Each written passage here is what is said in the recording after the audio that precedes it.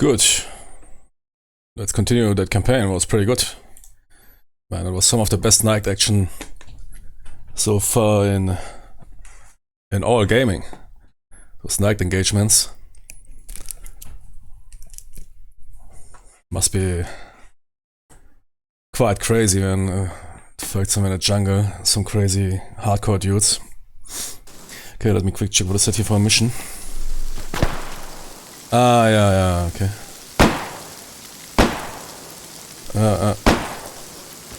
Retreat to the coast, okay.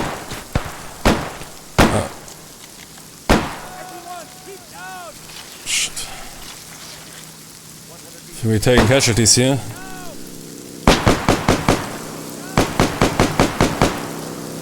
Tony, the coast is north. Come on, let's go.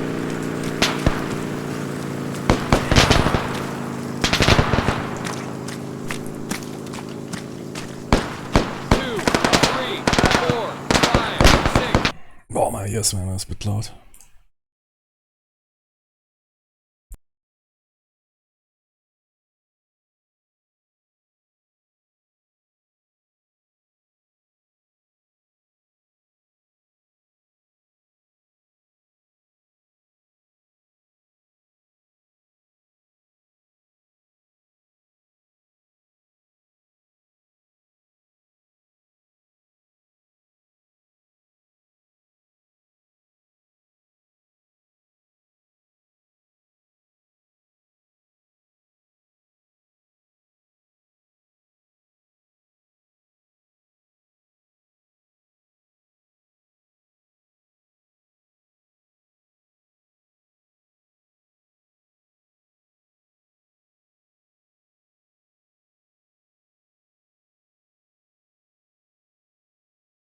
Seven, 8, 9, 10, 11. Return to formation.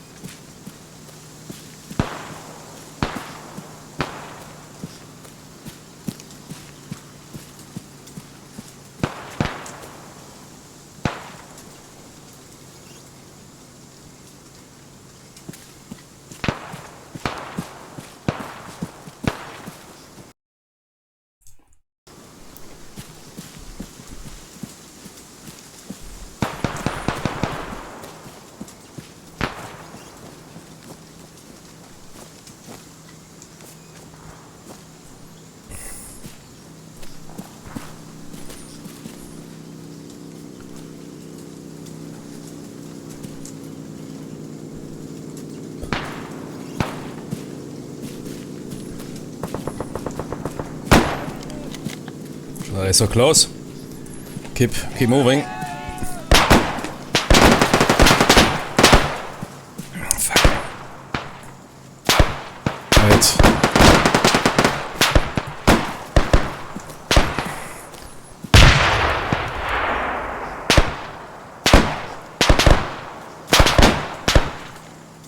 Do you have wounded? Return to formation. Man, we need to go. It's too brutal. 3, 4, Getting 5, 6, shit, man. 7, If we stay, we die, man. 11, 12. Return to formation.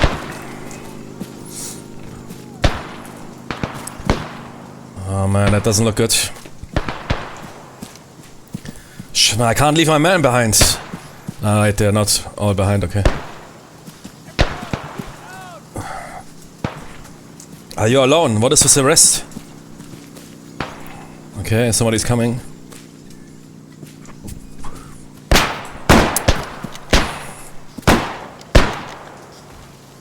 We have to go. There's no time for first aid, otherwise we die all here. Holy moly. They're overrunning us. Damn it.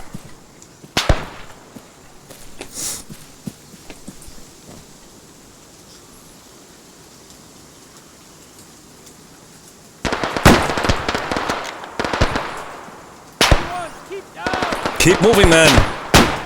3, 4, 5, 6, 7, 8, 11, 12. Return to formation. Fall back.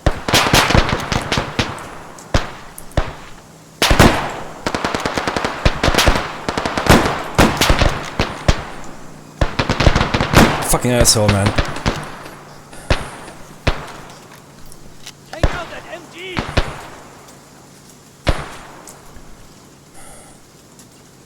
Man, stay with me. I'm alone. Come on. Shit, somebody's coming. Tony, get the weapon.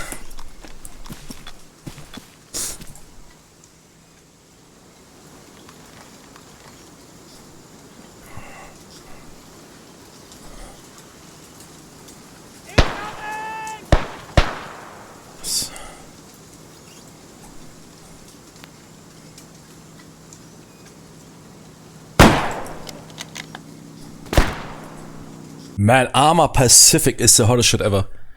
I think that's the best Pacific shooter stuff I've ever seen.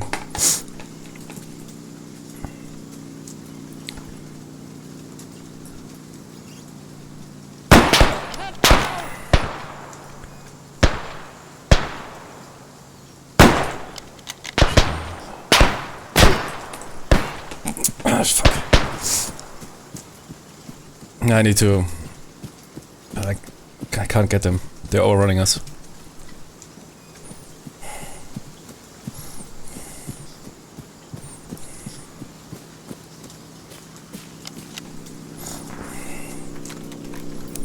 I don't know. Pretty sure you can do that somehow with some mod or script. Everything is about how the designer does it. Yeah, you see that it's rather simple missions. I mean, he has really good pacing and everything. The problem is simply most people, I mean, technically they know how to do missions. I mean, from a technical standpoint, how to do all this fancy stuff in the ARMA editor. But they simply don't know how to pick good mods. And how to depict action good. That is the really top tier stuff, World War II. That guy is making some of the best campaigns, better than the official ones, better than some of the mods of the year campaigns. It's always this modern gaming bullshit. I mean, from somebody that is making military simulations, I could also expect some research and... But I mean, those dudes, they are too busy counting all those millions. I mean, Boima Interactive never released something really authentic. Never. I mean, perhaps it is simply their approach, okay, but... Stuff like this here, look at that, you're simply running to the... getting chased down by some Japanese.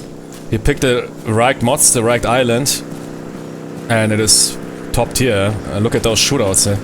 It's nuts how good that is. Show me any other game that is doing stuff like that. The music, everything. We should instantly hire that dude.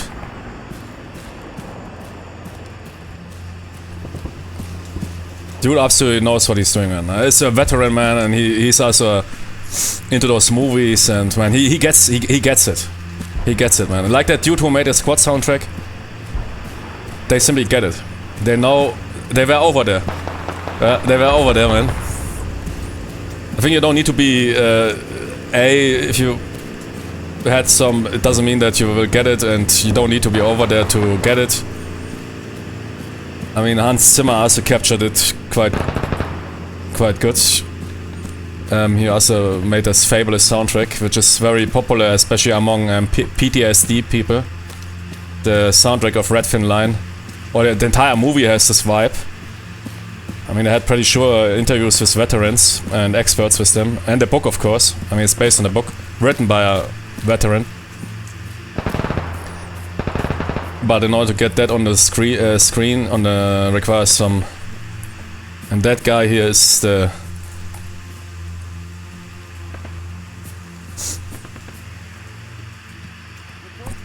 Tony, what are you doing here?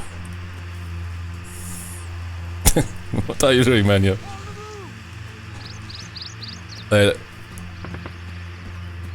Oh shit, defend your position until they'll be... Nice, they're incoming. Should we give me that destroyer support? That's too close, I guess. Man, fire those guns into those woods. Man, I will get a heart, man. If that destroyer gives me some naval gunfire support, I will wank here. Sorry, is it allowed on Twitch? I don't know. I will do it silent. It's like... Should you give me that, man? Fire! No, that's too close. It's close. Danger close, man. I don't know. I probably can't do that shit. Shit, I need a position, man. Do you mean defend? Okay, is this somebody on the beach or what? Yeah, man. Let's do that.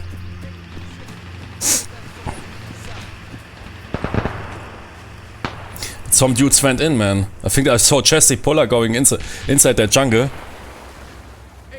I think that was Chesty Puller, man. He went alone into the jungle. Those explosions, man. Yeah, that was Chesty.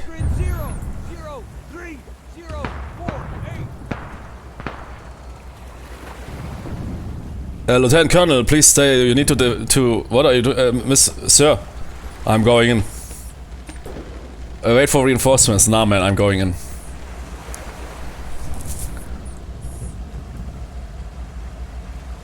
Dude, enough swimming, soldier. You are not on the beach here. Man, that was some good shootout here. Tony, what's going on with that guy? He has a flipping disease, man. Shit, I've seen, man, the hardest dudes in war zones, man, that got the flipper. Jimmy, you never want to get the flipper.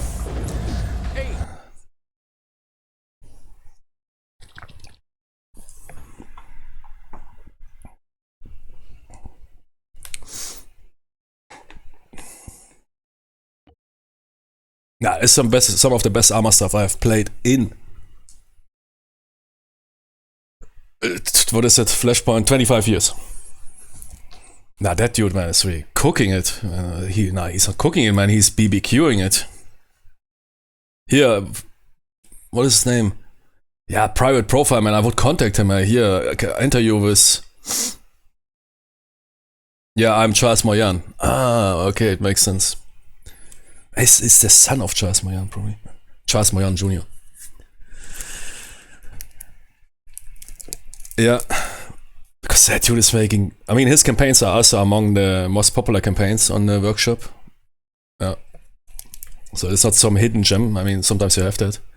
Because most of the ARMA community, I mean, is of course also a super mainstream game. People play whatever there is. Not everybody's looking for the authentic experience, or can't even tell what he's looking for. But that stuff here, that is exactly hitting this feeling, this tone, which is hard to put in words. I mean, listen to, watch Red Fin Line, listen to the soundtrack of Red Fin Line, listen to the soundtrack of Squad. That guy who also made the soundtrack of Project Reality, which is also full of veterans. They also get this over their feeling. Perhaps that's why I think they picked him, because he made the soundtrack for Project Reality even for free. Perhaps he has some background there, and he made a soundtrack for Squad. You can immediately hear it out, man. That guy understands it. The surreal stuff of war, or being in service, or making a tour, returning home, dealing with your daily bullshittery. There's this one movie, I don't like it even, because the movie is so, some scenes are so, with that EOD guy, what is it called? Hurt Locker.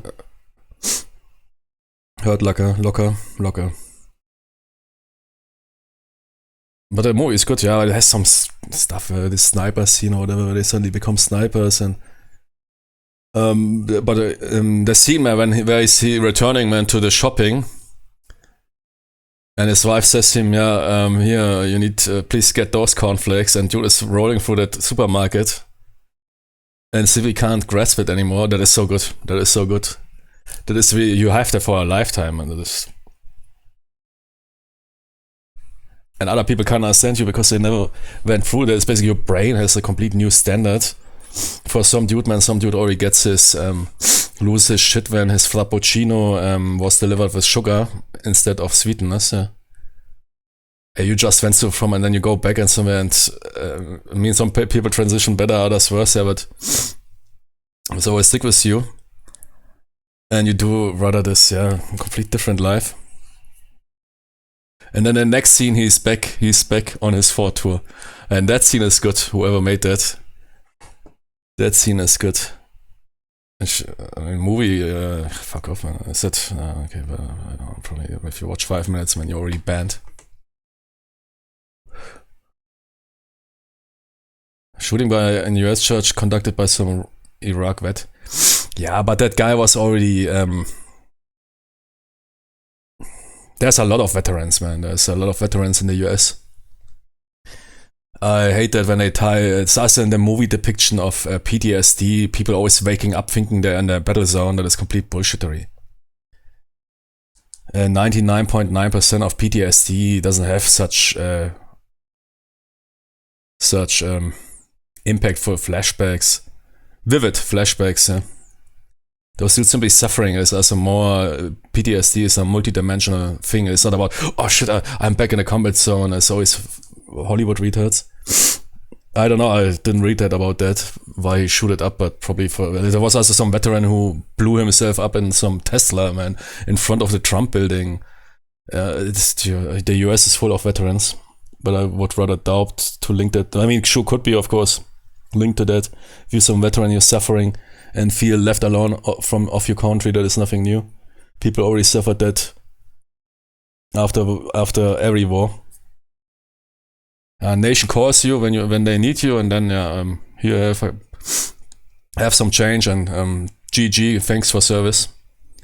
Like Lambo. Lambo is also a good movie, man. Jimmy, you are some Mac v SOG dude, man. You are super ultra qualified. Get back into the States, man. Did some heroic shit.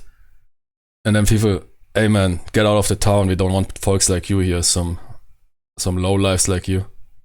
That's awesome, man. Rambo immediately, man. And then the man also really well made. But I don't know. U.S. church, wasn't it? Yeah. Somehow here, cultural, political motivated.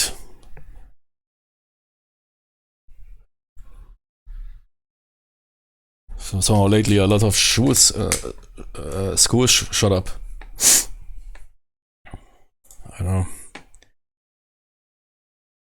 Yeah, schools, churches, I think. Yeah, but when do you mean? When was it? Some weeks ago there was a church shut up by a person that belongs to a certain group and got a certain treatment. And he had this, it was, what do you call it? I don't know. Yeah, cultural motivated. Let's stick to that. Identity motivated. Said this attack. I don't know, perhaps that dude was in his previous life, but I think it was rather young, that dude who shot up the school. I don't think he was Iraq veteran. Yeah, the US, when they have so many shootings, it's nuts. So which shooting do you mean? That happened yesterday? Nah, that happened today. Ah, yeah, okay. Every day some dude is shooting up there, and people going more and more crazy there.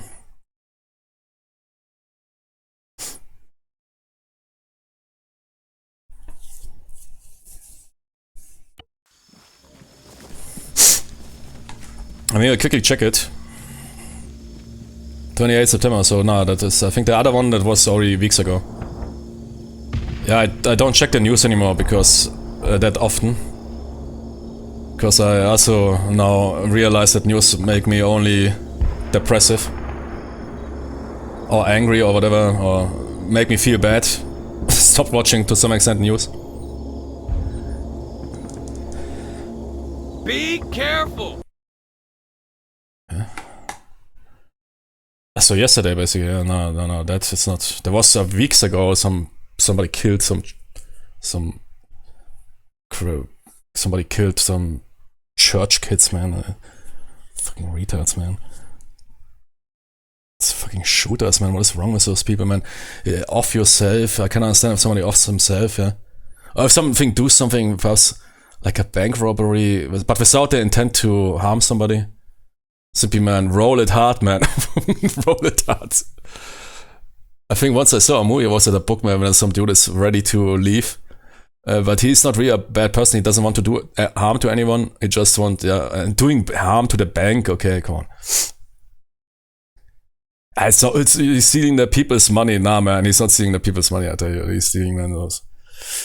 Yeah, but again, don't, man. I was always with those dudes, man. I think they're the fucking biggest retards, man. Those people that always need to take others. I mean, okay, that guy who blew himself up in his Tesla. Okay, I mean, he wanted to make a political statement before going. Okay. Tesla in front of the Trump building, man. But somehow, I don't know. It's also somewhat, I don't know, man. I think there's better ways to go out.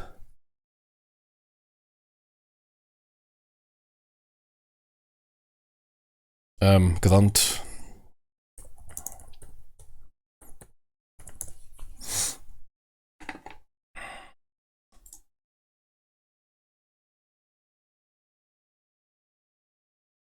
Holy moly, man.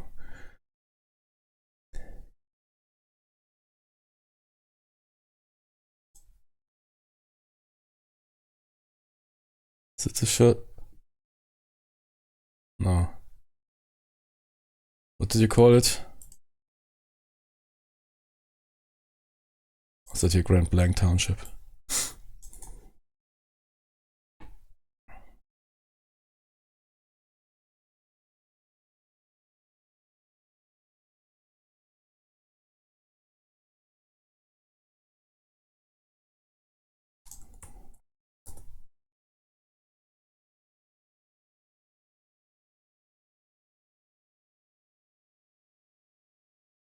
Okay, at least 4 kills. 3.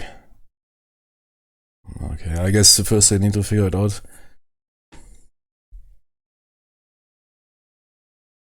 Yeah, exactly. Wasn't it, or 2 months ago? Was also a church shooting? I know, I can't remember when it was. And is there something known about the motive? Already, I mean, it's already just happened yesterday.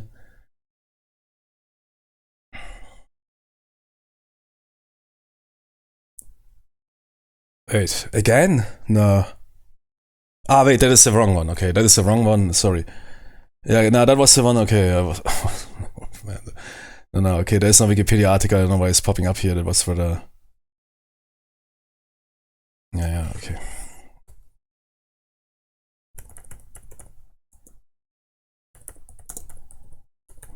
There's a lot of churches getting shot up, it seems.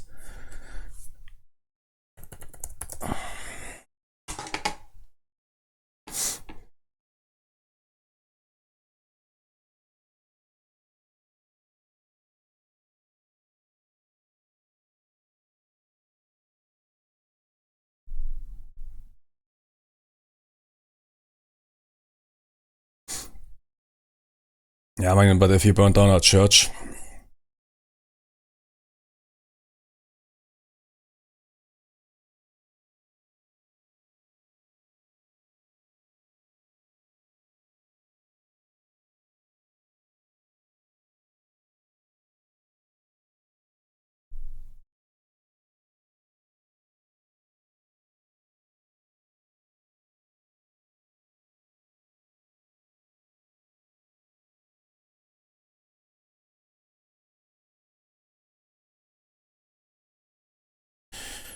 Yeah, okay, yeah, but so far they didn't release anything.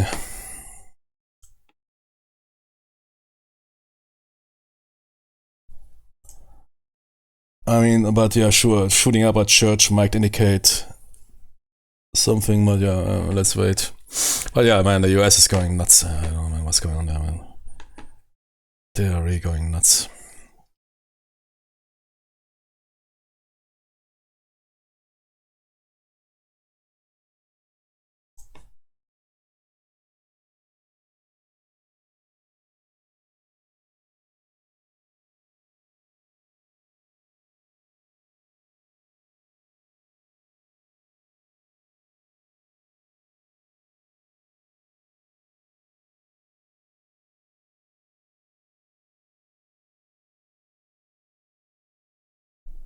Nobody knows nothing, okay. What do we know about the suspect? Basically nothing. That's his military service, I guess it is not really a reason. Might be rather political or cultural motivated. If he's going for a church and even burning it down is... But we will see. I mean, there's not really that much. Pretty sure he was not...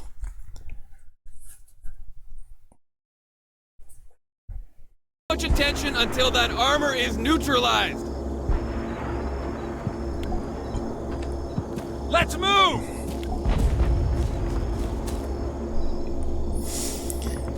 But yeah, you really have a problem if you're if foreigners can't tell apart anymore the church shootings. Which church shooting do you mean? This one happened 2 weeks ago or this today? I don't know, man. People like that are fucking retards. Really low lives. I have zero respect for people like that shoot up unarmed people, no matter what political view they have. I don't give a shit or what identity politics they follow. Or assassinations against some speakers. As people I say, man, I never get that agitated like others. I don't know where's this hate coming from. But okay, yeah, sure, if you're somehow impacted by that, perhaps I don't, or feel impacted by that, but I think people nowadays feel impacted by everything. Being some ultra aggressive snowflakes. But I would never wish that on somebody that just for, I don't know what.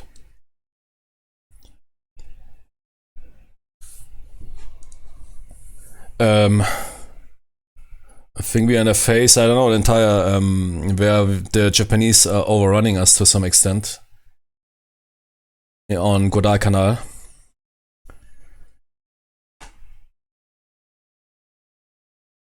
Yeah, exactly, but perhaps let's restart the mission because I got a bit, yeah. But yeah, there's absolutely, man, people that attack civilians or whatever, do such shootings, man, I don't know, man, they're fucking cowards.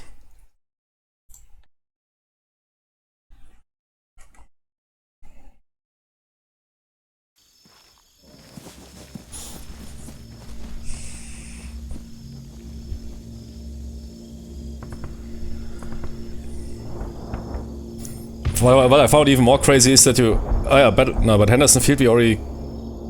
Is it again battle for Henderson Field?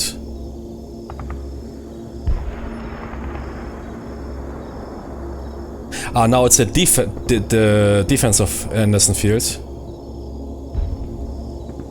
Recapturing it. Be careful! Yeah, okay. Don't attract too much attention until that armor is neutralized. Yeah, there was some heavy fighting on Guadalcanal.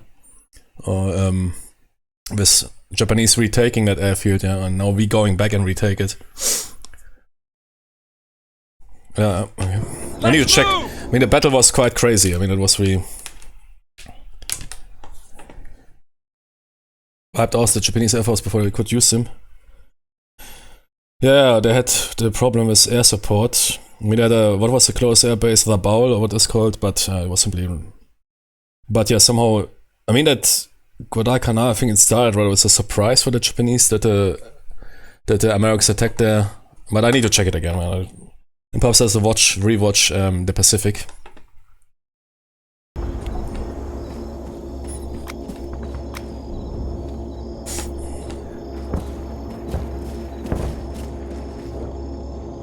But the campaign is top tier, man. Those night battles were some of the best stuff I've seen in 25 years. Jimmy, can I have a rifle? A Springfield? I love the Springfield now.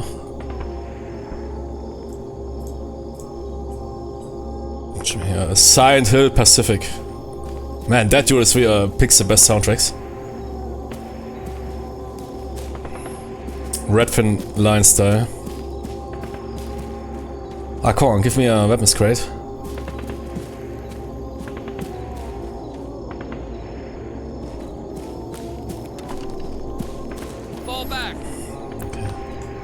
Ah, okay. First we need to hit our outpost.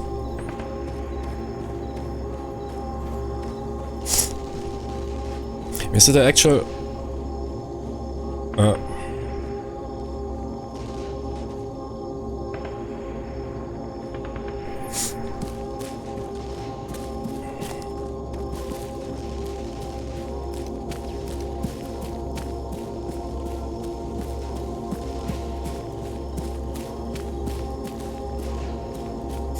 It was really a pitched battle. I mean, both forces kept landing, tried also, naval forces tried to isolate each other, isolate the islands. But in the end, the US prevailed. Also thanks to air support and everything. I mean, there was a naval action. There was this naval action by the Japanese dude around Guadalcanal. Where the, you know, Japanese and then special night attacks, man. Japanese always need to roll night attacks. So every trade, World War II Japanese trade, +1 night attacks. And they had really a chance to blow up a ton of those not unloaded landing ships. But that dude couldn't believe himself. I mean, the commander was then reprimanded afterwards. But it was not, I mean, there was also a chance that they could have get nuked. But they had really a good situation there where it was sniped. It's simply super hard. And they had some force which they sneaked into Guadalcanal. I don't know what the battle is called, but it is one of the most famous naval battles, especially one of the most famous surface naval battles in World War II. Surface action. And that guy could have, if he would stayed longer or decided different, then he could have nuked a lot of landing ships, still full with cargo, and could have completely cut off Marines, major part of Marines forces without supply, and basically make it unable for them to fight while they were already suffering from supply shortages anyways. If those landing ships would have get destroyed, the situation would have get beyond worse. But the dude decided to retreat after some exchange without really causing any operational or strategic damage. And later on was for that reprimanded. While he did a good job there in the night attack, I mean, it's really, the Japanese did a good job there. It's not really easy to direct ships at night, especially in World War II. And doing that stealthy, he really infiltrated that properly, but unfortunately I wanted to say, exposed, man, you Japan, pro-Japan World War II 20. Unfortunately, man. Yeah, unfortunately. But unfortunately for him, yeah, he retreated out there. Otherwise, that could have turned completely different. I mean, Midway was already... I mean, if on long term, that would have only prolonged the war, I think Midway was really the decisive stuff that went down. Losing those tons of carriers, that was simply... took the Japanese naval dominance out. And the Japanese lost simply important time to conduct whatever they were planning for before the US giant wakes up. So yeah, in the end it would have, perhaps for the Marines on Guadalcanal, it would have become brutal, yeah. But long term it would have prolonged the war. But not more. Midway, that was really the shit that went down. Losing all those carriers there. Really worst case scenario. If Midway would have turned around the opposite, which in carrier warfare in World War II was quite lottery. If they wouldn't have diverted that force there also, there was of course also some, like the US intercepted their messages. Enemy spotted. Soldier, 75 meters left. And they would have delayed the US for 1 or 2 years, giving them enough time to exert their naval dominance to achieve their...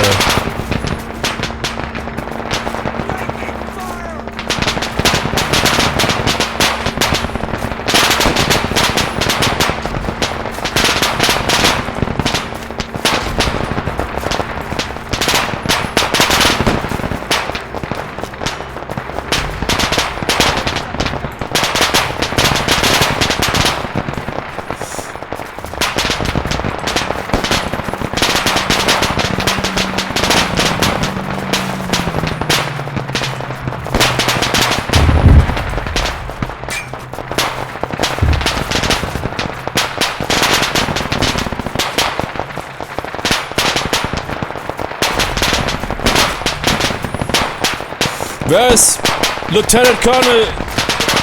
Where is Lieutenant Colonel? Chester Pulley. Pulley zum Anziehen. Chester Puller. Puller! I know, I saw him last time and he took a knife and he went into that jungle. What jungle? Yeah, that jungle where we laying suppressive fire down. Ah. Puller!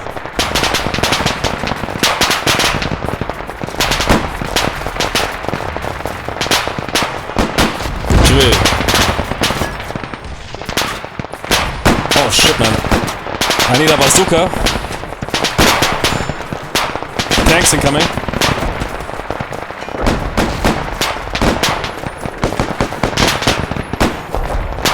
Jimmy's! Where's the bazookas? Ah, I see ya.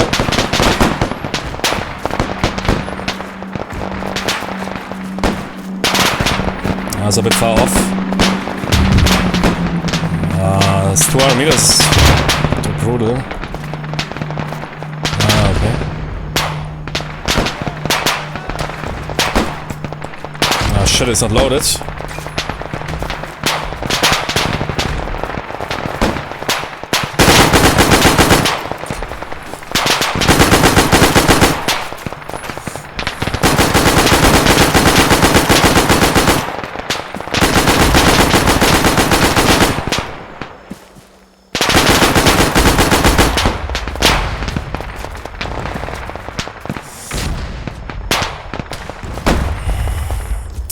Jimmy's clear backblast. Fucking hell, is he firing at us? No, that's a mortar. Shit, man, I can't fire while the mortar is firing here.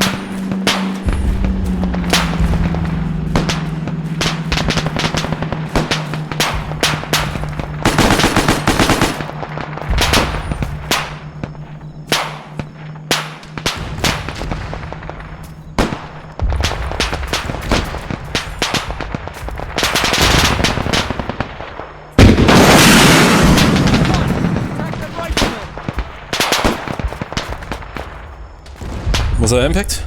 Yeah, I think it was.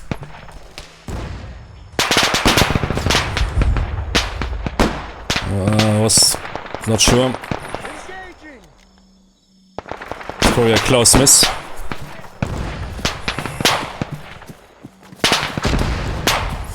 At 200 meters, that's a brutal. We need to get closer.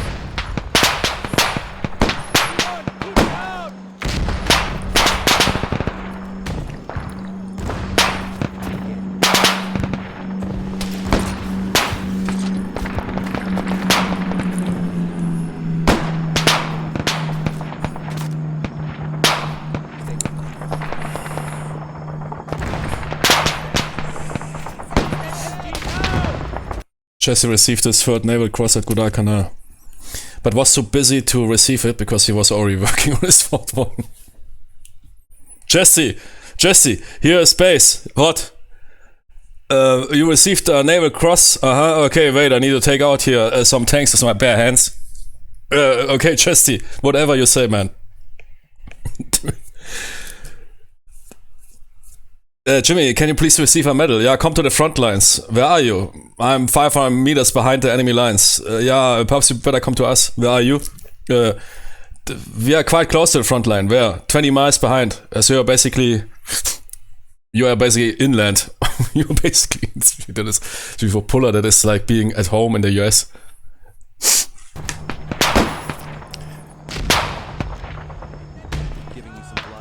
I don't know what happened to the bazooka. I didn't see the... Was it the impact? I don't know.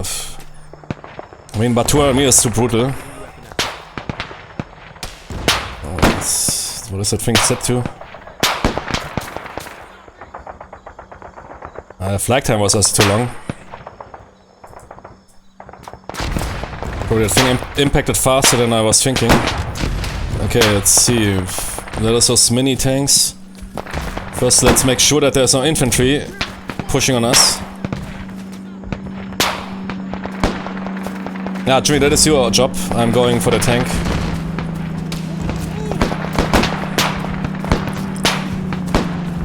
Here, team, stay here.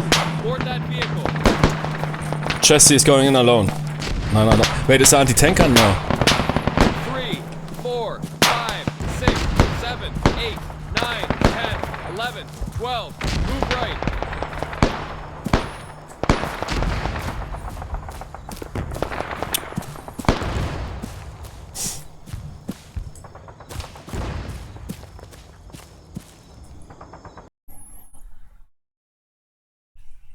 Yeah, that one commander got, especially that one commander, doing those frontal attacks, especially in the early phase. I mean, the Japanese, if they wouldn't have went too crazy. I mean, I understand they probably were thinking, okay, the US, because probably as the US had air superiority, and they were not sure if there was no way to gain naval superiority. Especially because after Midway and what happened there in the north, most naval forces were committed. That night attack there was a surprise attack, but there was no really major. So they were thinking, okay, better fast. Probably that was because they landed, I think I said, in the darkness, and immediately tried to rush down the US. That's basically what you see in the Pacific, where they basically run at them and then get mowed down. Doing some banzai attacks or human wave, or yeah, not human wave, but frontal attacks, getting completely wasted.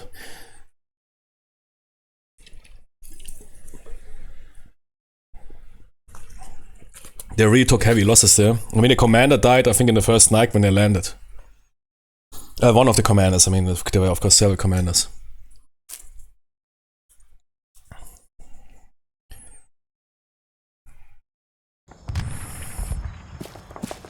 If they would have perhaps taken it a bit more easy, not immediately pushed like crazy.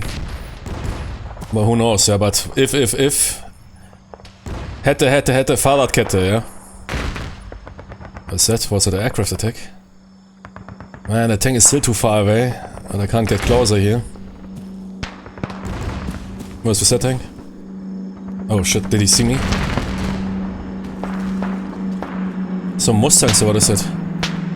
Second, that's one of our guys. That was a F4 or something. See if, no, he's not firing at me, right?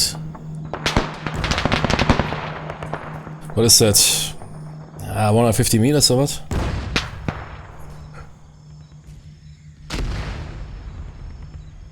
Okay, let's try it.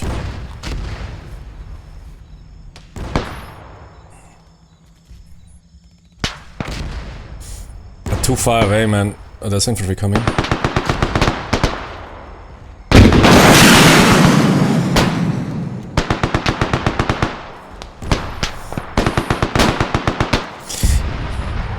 Didn't see nothing. I know where that round went.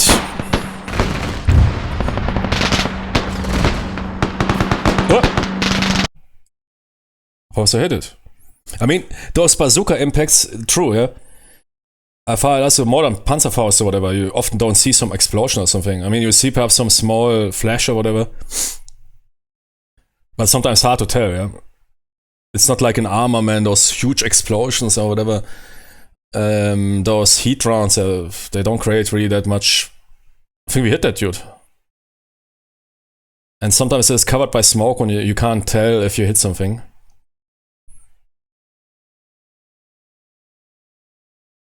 I mean, we fired with those. I was impressed, man, how ballistic anti-tank weapons are, even modern anti-tank weapons. And I fired at what, 100, 200 meters? 200 meters already pushing it. And I remember, but we used training rounds, but I think you also use a live round. It looks like a mortar almost, man. Those things go up and then come down, and I couldn't even tell, did I hit that thing? And then the observer said, yeah, you hit it. Center mass, good job. So, oh, yeah, okay.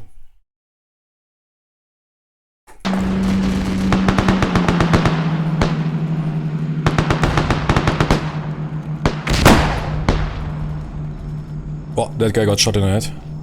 There was the pink mist of... I used it. But I didn't aim at that tank, I aimed at that tank. Nah, I missed. Right? I mean, just because a tank doesn't explode doesn't mean you didn't hit it, yeah? There's also, I think, in ARMA very bad... I mean, the tank is not doing anything anymore. Because he impacted it. And there's also, of course, also a myth that all tanks explode. In ARMA, everything is always exploding. What are you doing here? I'm getting a new bazooka.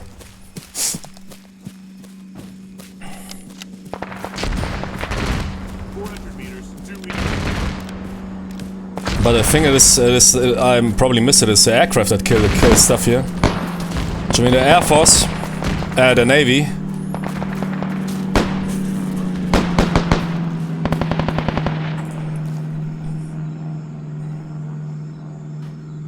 Nice. Wreck those suits. Killing them with something, I don't know, 20-40 Mike.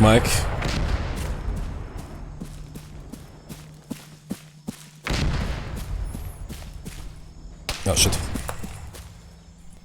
Yeah, well, seems like both tanks are goners. Perhaps they hit it. We will see. I mean, perhaps we will get some hit report. If we killed crew or something.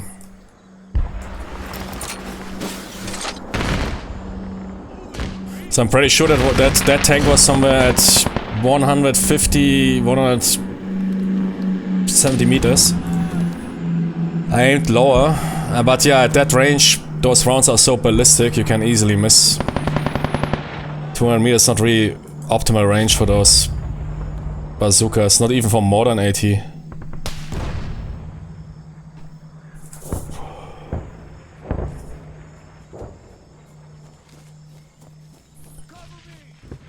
Once hit with RPG on 200 meters, that weapon is also... I don't know how those Somalis managed to miss all those RPGs, man. I find it crazy that they've flown those helos so low, while the entire city has more RPGs than...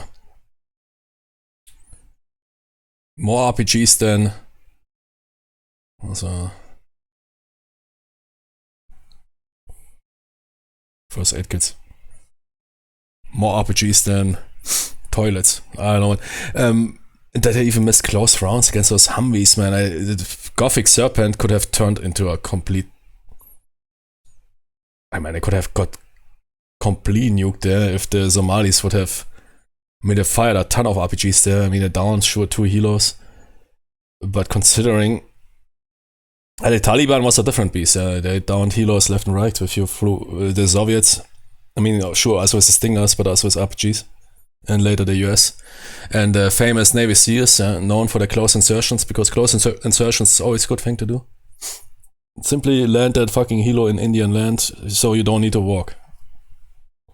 It was 5 miles or what? Jimmy, that is. So we landed, man, on that mountain. What can go wrong?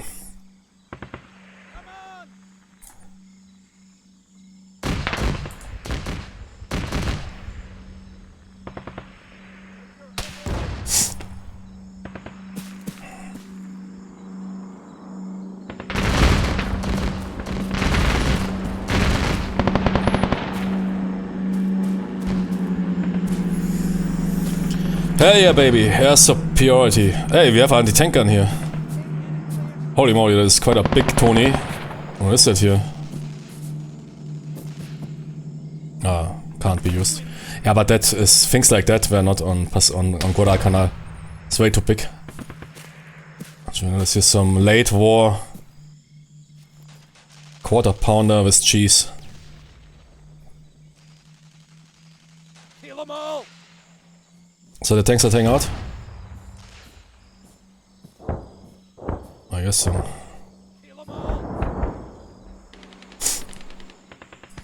Yeah, they had less CIA weapons training. Yeah, but still, I mean, I don't know how they...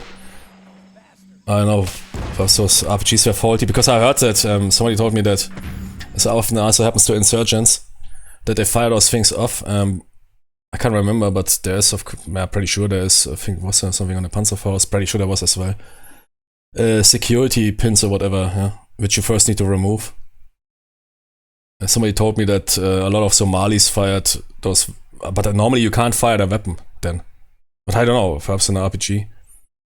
So long since I fired that weapon, I can't remember it anymore. And the weapon was basically handed to me in ready, fire-ready state.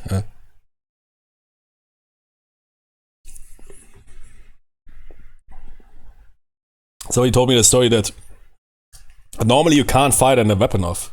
I mean, if a weapon is designed smart, it shouldn't be able. You shouldn't be able to fire. But who knows? If that is on the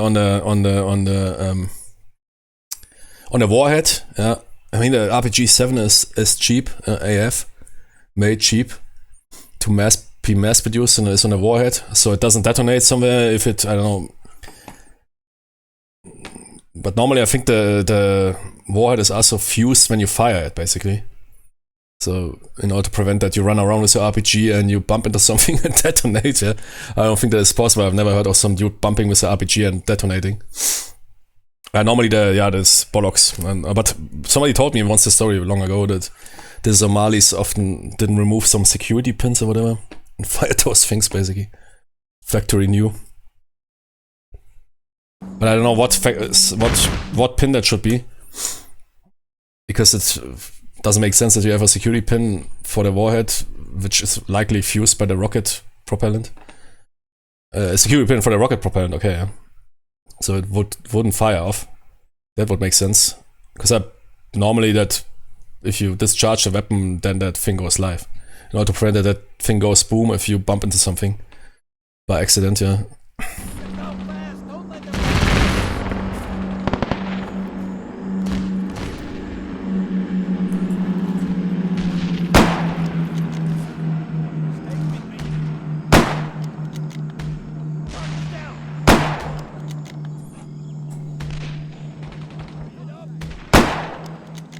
Okay, shooting. Keep it tight. 200 meters, front. Where? Uh-huh. 100 meters.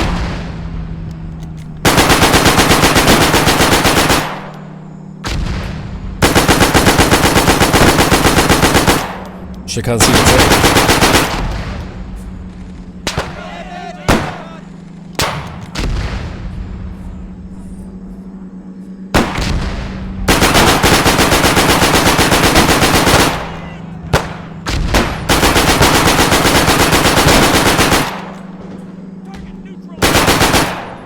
There's some guys below the slope.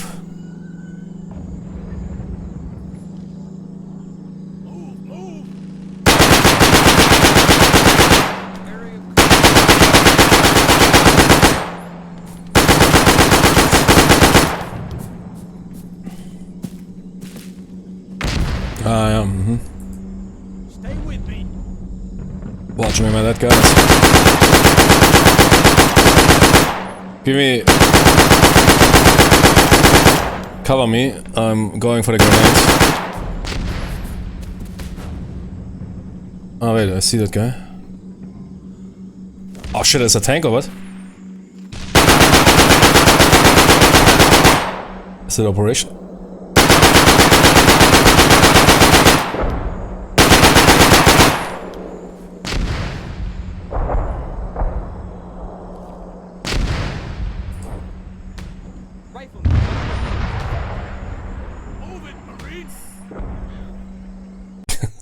To be able to fire my bazooka, I trade for my bazooka.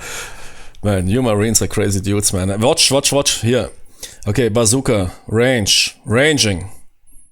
130 meters, ranged in. Ready for fire. Hey, Jimmies, we are from the Air Force. Hey, what? Man, we are sending in here some fighters. Those fighters will screw up the Japanese tank, man. You never seen action like that. In that movie with Child, when those dudes want to rock the sniper. And they can't, man. They can't because they always no enemies, man. Because they never find anything. And then they finally find some poor fellas, man. Some Iraqi fellas in the tower. And then President Palmer rolls in, man, and tells them, nah, hey, Jimmy, we have a really nice air attack coming in on that tower. And they back him, please let me shoot him, please let us shoot him. Man, you Marine, you scout snipers are some crazy dudes, man. Hey, the tank is, shit man, is he operational? What is with that AT gun, man? Tony, give that Tony another round.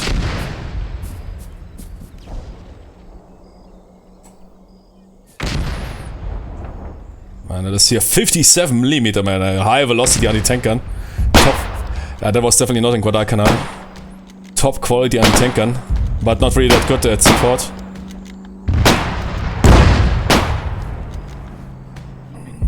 Jimmy, I don't know what you're flying at. Wait, what is that guy? Oh. Are you nuked that guy with 57? But I mean, that tank is empty, likely. Oh, is the mission required that we kill that tank? Because it's reported red. Do I need to bazooka it? Was that 150 meters?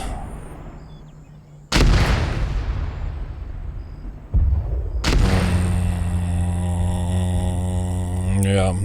Wait, Ante, judgment. No.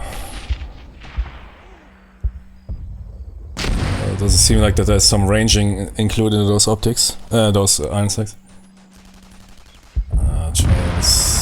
100 meters will undershoot.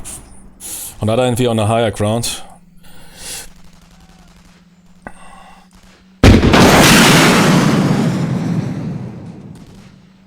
I think I've...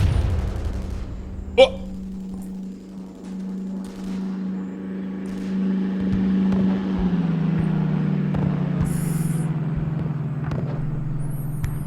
Impact, yes, no?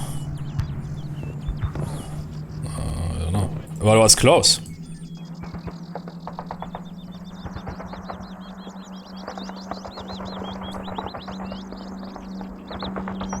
Can I use that 57? Fire around in there, Tony, come on.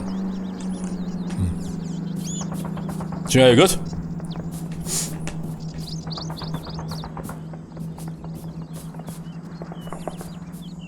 Oh, give me a 50 cal or something. I mean, a 50 cal. 30 cal? No, 30 cal they don't have here.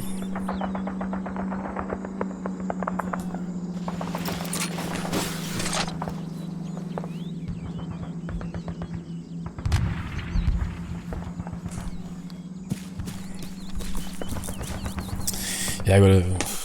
Let's run up to it. Wait, did it blow up? No. So the tank is still report red. Perhaps there is a driver sitting inside or something. Not triggering the mission. So normally it should be white. I mean, the tank is definitely inoperational.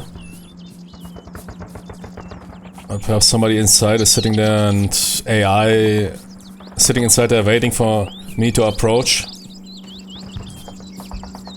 In order to banzai charge me with a grenade.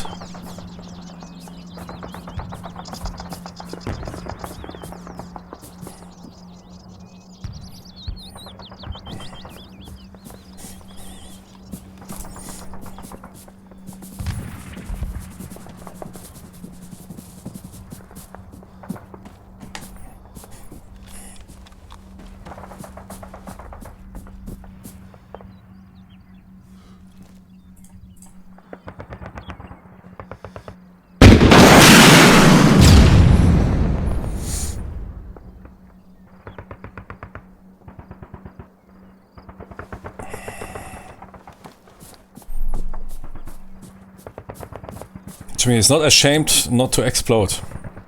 Okay, man. I mean, the tank is toast. It looked like an impact. I mean, that round didn't went anywhere. And then it explodes when I go close. Hello? It's such a small tank, man. Hallo? Aufmachen. BIR or something. I mean, 7.62 might pierce that thing. Is there somebody inside or what? God damn, man. I need to do end mission, I guess. Wait, my rifle. But it is, I know, that will probably not penetrate. Oh, no.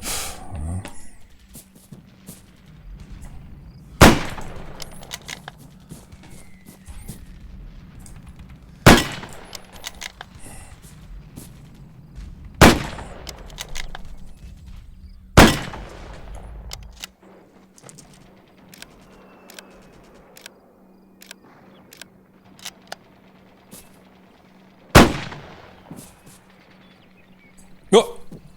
It went lower. Low rider mode engaged. I think damage happened. And then it will blow up and kill me. Typical ARMA style, right? What was it? Oh, that thing is also... Nah, I don't know, is that the reason why the mission is not continuing?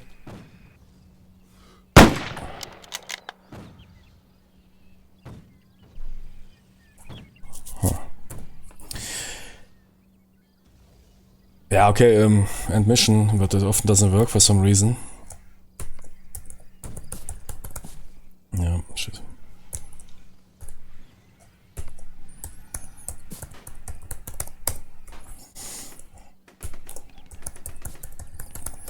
Yeah, end mission often doesn't work for some reason. I don't know why. The command is not working. I mean, you see that.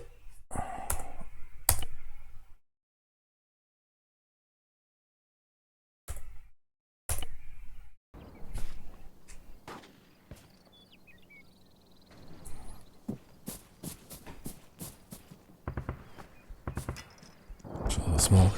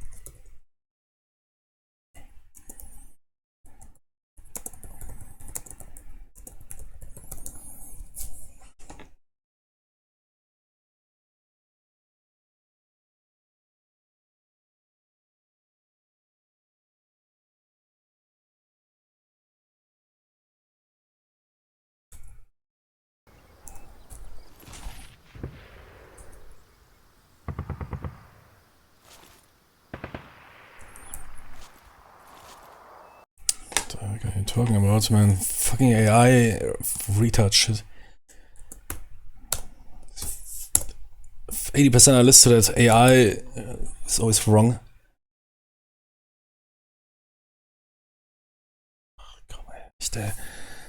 This AI answers and really low IQ. And people, I asked the AI, he told me this and that.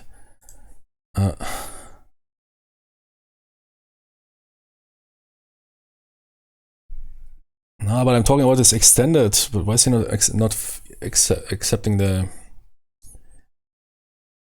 Was this here? What is this Zeus hotkey?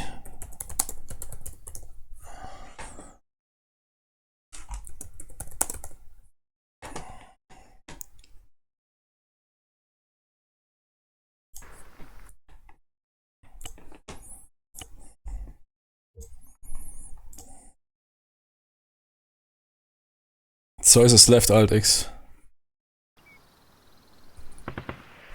Deactivated. Man, I need to get a single player cheat add-on to get past the shenanigans easily, where you have a menu where you can do all stuff you want.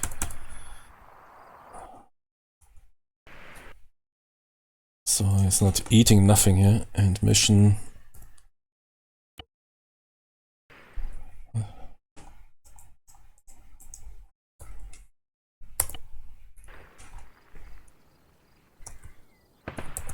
But it's usually, wait, let's save and restart the mission. Yeah, and then you should usually be able to execute end mission.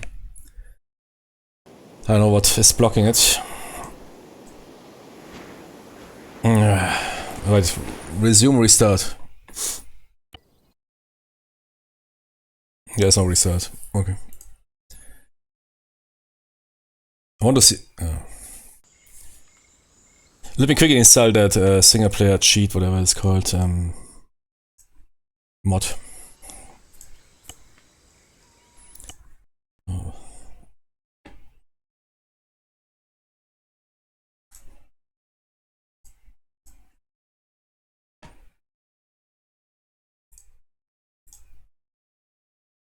What was it called? Cheat menu. Single player cheat menu, yeah, exactly. Perfect. No bullshit. Okay, thanks.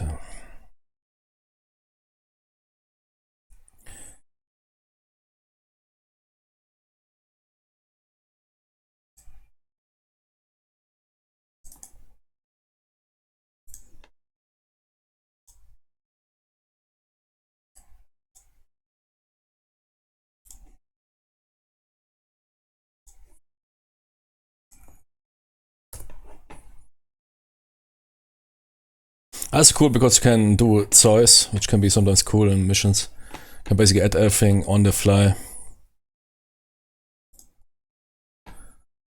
Angry, spawn yourself man, a 50 cal. Okay.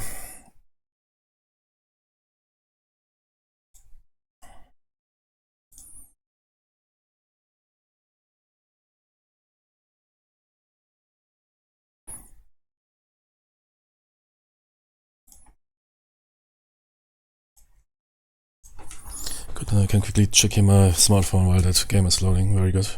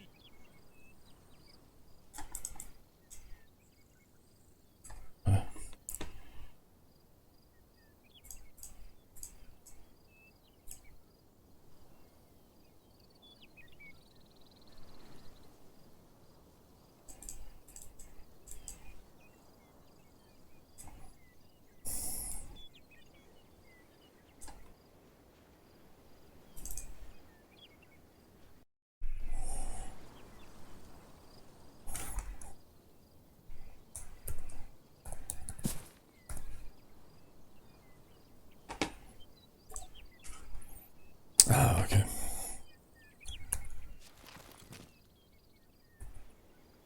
Now you're talking, good. So what is here? Japanese, Jimmy's?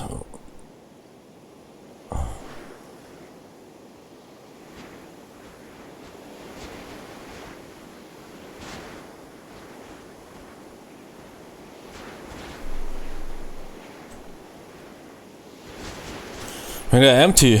Normally there should be...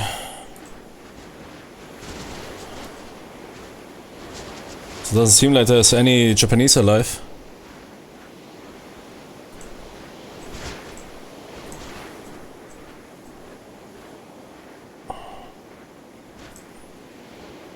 Let's delete those tanks.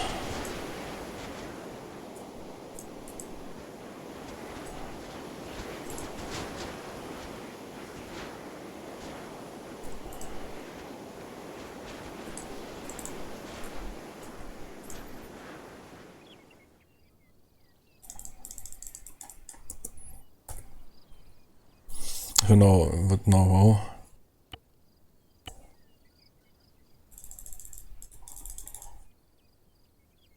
Man, Jimmy simply let me end the mission when I installed the cheats.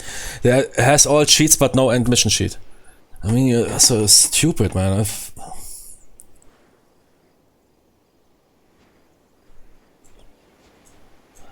How do I... Oh, okay.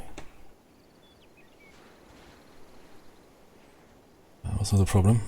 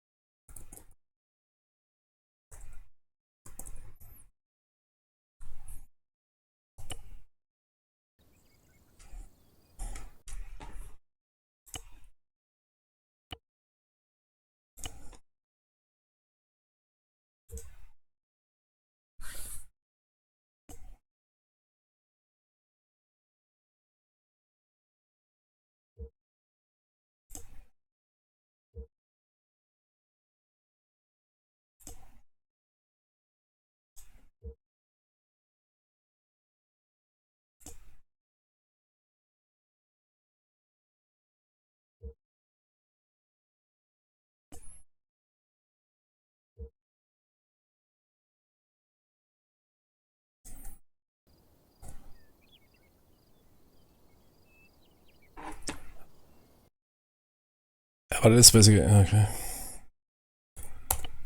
It's not eating it. Very helpful. But sometimes I heard that you might need to restart the mission.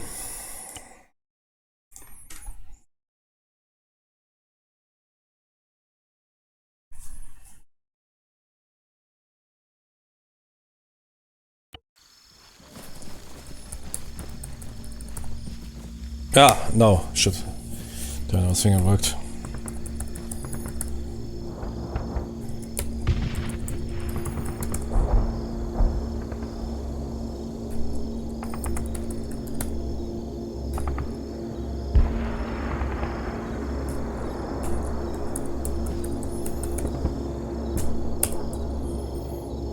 Ah, yeah, perhaps I forgot to press enter. And Be careful! Don't attract too much attention until that armor is neutralized! Let's move!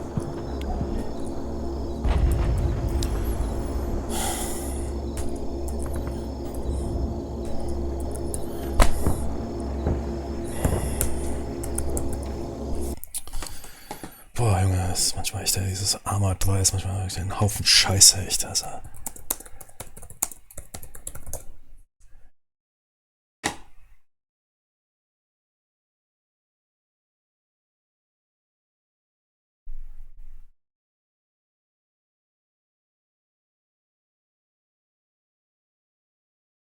Really? Is it working?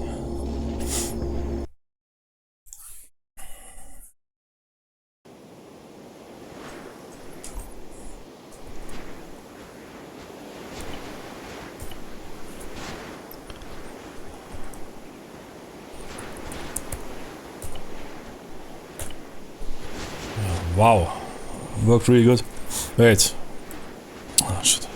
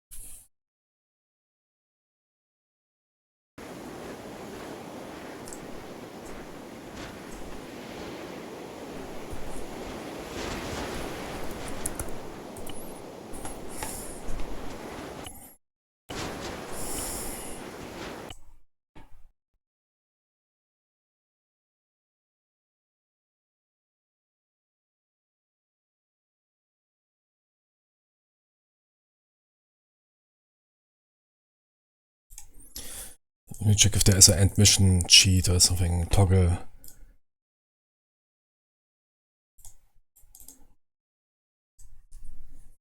Sorry, simple shit, man, can't get done. Even cheat menu, you have bullet time and everything, but no end mission. It's really genius again. A typical ARMA 3 genius is a end mission. No.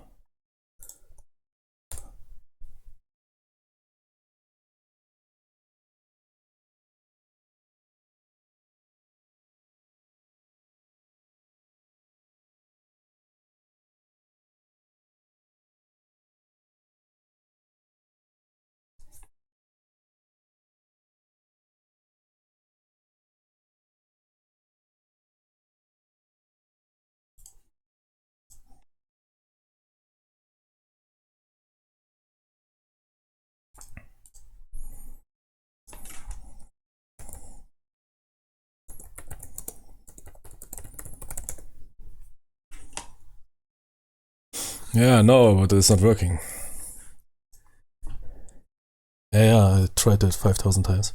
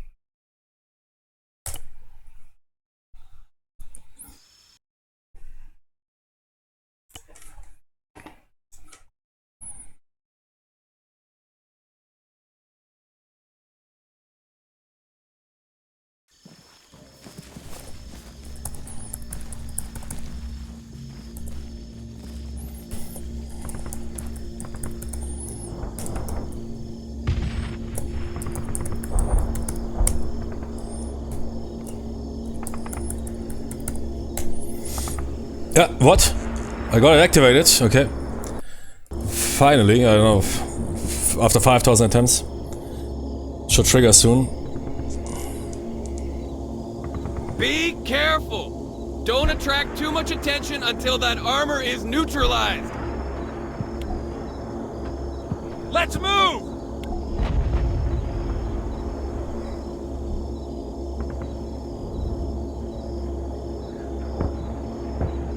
No, numlock was not active. There is sometimes missions, I already had that with the campaign, there is some parts of them where it's not working. I double checked everything, numlock, nothing was active, it works. Okay. So yeah, I had that with other missions there with the end mission was not working. It's not nothing new, it happens to many, but that they don't add that in a cheat menu, some more bollocks, man. Okay, good. Be right back.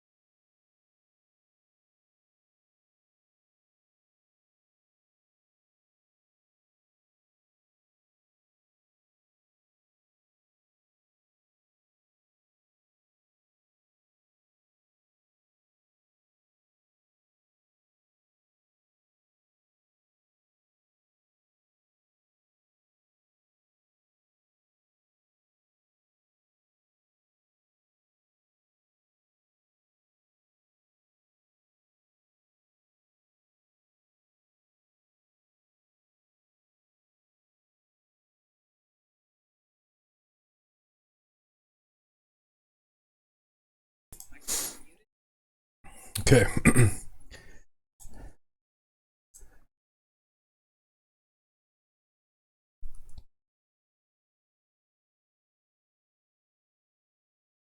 Aha, what was it?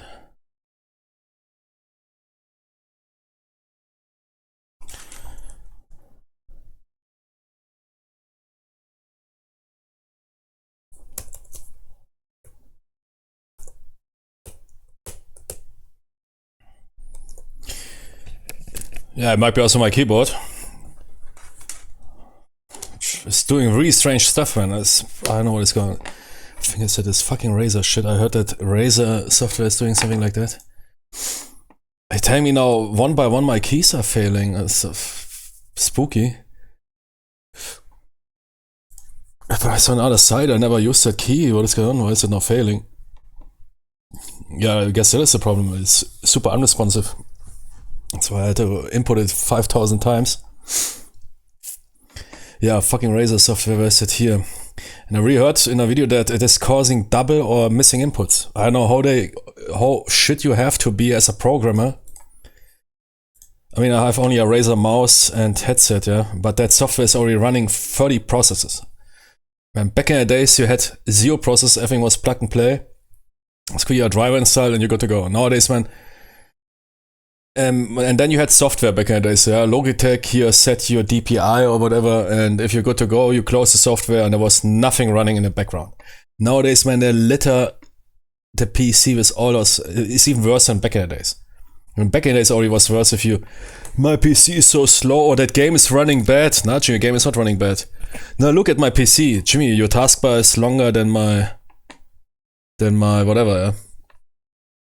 Dude has a triple taskbar, a triple, what you call it here, not taskbar on the right side where they show you, those active software.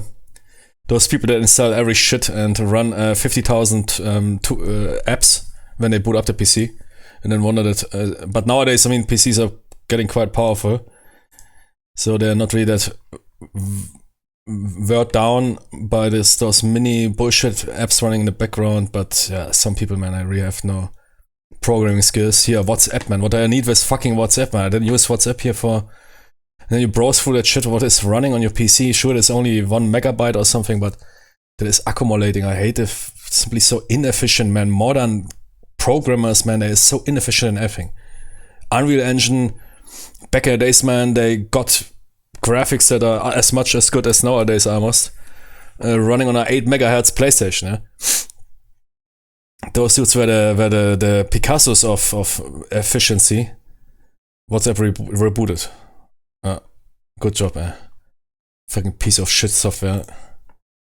Really hate that, man. It's a really modern software. I mean, back in the days, they already had this fucking, what you call it here, not bloatware, yeah, bloatware to some extent, but also. Thanks for installing Adobe Acrobat Reader. Here I have that background tool in case you need to check something, yeah. But nowadays it's almost important to keep it clean, yeah. Even Steam has a service running all the time. You can't boot up Steam without that service. I mean, it will tell you need to install it and reinstall it. And even Gaben, man, has fallen. Why do you need a service if it is not running? To boot up probably a speed. So people don't say Steam is too slow. And to collect data, I guess, yeah. I guess that is also a main reason why they run those services in the background. Despite you having those tools. Yeah, to update. Yeah, sure. Yeah. We just want to help you, Jimmy. Not that you miss the next Adobe update, my friend, yeah? Yeah, then if I boot the update program, do an update check, period. That is how good software is programmed. Fuck off my PC. If I don't need your app, and you don't need to overwatch anything on my PC, GTFO out of my active tasks. Yeah, but that will not help you. I mean, a service is a different beast. I mean, you then need to go into the service manager. Or is that what you mean? Because or you mean AutoStart? Because AutoStart is, or you mean services? I mean, you can also put service on manual, like those shitty Apple software services, or even Steam. Service. Yeah, service is good. I need to do also a check and deactivate all this bullshittery. I mean, if the tool doesn't boot up, yeah, it will tell you usually here, I don't use iTunes, but iTunes can't boot up because whatever here, Bonjour Tropfen, yeah, is missing. Fucking Apple is also running 20 servers on your PC.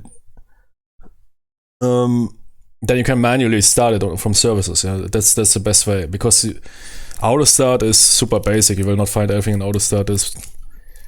Nowadays they run services. Yeah? They clutter the shit into your services. And even Razer. Now let's see if that helped.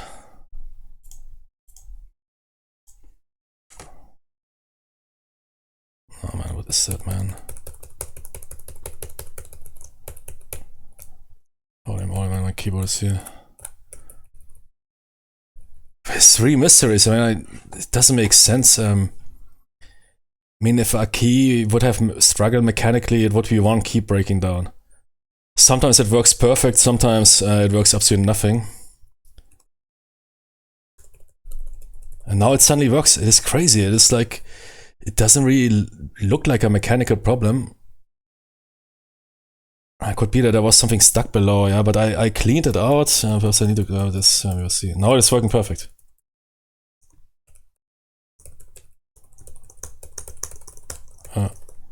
Strange. Since that video also popped up with Razer being accused of doing some bullshittery with the software. Yeah, exactly. I heard that is some Razer shit. It's not classic. It seems to be quite new. Or perhaps I had it in the past, but something tied to Razer software. But I killed all the services. Yeah, perhaps I need to completely nuke that shit software off my PC. I mean, the headphones have their settings internalized. Because Razer is really the shittiest company, man. I mean, imagine. I told that already, that story. Those headphones, if you firmware upgrade them, you basically destroy the side tone, microphone side tone, and you can't talk anymore. Because I have basically something like studio headsets, you always hear yourself talking. Because I don't like this. Yeah, if you have headphones, you talk. Like in many other pilots have those musicians, military, you have the side tone where you hear yourself talking. Yeah? Instantly. So it's not going through the PC, because then you have a delay and then you can't talk because of the delay. That's why that headphone, and they basically screwed it up. Then I wrote them, Jimmy's, and had to return it via Amazon because it's a firmware flashed. It's done. It's destroyed. And then I wrote them, here I have that problem, and here your firmware is shit. Because I read, another dude was reporting that on Reddit, never responded. Then I wrote them, official support, never received an answer.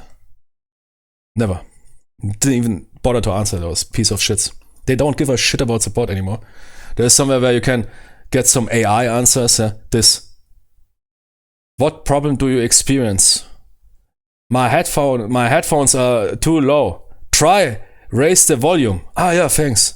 It's a fucking retard AI software, AI technical support. My headphones are, my microphone is not working. Is your mute button on? Yeah, Jimmy. The side tone of my microphone is not working because your firmware flashed in some delay because you're running here some. Is your mute button on? Shut the fuck up, Jimmy. Give me a human. We don't have any humans here because technical support got cut. So the rich asses of Razer make more money with shittier products. Fuck those gaming companies, man. They're really worst piece of shit companies. But that's, I mean, true to most companies nowadays. But gaming peripheral companies, man, are the worst of the worst. Logitech also. But every year they talk with their investors and report record winnings.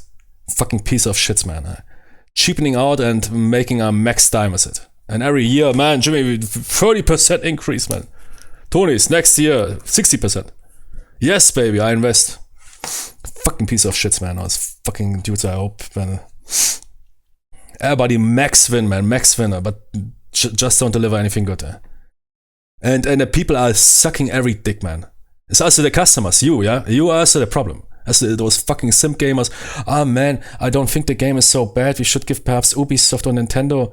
I think Nintendo deserves the $90. Shut the fuck up, you fucking bitch, man. You are responsible. Because market is offer, demand. If you have enough Sims, man, fucking submissive fucking Sims you are, man. Yeah, because you got trained by that, my fucking feminist education would probably cuck off, yeah. Exactly, you would cuck off, man. And cut off your own balls if you could. Eat that dick of the companies and of whatever, man. Jimmy, back in the days in World War II, man, they would have D-Date into Razor. Jimmy, man, the US Brit, man, would have D-Date, man. They would Operation Overlord it, man, into the HQ of Logitech, man, and said, where's the good quality products, man? We are now demand unconditional surrender. You will do good products again, man. You piece of shits will not sell your shit and report record winnings. But we made another billion. Why everybody, it's shit products, but I suck dicks, so it's fine. For a lot of cheap hardware.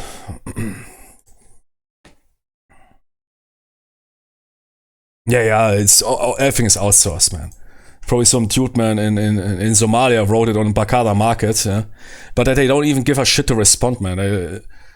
Not even AI response. AI response. Thank you for your message. Shut the fuck up, man. We will respond as fast as we can.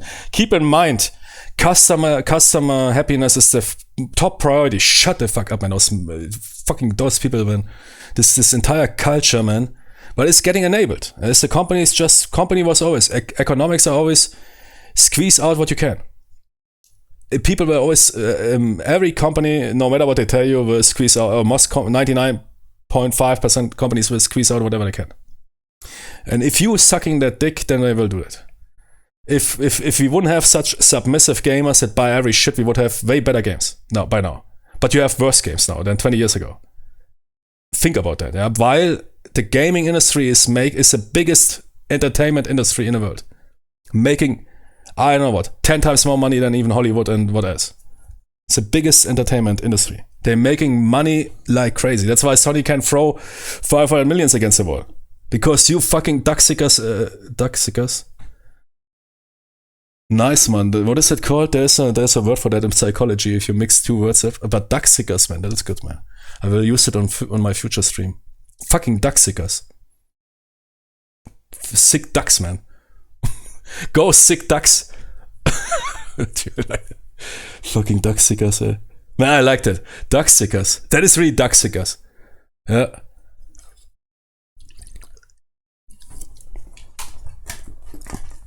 I don't think even that companies are bad. Everybody's hating on the companies. I'm hating on the customers. That we really have this. I don't care. I mean, I perhaps like a product of some company, but I would never be a fan simp of them if they pull off shit. I would always call them out, man. Yeah. And even if you are ducking every suck, yeah, every sick here of Apple.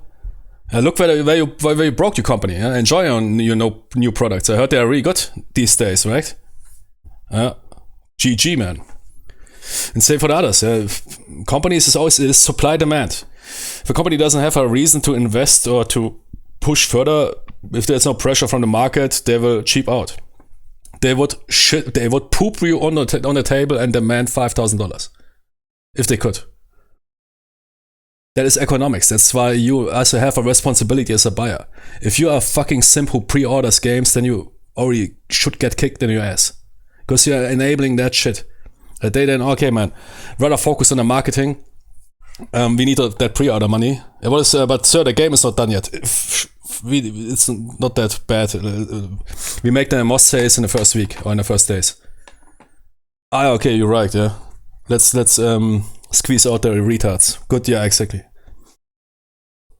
Or if you say, that game is not that bad, come on, give them a break. Give Nintendo, oh man, $80, give them a break. While Nintendo reports to their investors, man, Jimmy, Nintendo makes the most game as ever. Nintendo was never so strong like these days. They, with the Switch, they made so much money. Yeah. You know why were games back in the days not bugged mess shit? Because they couldn't what you call it here, verantworten. They couldn't carry the responsibility for it. You couldn't print games onto a CD and deliver it. Sure, there were bugs, but they definitely made sure, because otherwise you need to, when it happened, yeah? Games got recalled because of whatever. Yeah? There was some stories like id Software. Yeah? They had to recall thousands of discs, which was brutal. Yeah? That was 30, 40, 50 years ago. Stone Age, no internet, nothing. And those games were running better. They had bugs and they released patches, of course, for these games. But nowadays, I mean, it's basically game doesn't run good. That is normal. Yeah? They don't give a shit. They don't do any testing proper. They don't even deliver finished games. Because they don't need to. Because you duck sickers, yeah? You duck sickers buy it anyways. That is how the market works. If somebody would poop onto a market stand and you would buy it for $100, everybody would start to poop onto their market stands. Because you don't understand economics and you are fucking Sims. Gamers are fucking Sims, man. It's also because it's full with people that, oh man, Jimmy, I'd rather retreat from civilization and become a fury, gaming fury, whatever. I know but yeah, a lot of other customer groups are also Sims. Yeah, all those tech fans, Apple fans.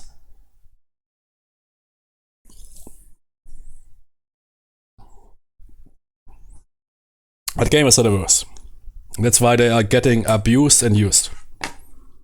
Because they buy every shit, man. Oh man, after Cyberpunk I will not buy again. Oh, the last Ubisoft game, man, was piece of shit, man. They absolutely tricked us with that trailer. I will never buy again. Oh wait, what is that? A pre-order for a new Ubisoft game I'm pre-ordering. Jimmy's being happy about putting their pre-order somewhere on Reddit or Steam, man. I would be ashamed. You are a piece of shit, man. Money is also a responsibility. But there's some piss poor, not only financially, but probably as well. They're so happy that they pre-order a game. Who gives a shit who gives a shit about pre-ordering a game, man? I can pre-order here for 50 games. But I don't do that because it is, in the end, is damaging yourself and the gamers. Because you enable practice like that and they say, okay, rather focus on those pre-orders. Let's focus on those exclusive access shit. This will give us $80. Jimmy, perhaps we should first finish the game. Now, man, get in here some school dress for a new feminist game here. So that people will sim for that game and buy for 3 days early access by $80. That's why I refunded Silent Hill Feminism, yeah? Fuck that game, man. I was already knowing that I refunded, even if I would have enjoyed it. But I wanted to play it and then I refunded it, man. Go suck my dick, man. Konami. But I like your other Silent Hill games, huh? At least the first 3.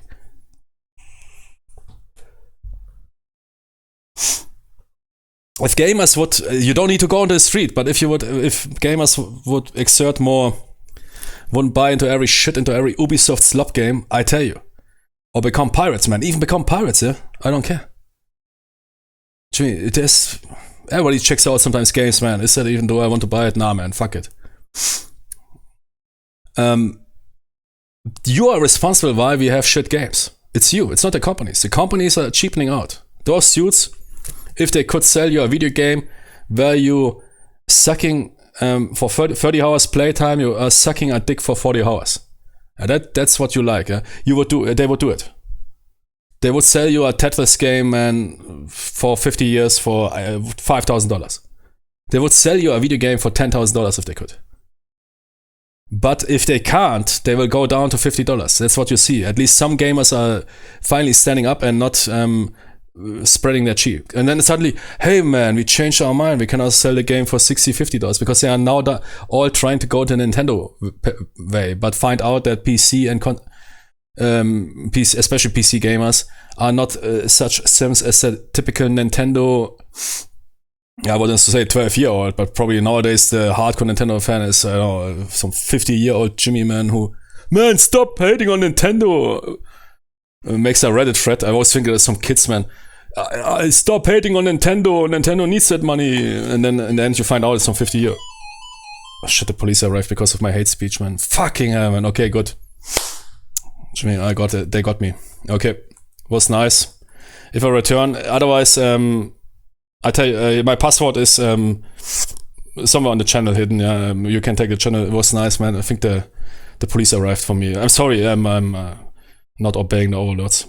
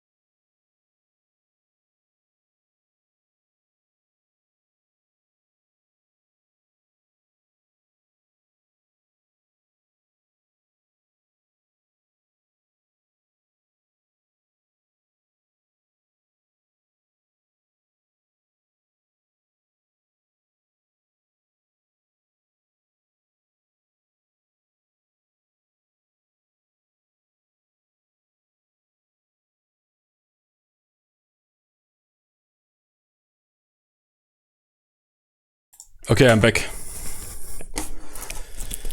Yeah, I wanted to correct some statements. I'm a very bad person. I really love my government. I think my government is doing their best. Yeah, okay. What they can. They're absolutely not for self-gain or what. Feminists are great people, yeah, absolutely very good. And consume product, yeah. Consuming products is good. Don't ask questions. Be happy. Consume. Don't. You don't need to own anything, man. Okay, let's play ARMA. Van der Lying. I didn't never heard that one. Van der Lying. Never heard that one. That name joke.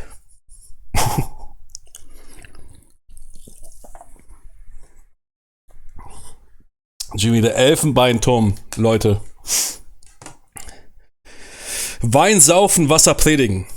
Jimmy, that is how you can describe all those people in Jimmy, German language. Ultra precise, yeah? Like a cruise missile flying through your shitter. Wein saufen, Wasser predigen. Good.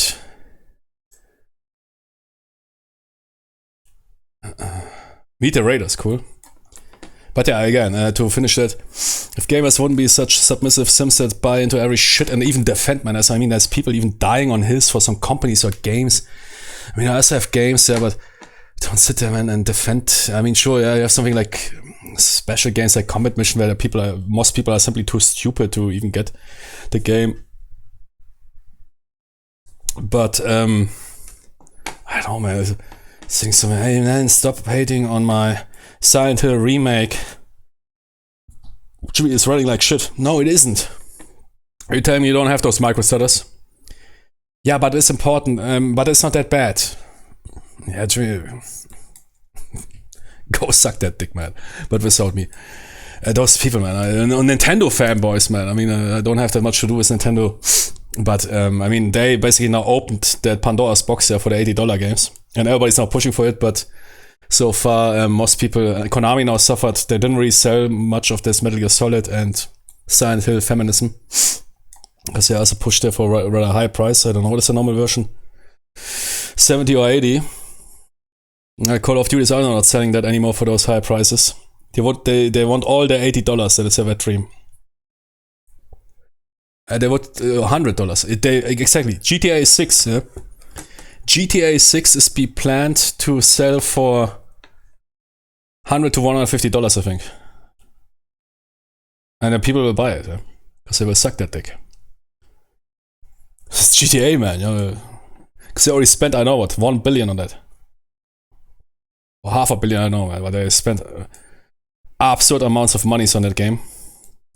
And I already know, man, Jimmy, there's not even enough people on the planet to get enough money. We need to raise the prices, yeah. Okay, let's restart that mission here again to watch your intro. But yeah, I heard today Rockstar wants to push here for. I mean, I don't look, and it's not about if you have money, man. I can buy. I don't give a shit about if I buy a game. I will not ever think about that. It's simply principle. Look. If you are a billionaire, millionaire, or if you have money and you go into an expensive restaurant which is delivering shit quality, then you are a fucking retard. But a lot of people are like that. One people told me once, what do you think, because I was in I was not myself, but I was practitioner, a therapist in drug therapy. One drug Tony approached me and said, what do you think is cocaine quality in high society? I was first thinking, I guess the best. They want the best quality, right? No. It's the worst quality. They give you the must money for the worst quality because they don't give a shit.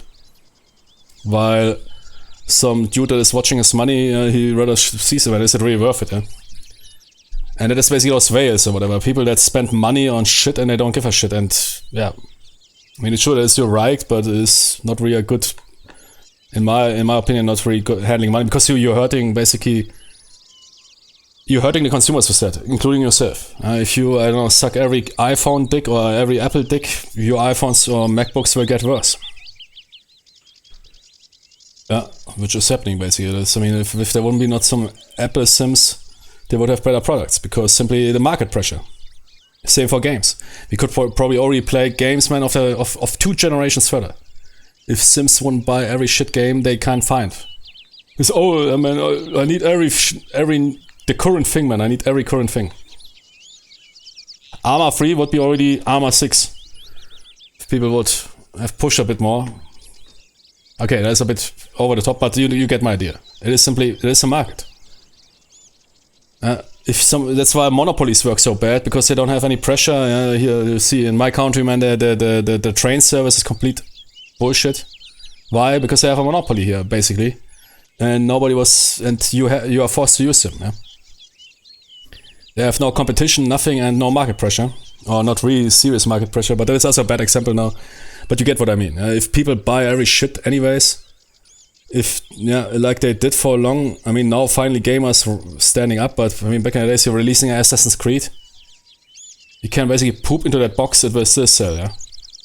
And you see still people, man, every game, and Dragon Age Veilguard forum is full with some defending Sims. Man, that game is really good. I think it's the best game ever, and some fucking shills on YouTube, which have 1 million subs, yeah? Man, game of the year. Yeah, I see, that is definitely the game of the year. After it was released, man, it was really the game of the year, man. The turf of the year.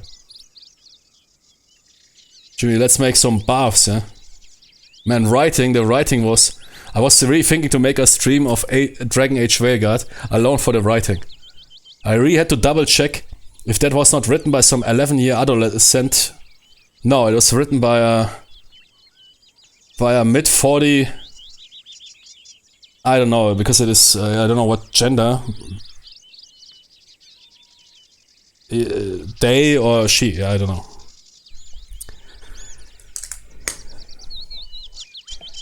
It's a trans woman, yeah. But I know, yeah, everything.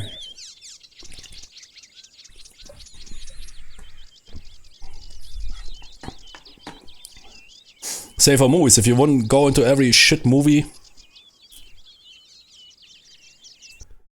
the movies would be better. It is not the companies. Everybody's shitting on the companies. Warner Brothers, Disney, Ubisoft, sure. But that is a market. Again, if you would buy poop, people would fill up poop into packages and sell it to you.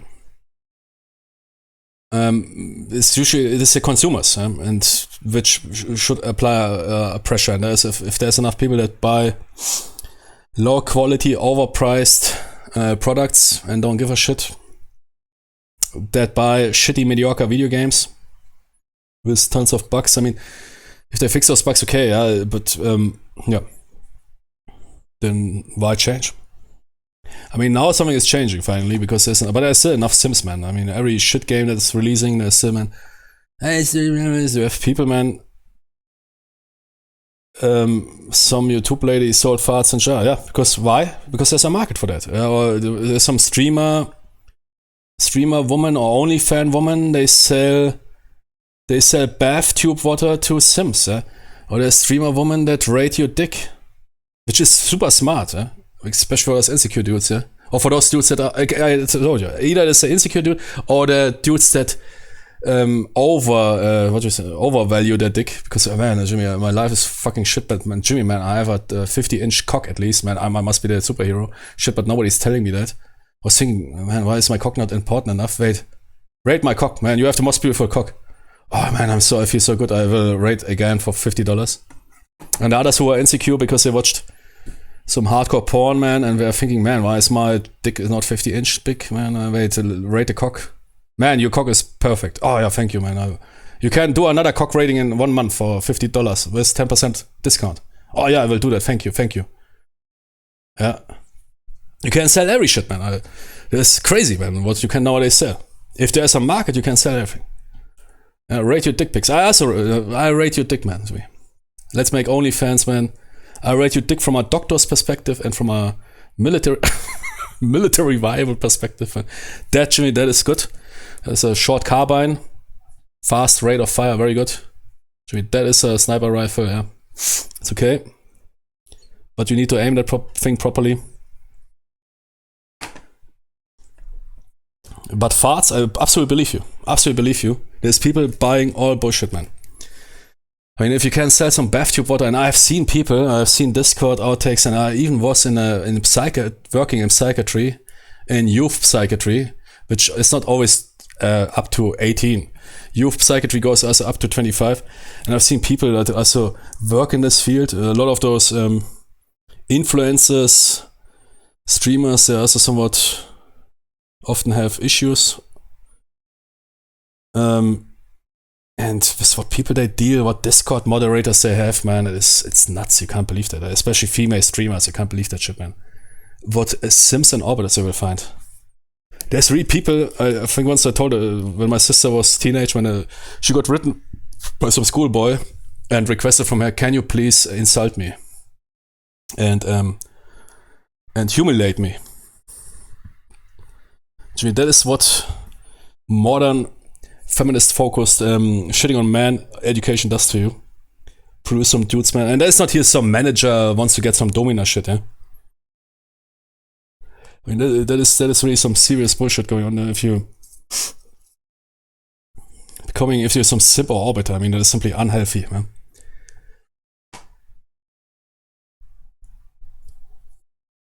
That's also why those Chinese games, I talked about that. You see, even that you can sell. There's all those Asian-themed dating games, which all resolve around women shitting on you, you proving yourself, you qualifying, that's what you call it, qualifying yourself good to be good enough. Please, look what I did. Yeah. Yeah, okay, you can get a date with me. Oh, thank you, man, thank you. You will not regret it. I will do my best. Queen. Those games, man. What the fuck? Who wants to date like that? It's like, fuck off, bitch, man. Don't give me that arrogant stare. I need to play a combat mission. Fuck off, yeah. I don't have the time. But you see, there's something, man. There's something going absolutely wrong, especially in the Asian hemisphere. There's something Asian territory, man. I don't know what is going on there. China or whatever. Nuts. So many, Asian dating games with some where you need to prove yourself. Yeah, I heard. Yeah, I mean, I think nowadays in China it's equalized again. But yeah, back in the days when they had this one-child policy or whatever, there was of course this preference for male. But I heard it's almost equalized out again, like it usually does in societies, which is quite interesting, eh? That, for example, after war, there's more boys born, as if the bodies or the biology knows what is required. You check those birth rates; it's really interesting. After wars, let's say that we typically severe the male population. And it has nothing to do with somebody aborting or whatever. Nah, I want a girl or a boy or whatever. I mean, even in normal societies that don't do any of this bullshit. South Korea, not China, okay. Yeah, could be, I don't know. No, it's not got interference. It is really some, if you study here, if you really dive into genetics and stuff like that, there's really, for example, also, females, and that's not only tied to hunger. Yeah, exactly. Nature finds its way. For example, females become less fertile when in dire times, even if they are fat or whatever. Sure, you could finding now the causality. You could say, of course, nobody wants to get kids in war, or whatever. But there's a lot of very interesting stuff which is going really deep, and not only tied to social behavior. Sure, in war you are more likely to be not well fed, being more depressed or fearful. Sure, then baby, let's do a kid. Sure, let's get into that rubble of Berlin and do some babies. Yeah, sure, but there's also other factors which are completely, even if you strip away those social factors and everything, which is quite, especially birth rates. Yeah, and if that birth rates of boys rise after wars, I mean that is something that is quite interesting. Yeah? But why on long term it always equals out 50-50, yeah? So most currency is 50-50. And that is, I mean, something, if you run, sure, I mean, if you run stochastic over a long system, it equals out. But in that case, there's some, nature finds its way, or there's some, and you know that there's also genetics that are influenced by psychosomatics. So whatever you perceive has an effect on your genetics and on your body functions.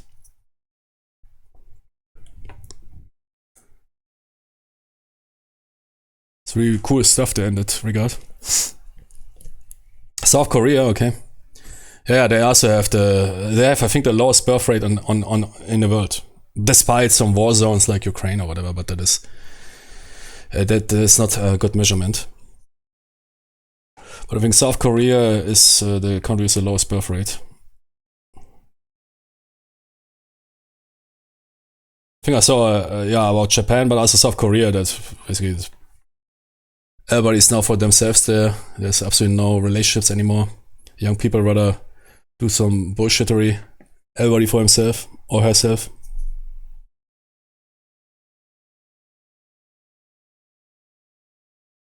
Family culture completely killed.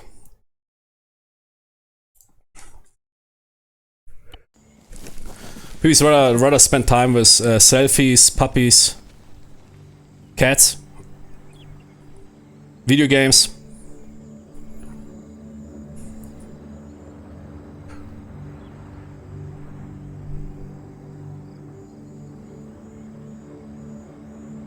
While everybody is working his ass off, while having the same living standard as 40 years ago, a family with one working partner. Even less. Go figure. Who really is profiting from that?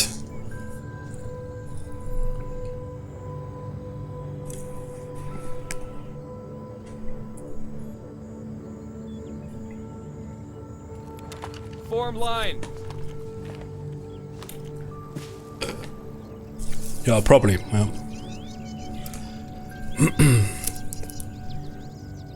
Also, who is profiting from that? That lowers fight each other for some bullshit reasons: gender, sexuality,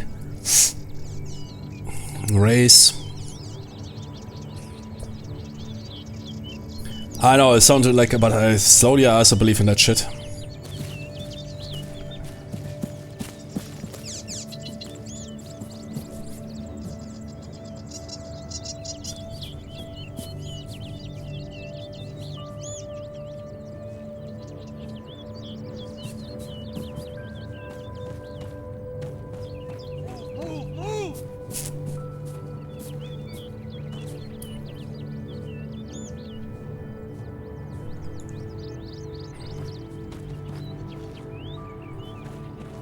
Gentlemen, I'll keep this as short as possible. Logistically, they're pretty cut off at the moment.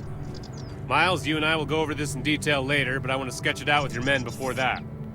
Hey kid, there's an extra rifle in my pocket if you need it. Okay, yeah. What? Simp Marine? Simp Marine.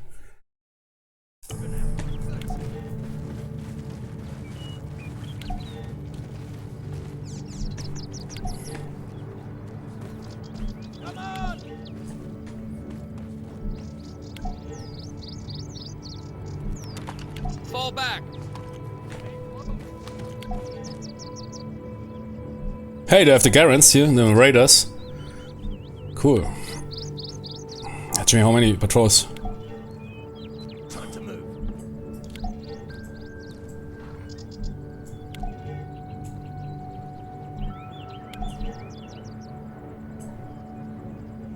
Garant is... So that's a five clips, right? Same like Springfield. Ah, no, 8 rounds, okay.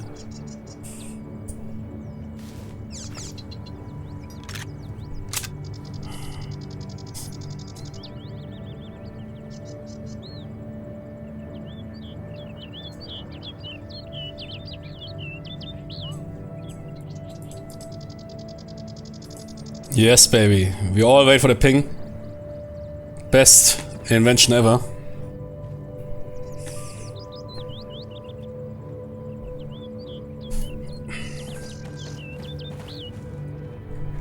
There's something not really similar, but there's I never used those, but I heard there's rounds. Indicator rounds or something, or no, I don't think it's a magazine function, but I think probably you could also construct a magazine like that in modern weapons. And if you fire, I mean, sometimes you do a special mix on the end of the belt. For example, for a machine gun, you fill them with I don't know what, traces or something indicating. I think that was common practice, to fill the end of the belt with traces to indicate the shooter the belt is about to run out. But you can also, there's I think indicator rounds or something, or magazine functions where you get an audible if you run on the last 3 rounds. So either you load the rounds first, they're normal regular rounds, but they have simply some attached device or whatever that is creating some different acoustics when ignited. Or the magazine is doing something, but that would be more complicated, which you usually don't want to do because don't screw with magazines. Rounds would make more sense.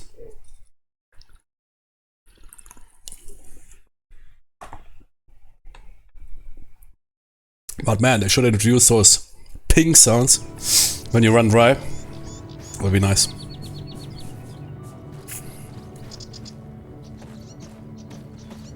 Holy moly, okay.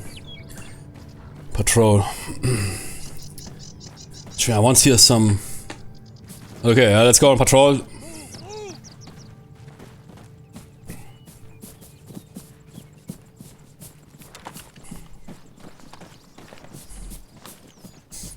Form diamond. Form column.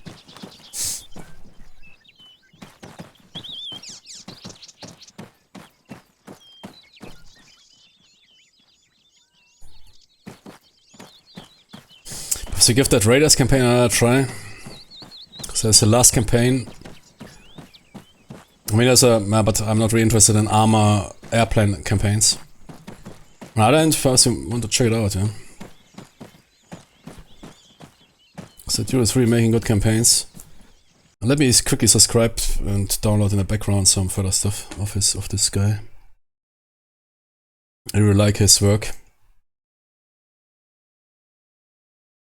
Oh man, he put his profile in private. Jimmy, please, come on. Don't pull off Charles Moyan, eh?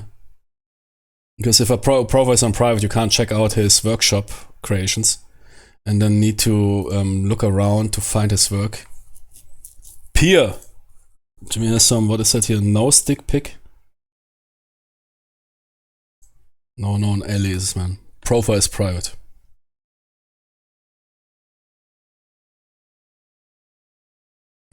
Yeah.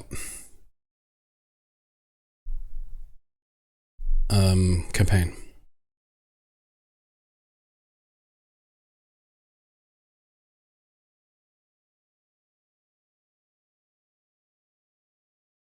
Charles Moyana. Yeah, man, I make the best campaigns, but I mean, not a big deal, man. It's okay. What you want, my other works? Yeah, you need to find them, man. I'm private. Yeah, the Pacific War, USS Enterprise. I mean, first you check it, at least check it out, come on. Subscribe to all of this stuff. That is basically you playing a pilot, yeah, on an aircraft carrier. Let's see how that works in ARMA. Yeah, perhaps that Viet Cong, SP. I might check that out again, yeah.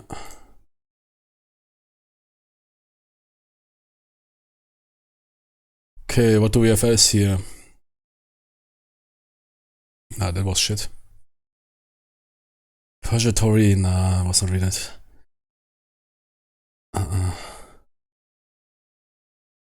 Cosmic Adventure? Made by some Russian, okay. No. Everything in Russian.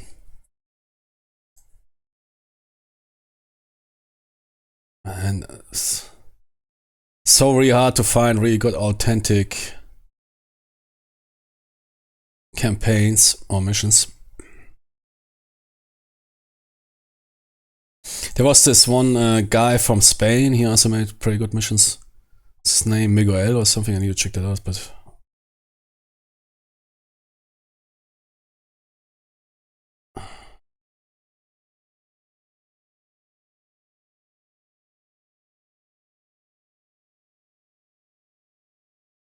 can't even find those World War II campaigns anymore.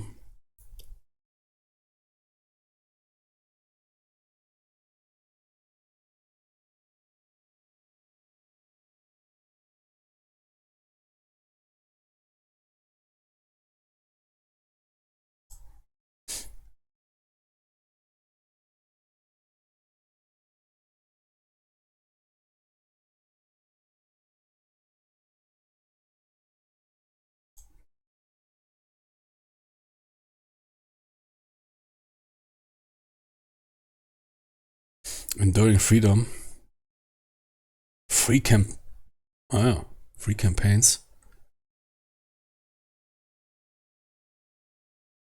ARMA 2 campaign. Boah, man, that is 5 million mods. Max Woman. Holy moly, man. But that Jimmy, I hope I have enough hard drive. What is it? 4000 gigabyte. The campaign itself is 4 gigabyte without Jimmy, man. Roll it. Roll it. Oh, holy moly, man, what a list.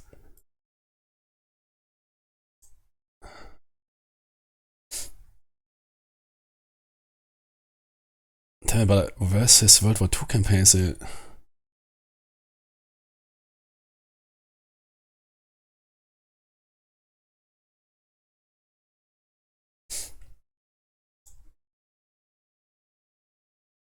Gee, please unprivate your profile that I can check out your workshop. Or make a playlist, or what was it? Yeah. Make a workshop play. Wait, he had one, I think. Yeah, exactly. That's how I found his work, because looking it up is too brutal. Yeah, man, good man. Yeah. Gilbert Marshall Islands. I think that one. Yeah, exactly. Here, this one here. That looks good. And that other one, that was this Raiders campaign. Coda Trail, I think I have that. Why didn't I play that one? We will check it out again. I mean, this campaign, which we are playing currently, I was also not really liking it, but it's more slower paced. No, we will play that. Here's some links here. Good, I have everything. Battle of Norway. Once again, Pier with an absolute banger. Exactly, man. Gee, Pier is the Charles Moyan of Arma 3. Okay. Are we downloading it?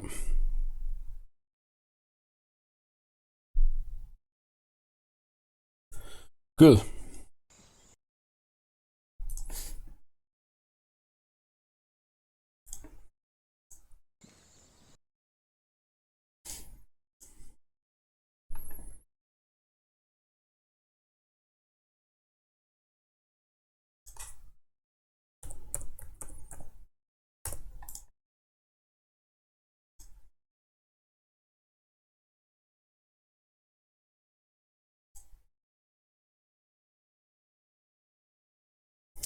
Let me quickly free up some hard drive. I've downloaded some here, ARMA 2, ARMA 3 transition campaign, which looks pretty good, but the dude is running 5 million mods. Probably I might end up with a tiny ARMA installation of 600 gigabytes, so I might need to make a bit of room for that. What hard drive do I have right now? I don't know, is that enough?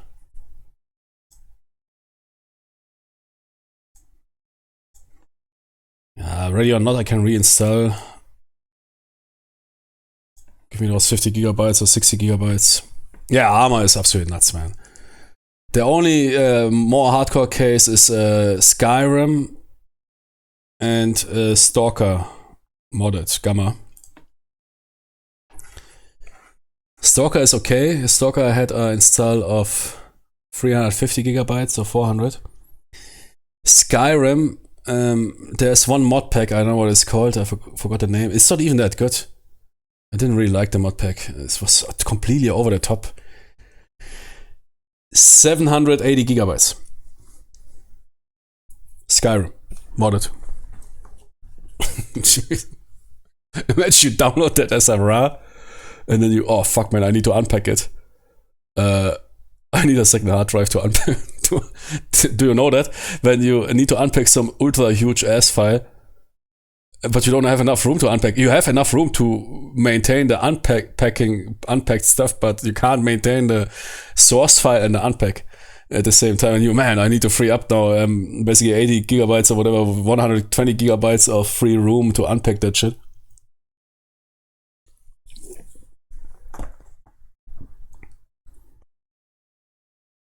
Now, some of those games, I think ARMA is also a bit over the top. But at least ARMA is massive content.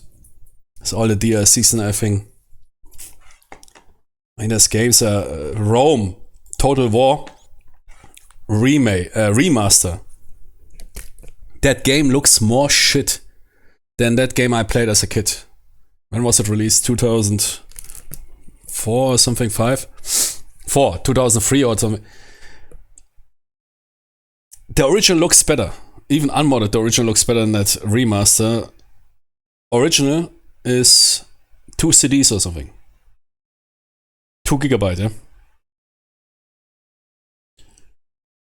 Total War Remaster looks like a mobile game in 3D.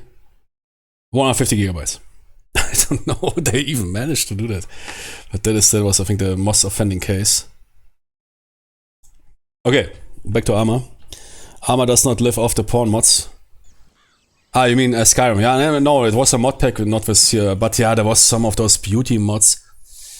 I don't Lorehim, which is considered one of the biggest, most extensive mod packs, but it was over the top. Suddenly you run around in some shit-ass village somewhere, man, in Skyrim, and people working their ass off can't get through the winter. And suddenly some Instagram Jenny passes by.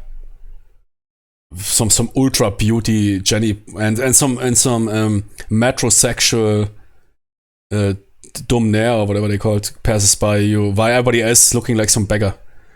So it's simply, I don't know, bad choice of mods, you know what I mean?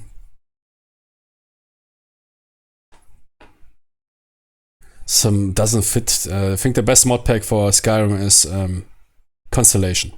That dude really has a good handling, but that Lorehim is simply push everything to the max, and then you have regular Skyrim people walking. They look like medieval people in some poverty village, and suddenly beside them runs some Jenny. She looks like she's doing some cosplay, medieval cosplay on Instagram. And some dude, man, he spent on his hairstyle 10 hours so he can run around in that crappy village there. Set up CM for 2 hours. Man, don't remind me of that yesterday, man. I still have a trauma of that. I mean, Cold War is really pushing it. Cold War, that's why I got so mad. At least give me a setup, and especially because that dude put some massive research in. Anything you could say is a no-brainer. I don't make it perfect, but at least. I mean, if you do do it by SOP or Doctrine, it will not play that out in ARMA. I often use those ARMA in Combat Mission. Oh, fucking ringside.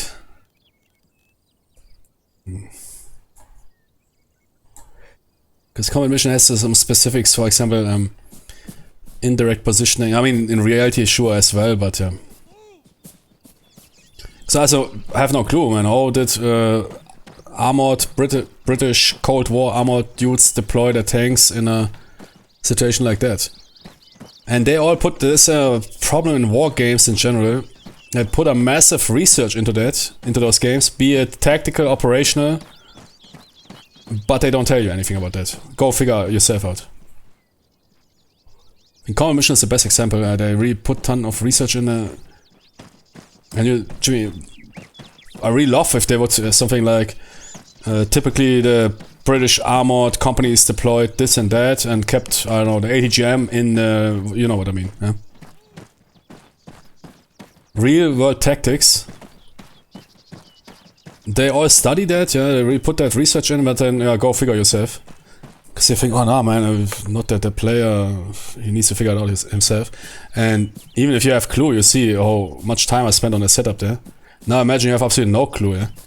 Buying that game, And that's why you end up often with those negative reviews, because Battlefront is also somewhat retard. Sorry, you guys are retard to some extent. With those performance settings. There's those two settings, if you use them, those higher settings, then the game will lag out. If they would add a warning to that, warning, lags on large maps or something, Combat Mission games would have 90% less negative reviews. Because every retard, when he buys a video game and has a somewhat decent PC, especially if he sees Combat Mission, what is he doing? He's maxing all settings out. For example, I noticed here in ARMA, Look at ARMA. Even those guys can pull it off. Look at ARMA.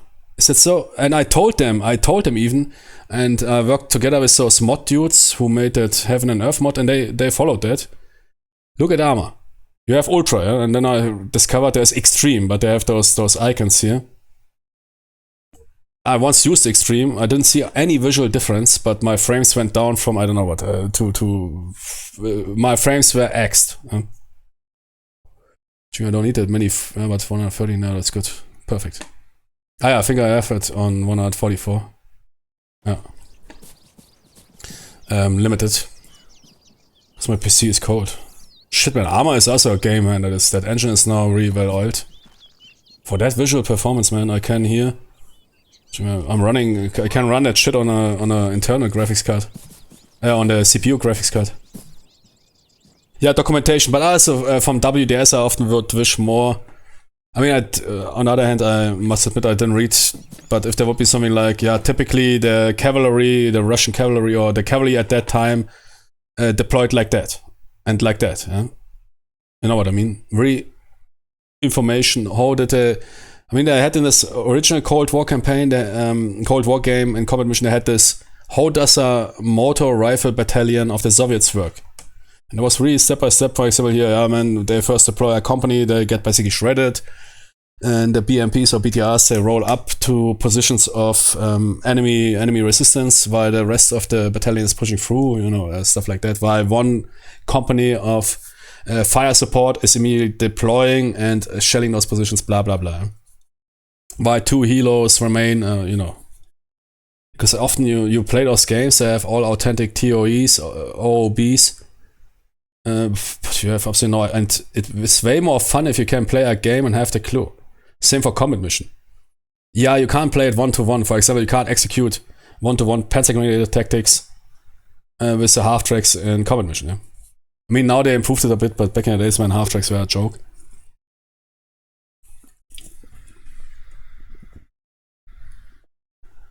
The Germans were often fighting with those half-tracks. Panzergrenadiers were mechanized. It's basically the early mechanized infantry. They were often fighting mounted. Yeah?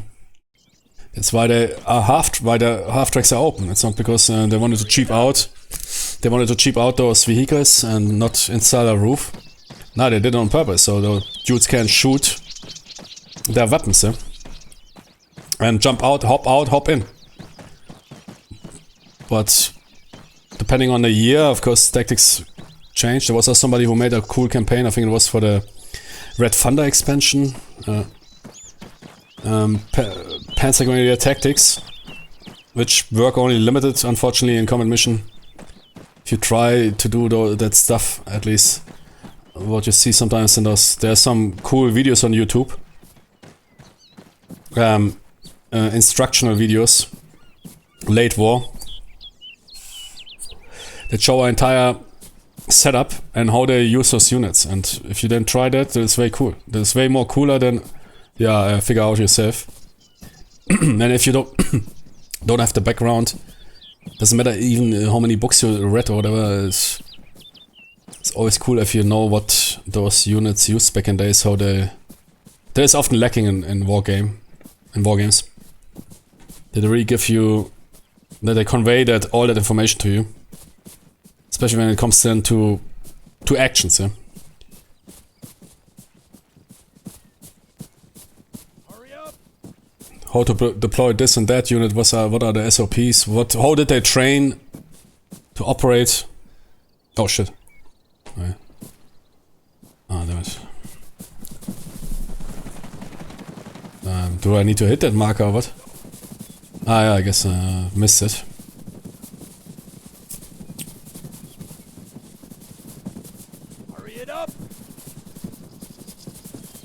Yeah, I'm the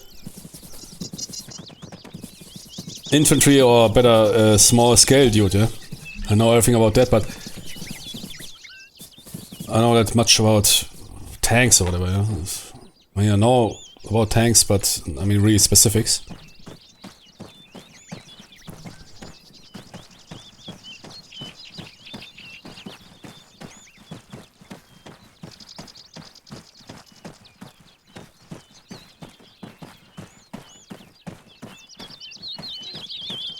I think that's also one of the reasons why the wargame is so much struggling. I give you all those games and they might be better, based on better or worse research, but it's not communicated. Why 99% of people can't even tell what they're even playing there. Then you end up with people saying, yeah, combat mission is bad, gravity teams is better. But everybody who knows this type of combat and has some background or has some some education knows that upstream gravity team is in no regard better than combat mission.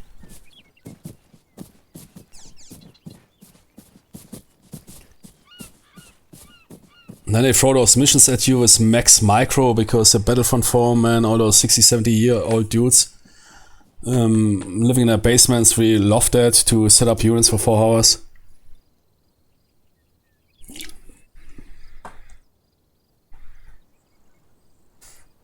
Because there was really for a long time there was in wargaming there was really the bigger the better. If you really follow the history of wargames, it was always, man, it's now we have now here everything is down to we have more counters. Now we have more counters, man, we have more hexes. We have more hexes. In my game we can deploy even more units. Man, in my game you need to set up 8 hours. Wow, crazy, man. Shit. Wait, we released a patch, now we also need a 10-hour setup.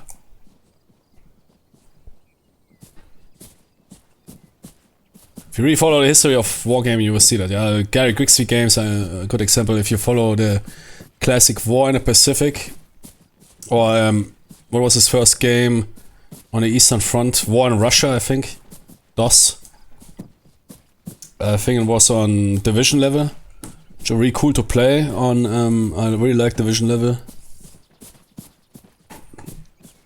But you then have games that go down to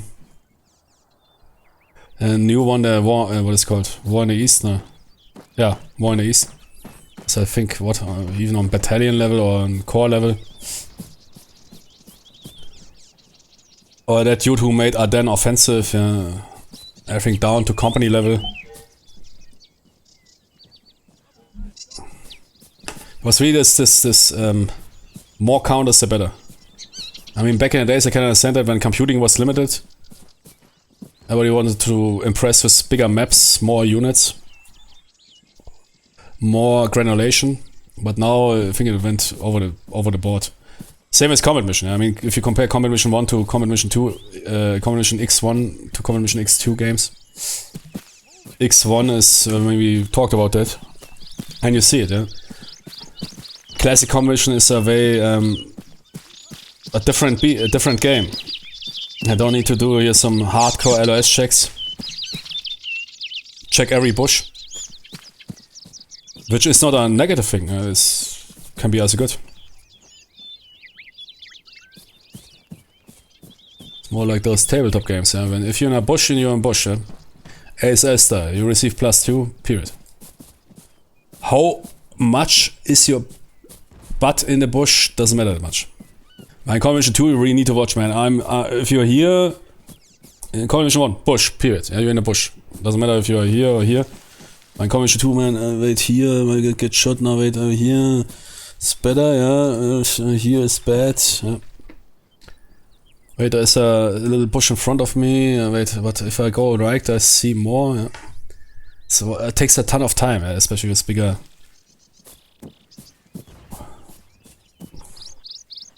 And they're really bad at communicating, that's why most people can't even figure the game out in depth.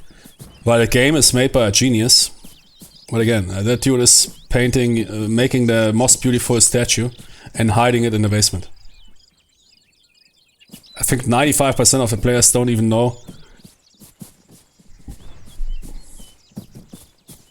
how the command and control, how complex the command and control rules in CMX2 games are.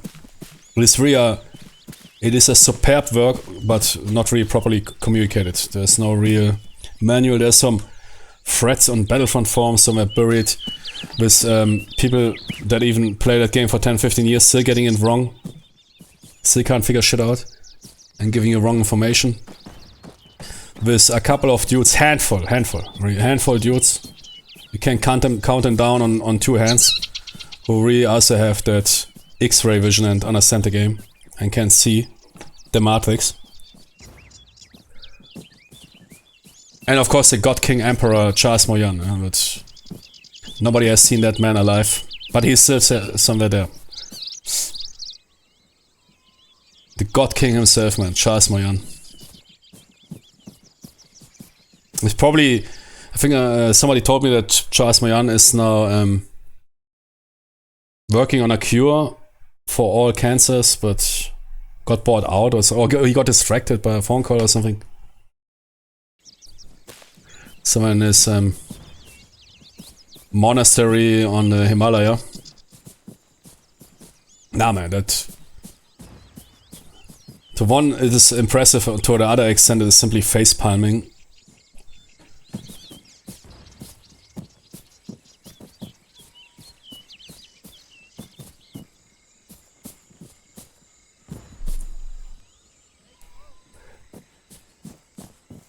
Then you have some mainstream dude popping into a combat mission.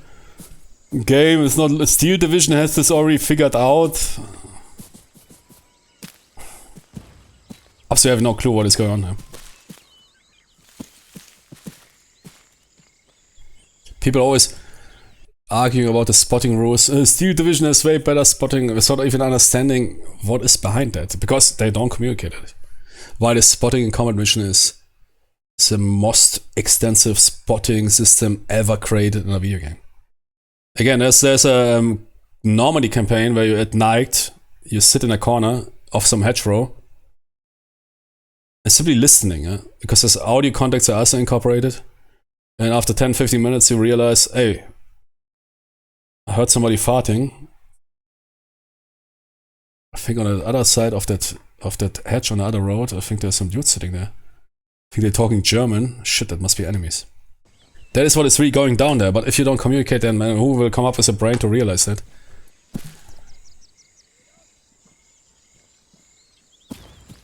Communication, man, is... They never put it in a manual or something, I mean... Or... It's almost like some... But what do you call it? If you put your shuffle... No, here... If you hold back with your achievements, but in a retard way. You develop some cure for cancer, but oh no, man, I might rather hide that in the basement. Let the people figure it out themselves. You develop some crazy machine, man, that can teleport humans. But it requires some knowledge about that machine, how to use it, and then people will understand, man, that guy is a genius. What Battlefront is doing, basically creating a teleport machine, and then they simply, at night, somewhere when nobody's around, they drop that machine somewhere. People come and say, what is that for a piece of shit machine? Man, that machine is not working. That machine is not properly working. It was a piece of shit machine. Exactly like that. And then perhaps you have one or two dudes, man, some Einsteins or whatever. I imagine that is a quite sophisticated machine, I must say. What do you mean? That is a stupid machine. I press all those buttons here and shit happens. Perhaps there is some, perhaps combat mission is some hidden IQ test. I don't know, man. Charles Moyan, Rose, IQ test. Only the worthy are allowed to understand my game. I don't know, man. The Mensa war game.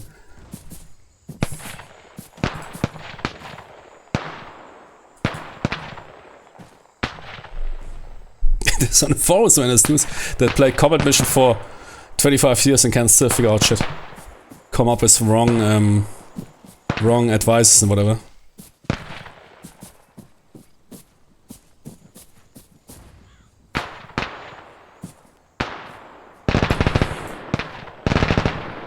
It's crazy. Shouldn't we investigate what is going on there?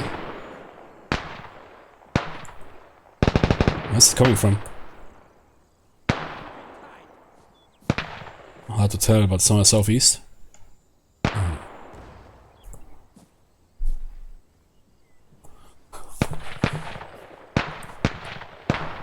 Yeah, it's not our business, right?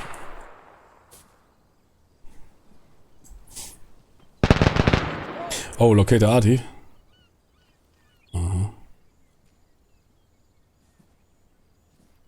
Okay.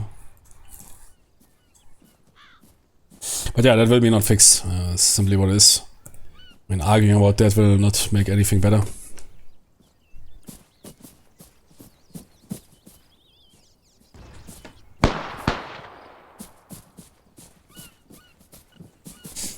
But sometimes simply this sheer on one side, sheer genius.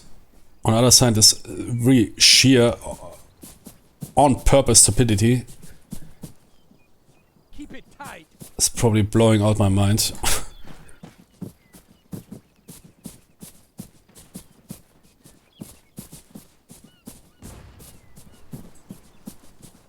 I mean, that is, yeah, Jimmy, that is in a good and a bad way autism. Must be, man. I normally don't like telephone here diagnosis, but it must be. This really is some Sheldon shit. In a good, but also in a bad way. There's no other explanation.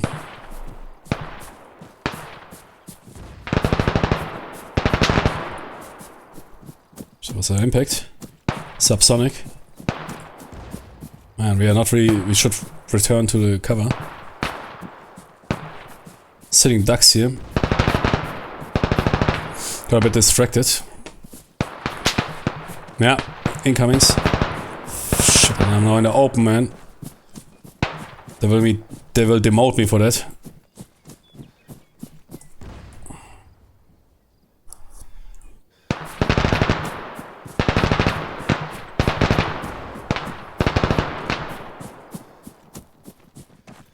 Form line.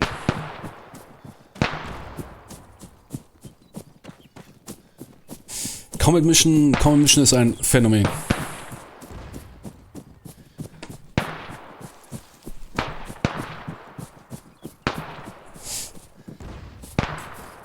Double time, go.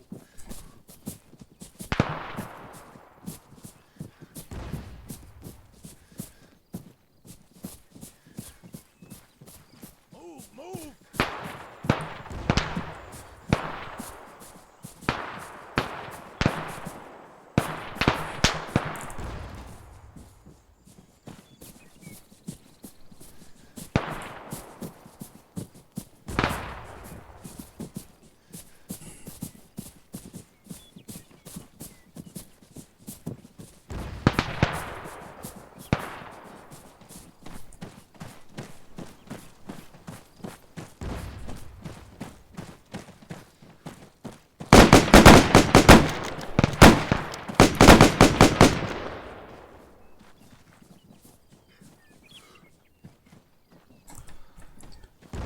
It's an enemy.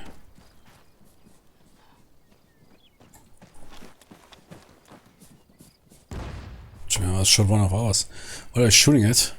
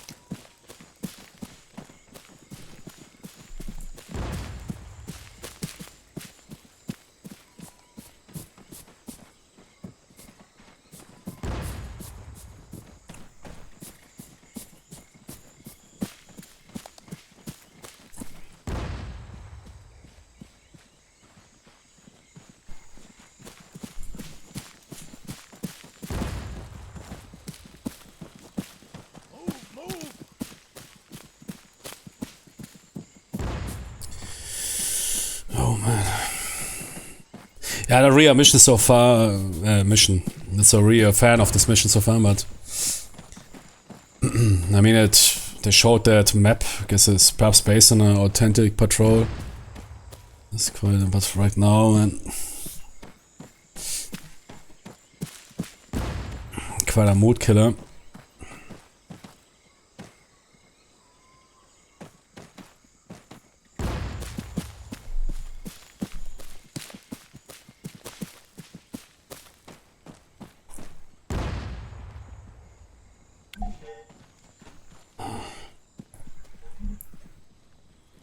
All the path backward. Oh man.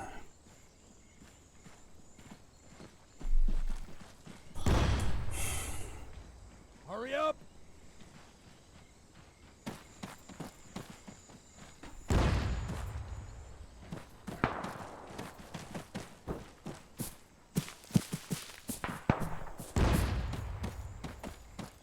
I mean, it's authentic, yeah, 95%. 99% time in the war zone, shit is happening.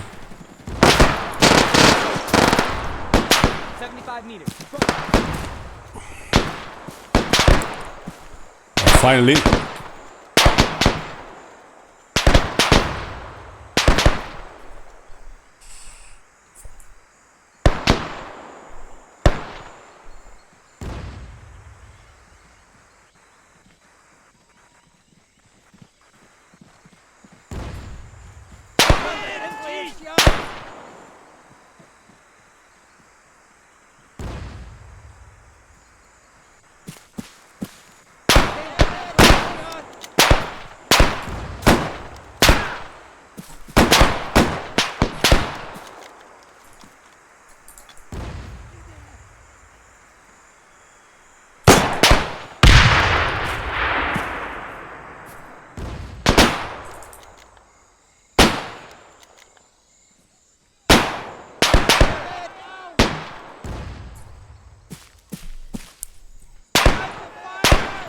Fall back.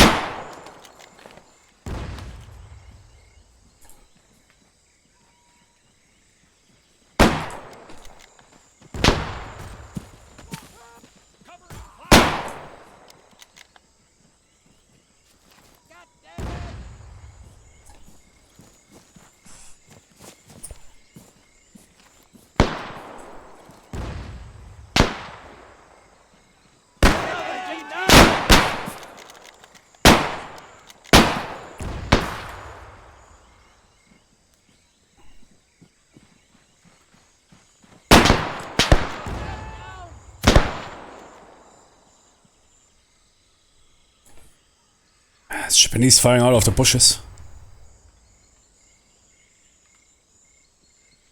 But I really nailed down the AI and everything in those situations. And we have probably the perfect settings.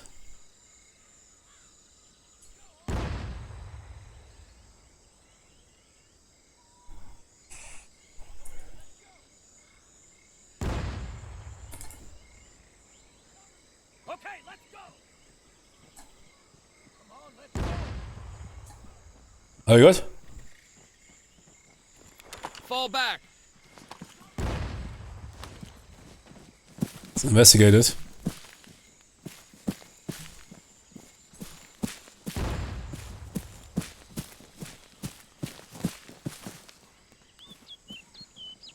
So can I get a samurai sword?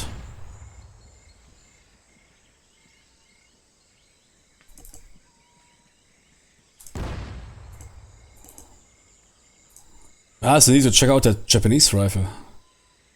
But I never heard the ping. First I need to hear the ping to get a heart.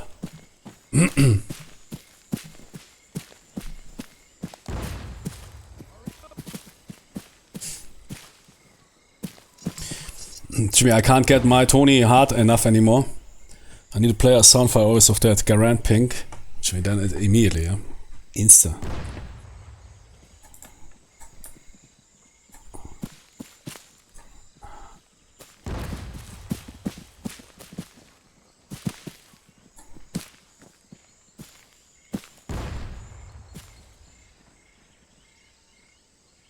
Flagpole mode.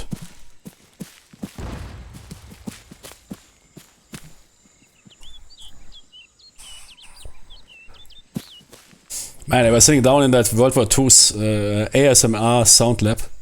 Gee, wait. We need to adjust the metallic plate a bit to the left. Ping! Now it's good. That will help the soldiers effect. I wonder if they, probably back in the days they didn't give a shit, but that sound is really iconic.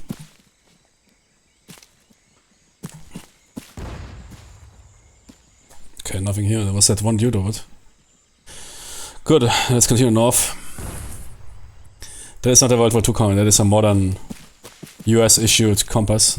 But it seems like the US mods are limited somewhat. We also need to use here German ZF, German binocs.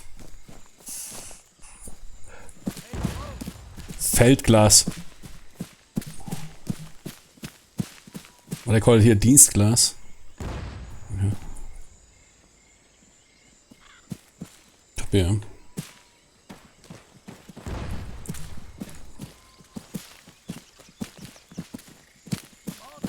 Don't even know what a Feldglas, I think. So I saw them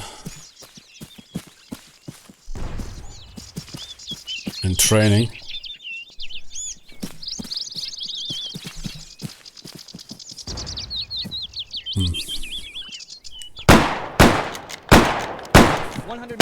Watch out, watch out.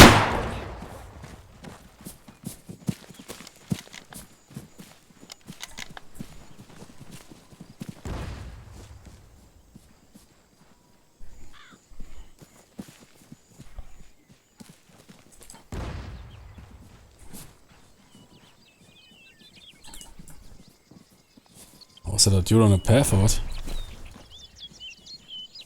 Ah, indeed. What's that guy doing here?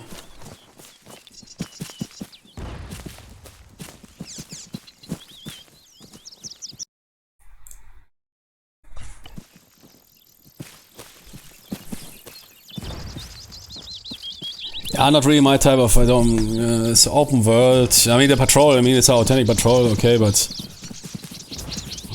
even considering to skip it, because it bores me a bit out. Come on, let's go.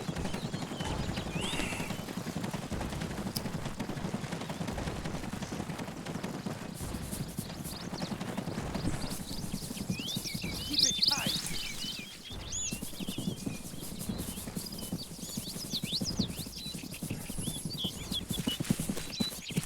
Come on, let's go. Yeah, I might skip it. Yeah. Skippity-doo. I don't know. It's... Yeah, I still need my buttons. I'm probably stuck. Or that Razer software. Yes, give me the battle, not some patrols, man. Actually, I want to storm something. I mean, it's cool, it's a matter of taste, but I don't want to now to run around for hours and look shit up.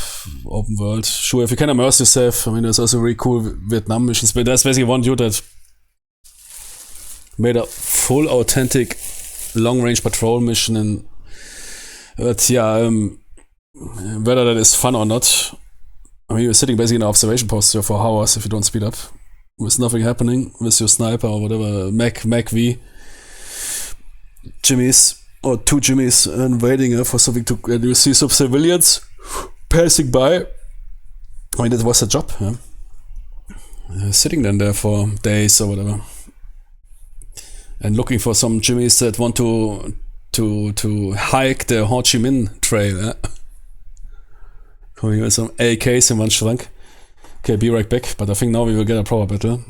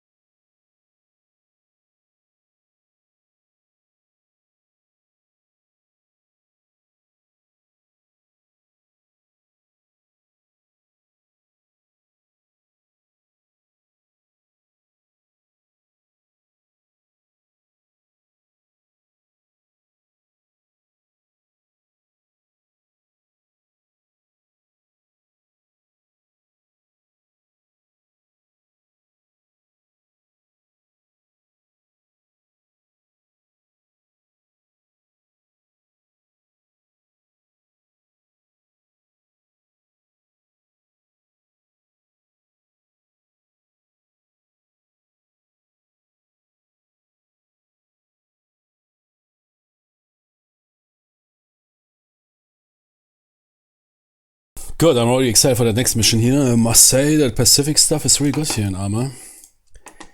But that mission was not for me. It's just running around. I mean, sure. I mean, again, yeah, it was because they showed that map. But you also do a lot of stuff in the military. There's, yeah, 99% in the military is sitting around, get bored, observing something, and 1% is, oh shit, I will die in the next 2 seconds.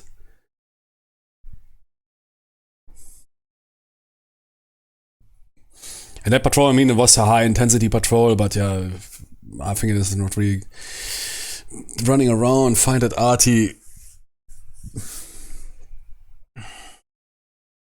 So we don't have that, and not endurance, not the acceptance for that shit anymore to play some video game 2 hours where nothing is happening. Same as I realized yesterday that, yeah, no, I'm also now getting into age, yeah. So now become 80. Like my bro Joe Biden, I start to stumble around a bit.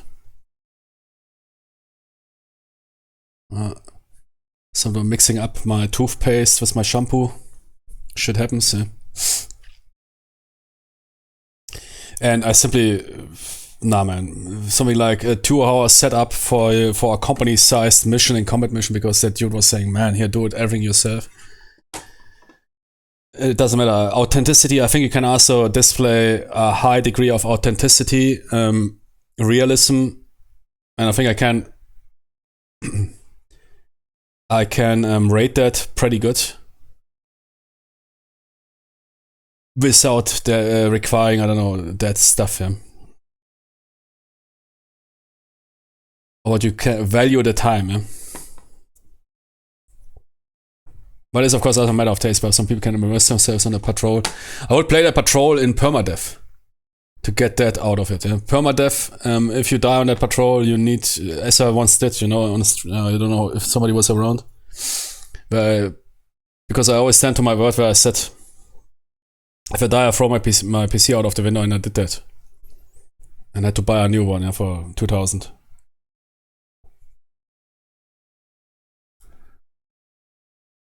Granted, I was a bit boost, but yeah, Jimmy, if I say so, then I will do that. But crazy thing, next day, I looked outside of my window, it was gone. Somebody picked it up, man. Fuck, with my hard drive, everything. I think there was no sense because I keep all professional data away. Somebody picked up the parts and everything went in front of my house and walked. That PC is gone, man. Some dude is wanking now to my dick pics. Jimmy, I had a ton of my dick pics there, man. And from all angles. Shit, man. Because I couldn't even retrieve the hard drives. It was gone. Some fun pirate, man, moved in and picked up. Complete was only some complete moved. Shit. Crazy, man. I don't know. Somebody has that PC for me. Holy moly, man. What was that, man? That dude dropped hard. That looked lethal. He was already dead, I guess. Man, where did I get that footage from? That guy is really... That is not here some training stuff.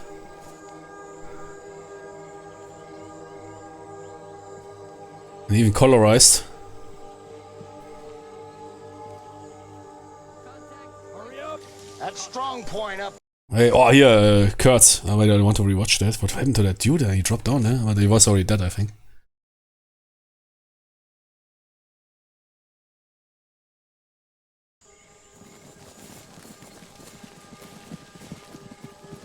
Aye.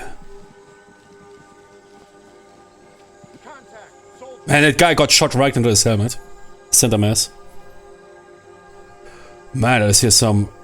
I've never seen that in documentaries. I mean, that is here really combat footage from World War II, basically. There's here some, because most footage of World War II, there's some training or propaganda footage. Somewhere up there around those rocks is the key to this ridge. With his chesty. Bell here is quite right.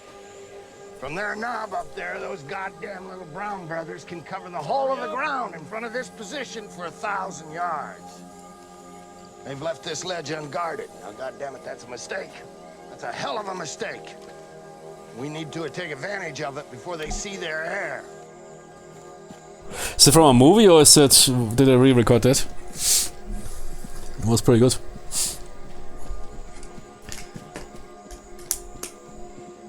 We're now pulling off here Red Fin line. Capture here is 722. Because some airfield, which in a couple of weeks nobody will give a shit about anymore.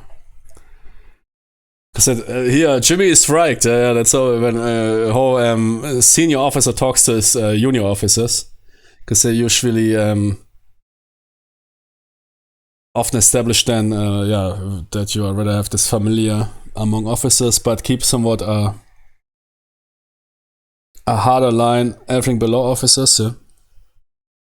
Well, a lot of people ask, I mean, if you of course have some senior NCO, which has simply years more experience than you, you might also keep that guy close to you. NCOs are the key. Yeah.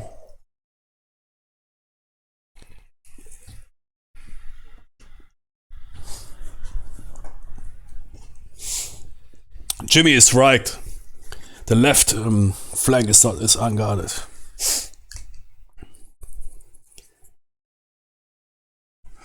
There is a dude, man, from Red Fin line, man, who is... But he's too close to the front line. But that guy, man, it's really... what is the name of the actor, man? He's reacting, man. Superb. I think this is a once in 1,000 years actor. Dude is acting that role perfect. They probably first hand. Must also had some first hand.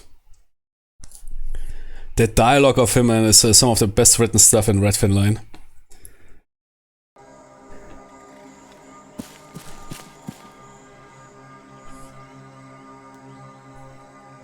Jimmy, yeah, you're making very good progress there on the left flank. Also, Tony is leading his men very good. Very good, Tony is doing really a good job. Man, it's so fucking authentic, man.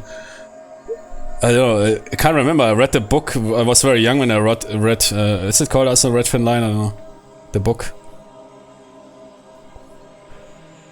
Which is one of the most famous, World War II tactical accounts.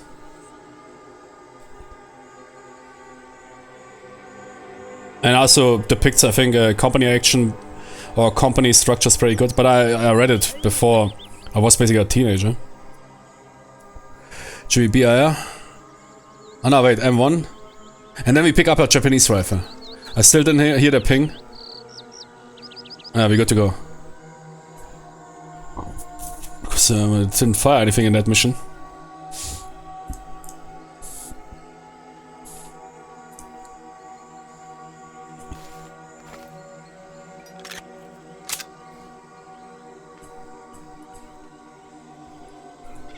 Bazooka. Yeah, normally you wouldn't carry a bazooka. I says don't do that ARMA thing, always carrying 3 weapons.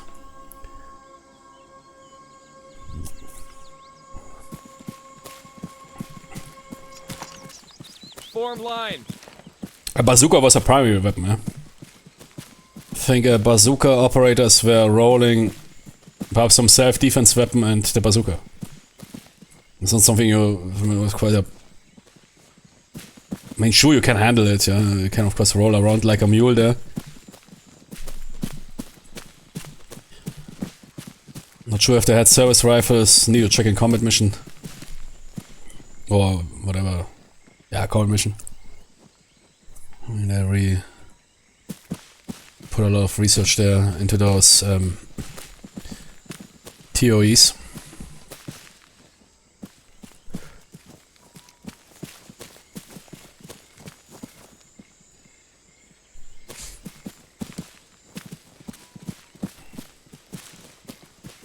And we need to install Combat Mission Normandy again. Normandy, man, and play those small campaigns. Oh shit, man, I'm exactly right. Combat Mission Normandy, smaller campaigns. Steam. Steam would be the easiest, right? Yeah. On Steam. Normandy. And then find those campaigns. Combat Mission Battle for Normandy. 10 gigs. Is ARMA finished? Holy moly, no. We're still downloading. Wait, I need to check my hard drive because I think that one Afghanistan campaign, which we might check out later, is already blowing out my hard drive. Oh, yeah, good. But yeah, okay, wait with Normandy. I mean, those 10 gigs are fast installed. I first need to find those custom campaigns again. Because more and more combat mission content is disappearing. But yeah, there's this guy. All in one pack. Exactly, all in one pack. That has all campaigns. That guy is a saving grace here. KOB. I worked with him together on one of the best mods ever made. Heaven and Earth, man, which is alone a reason to buy Combat Mission Shock Force 2. They made an entire. It's 11 out of 10. If you never played Heaven and Earth mod for Shock Force 2, you basically played only Turf.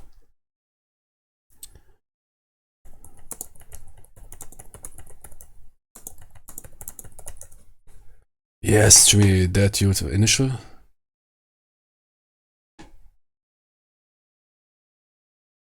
Yes, it is.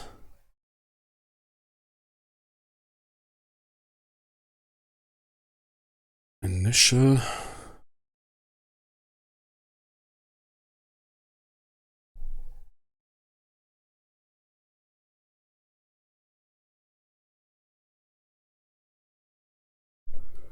WW2.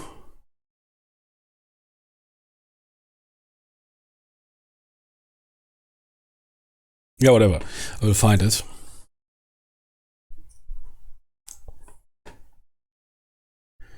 But he basically collected all campaigns ever released for any game and creates this all-in-one packs, also with the best mods.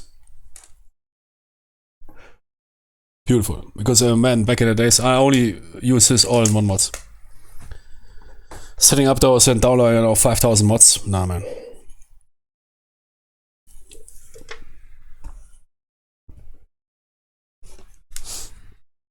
All in one and roll.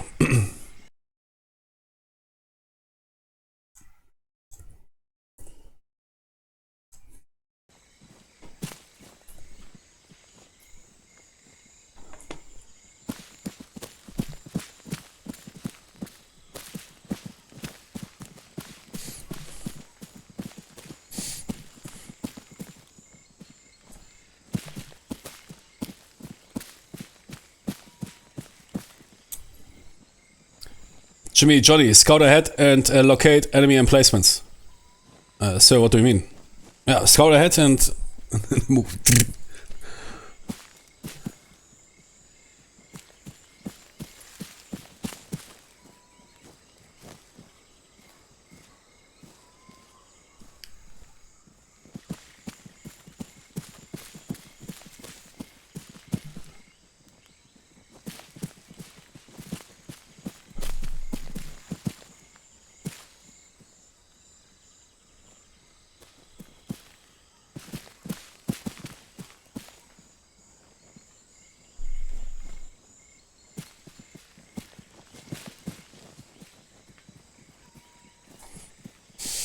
In reality, they were often dug into manholes or whatever, yeah.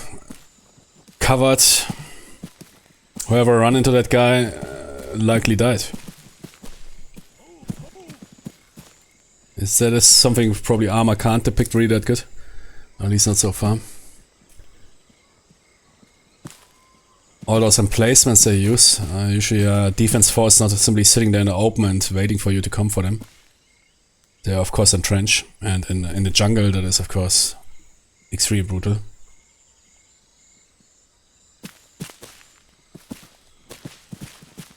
Yeah, you're digging a hole so that basically only your head is sticking out while you can rest your weapon. Get yourself into that hole, put some can of beers inside there. Some Jenny magazine. Wait, wait, what happens?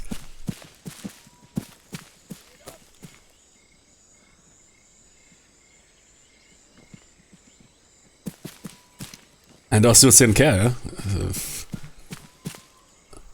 They take you out, yeah, sure, then they got eliminated probably, yeah.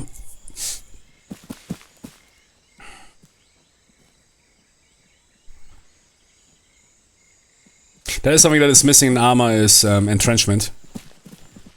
Das ARMA is kindergarten level when it comes to entrenchment, yeah. That's something like you see in Red Fin Line, man. You're moving ahead, looking for those emplacements, and suddenly, man, some machine gun rips apart and 2 dudes are dead. And you didn't even locate what fired at you. This is some low profile wooden bunker or whatever, somewhere hidden and camouflaged.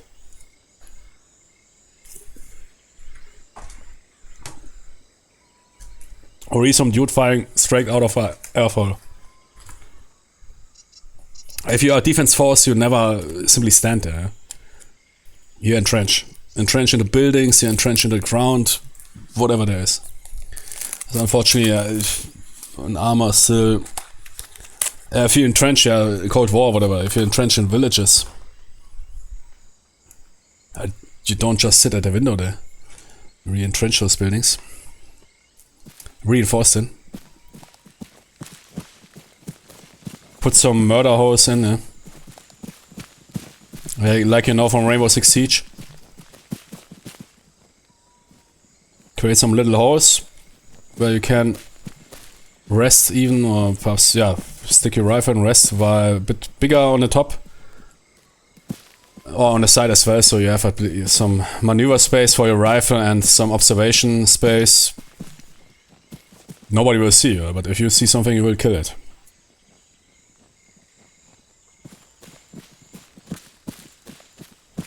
Put some Gardine in, but stay in the dark, or outside it is bright, so you will see everything outside, but they will not see you. But take the windows out, to not give away your position when the window breaks, or to derail the ballistics of your round.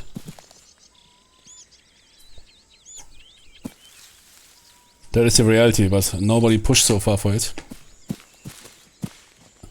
While I think you could handle it in an ARMA engine, if some dude would really pull it off. Or even assist, but I'm not really good at the editor. I would be the game designer, man. But there's no market for that. To re-experience what recombat is. And then, man, you will lay bricks. Then play that in permadeath. Then you know what it is to be there. And then you understand why soldiers act in a special way, or got into a special way.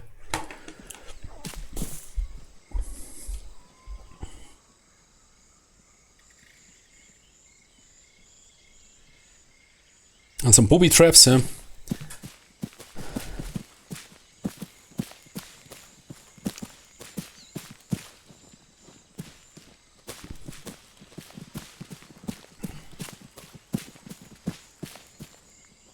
I think you could achieve that in an ARMA engine. Not of course to 100%, but move. Place the AI somehow.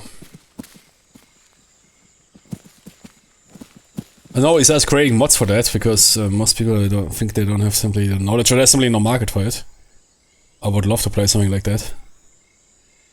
Then you really can figure out what recombat is, and then you figure out why you hear stories like from Fallujah where some Marines fired, I don't know, thousands of rounds at a building. What are those guys doing here?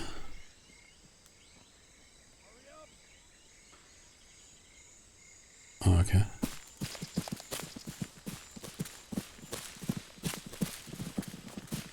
Of course, Kim. Oh, here, tunnel systems in Vietnam. Brutal, man. Those dudes that went into those tunnels, I don't know how they carried those boys in there.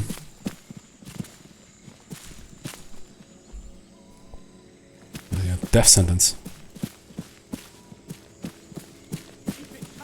Alright, goddammit, we're gonna do things my way. My way, you understand that, Captain? We're taking everybody over to that ledge. They're really pulling you off at Red Fin Line, yeah? Where is he in his pants, man? But that is some modern t-shirt. Yeah, nice, man. Okay, cool, man. We're pulling off Red Fin Line here. That is exactly the dude I talked about. That is here the Lieutenant Colonel or what? Battalion Commander, I think, yeah. from the movie.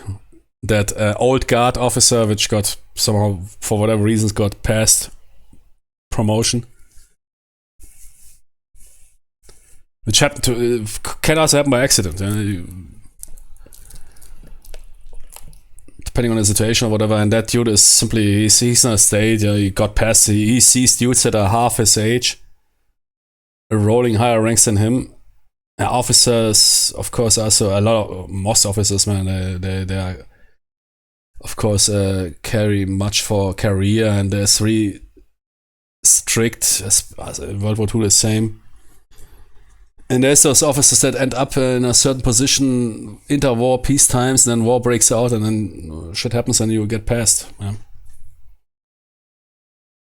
Suddenly end up being 60 years old, 70 years old. And if you really carry that much for it, yeah, and you're just a battalion commander, then you feel like a, I don't know what, co-worker. Here, delivery boy or whatever. So you always adapt to you. Yeah? You think, oh, officer is already, I mean, at least I'm not a soldier, yeah.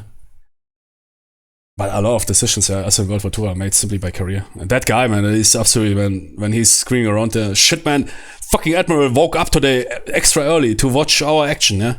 We can't screw that now up. That is absolutely authentic. I mean, look, there's accounts, man, where people killed 15,000 people in a operational attack on the last day of or some useless attack in the closure of World War I. Just to get, I know, some other recommendation or, you know, because they knew shit, peacetime, man, it's still my last chance to get a promotion. Better order the division to attack. Or I will never make it, whatever, 3-star. Better order the division to attack, 15,000 dudes dead. That is the reality, yeah.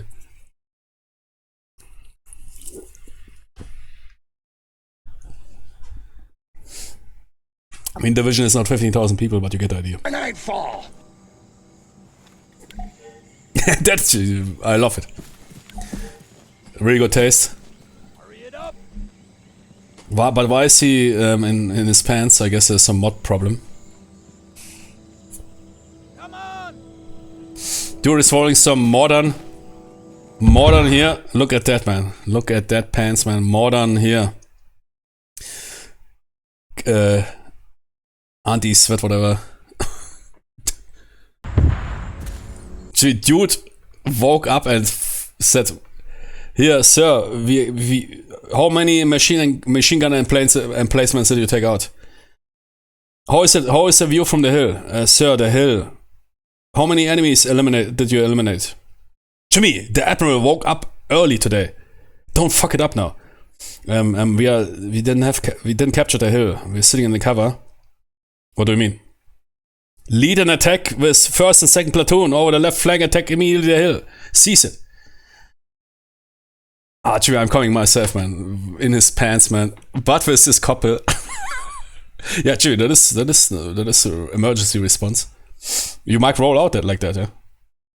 If you have seen no time, man, you put your shit gear on, man. You fight in your here armor, what if? In your pants. What is it, general?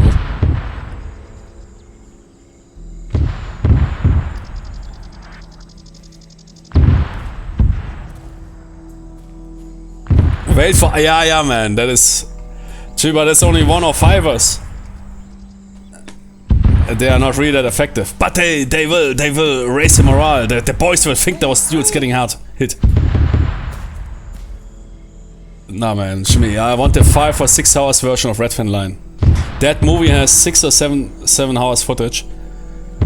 They even cut several actors out completely, top tier actors, to make it to a 2 or 3 hour version. Man, if somebody would release a full movie, the hardcore 6 hour version, man. Because that movie was really aimed, I think, if you see the deleted scenes, that movie was really aiming at something super special. Really super special. It would, at least for people that know it, insiders, that's also why a lot of people say that movie is veterans, usually. Yeah.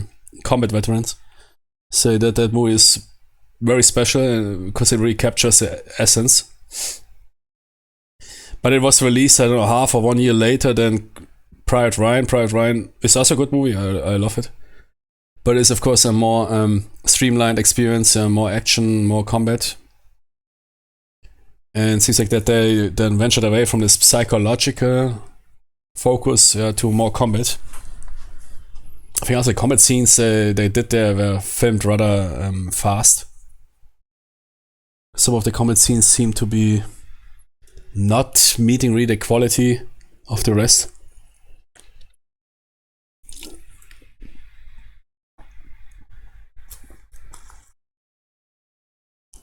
I think there were some producers coming over and said, Jimmy, how many combat scenes do we have? Private Ryan has a lot of combat scenes, and that movie sold like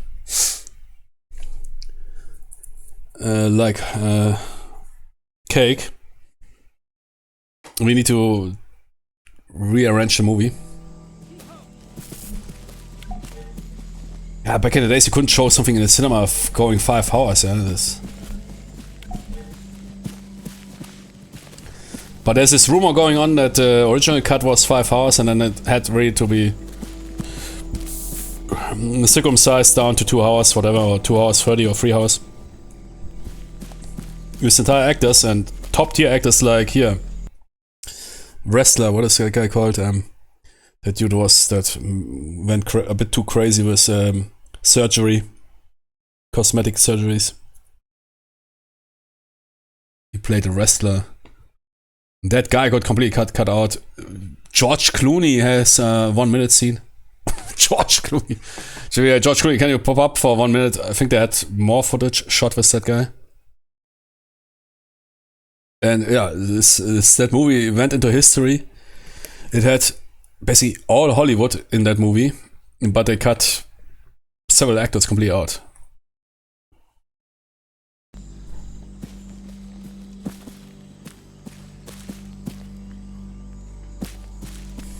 But I guess we will never see it.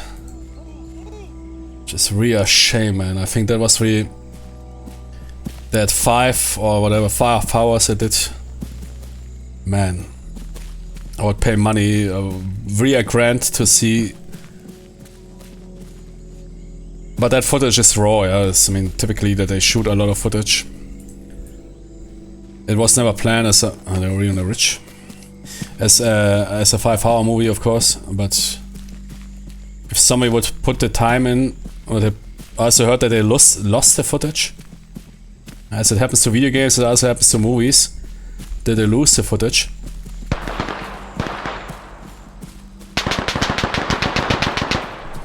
But yeah.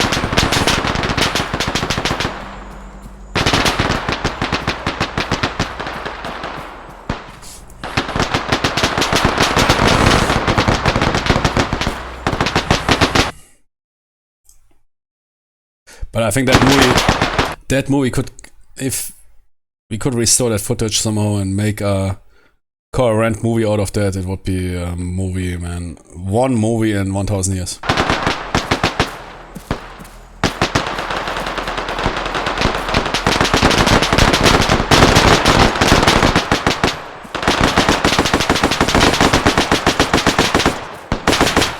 Meters.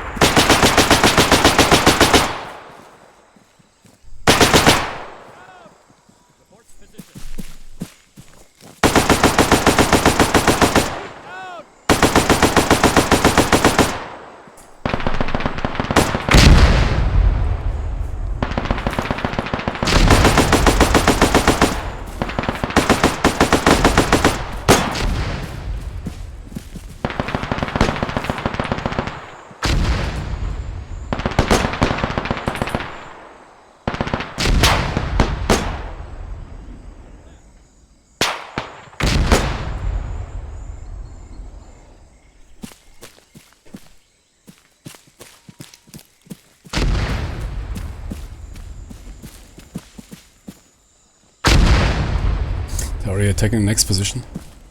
Let's first secure that one here.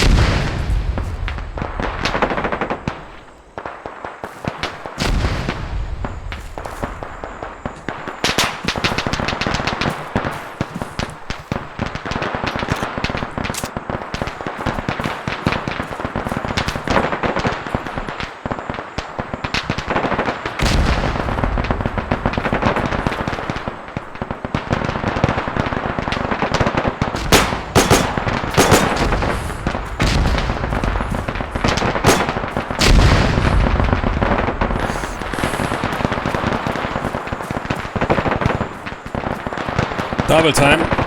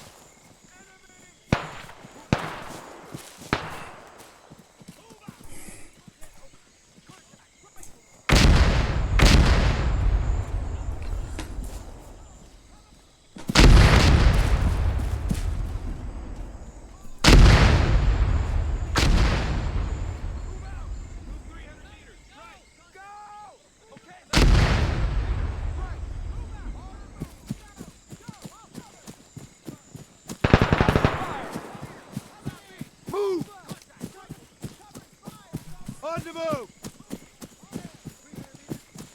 Move 100 meters. Front. Move out! On the move! Contact! Soldier! Cover it! Go! Man, 75. Go!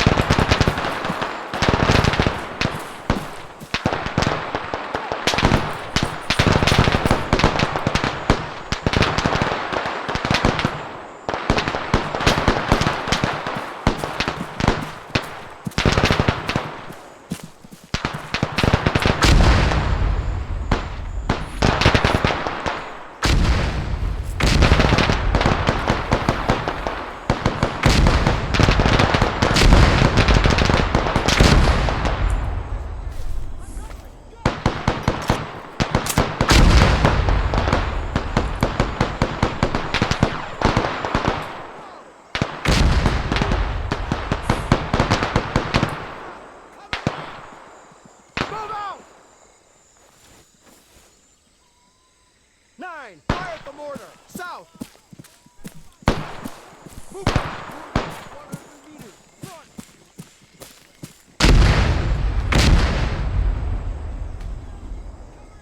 Go!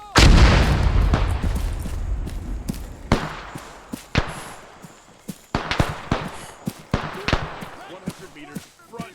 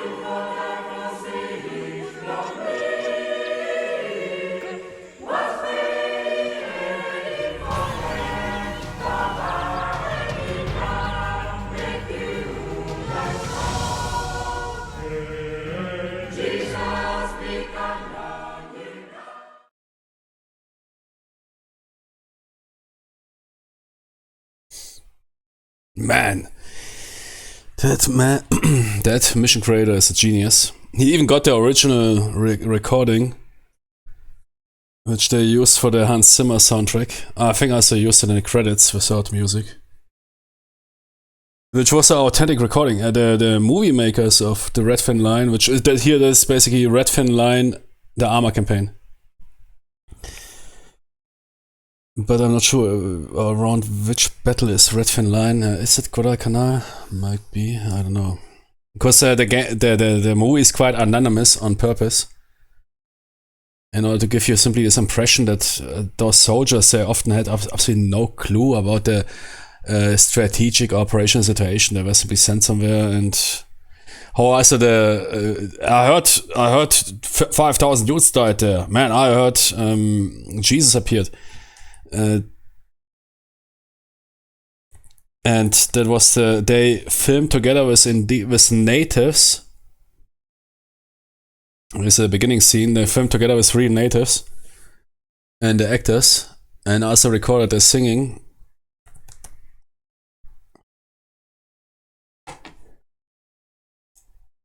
'98, man. Oh yeah, exactly. That was the battle.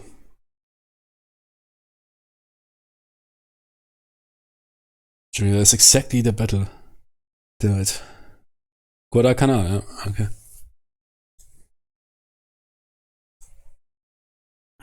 Terrence Malick. And that is a novel, a really good novel. The Thin Red Line. Yeah, I call it always the Red Thin Line, but it doesn't matter.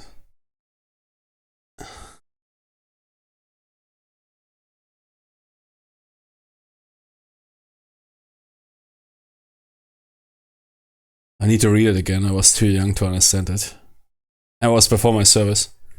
And now need to read it again.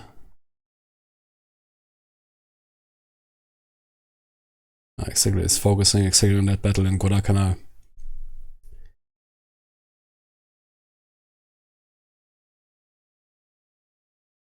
Okay, that guy was army. But yeah, they were also sent in to support. Battle of Guadalcanal.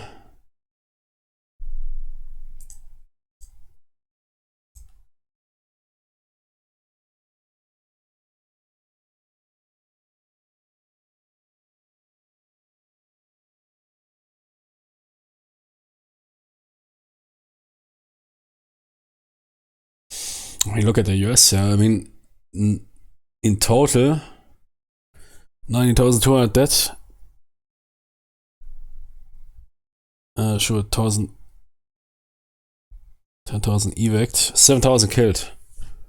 So, I mean, the number is not that far apart. Yeah, you might say, oh, it's a dub now. I mean, for a situation like that, those numbers are not that far apart. And yeah, I mean, that is based simply on different sources, yeah. 7,700 were wounded. Yeah, exactly. The Japanese, they screwed up with the supplies. That is what Stipe was talking about.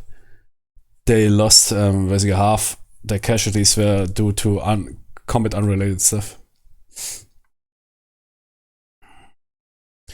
It was quite a brutal campaign for both sides. 38 ships, 29 ships, 615 aircraft, 680. You see, those numbers for operation of this size.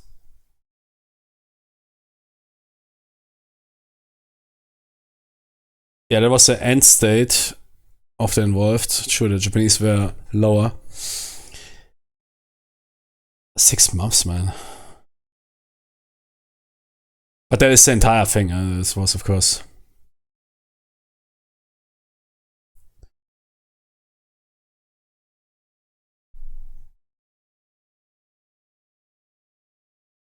Battle after battle.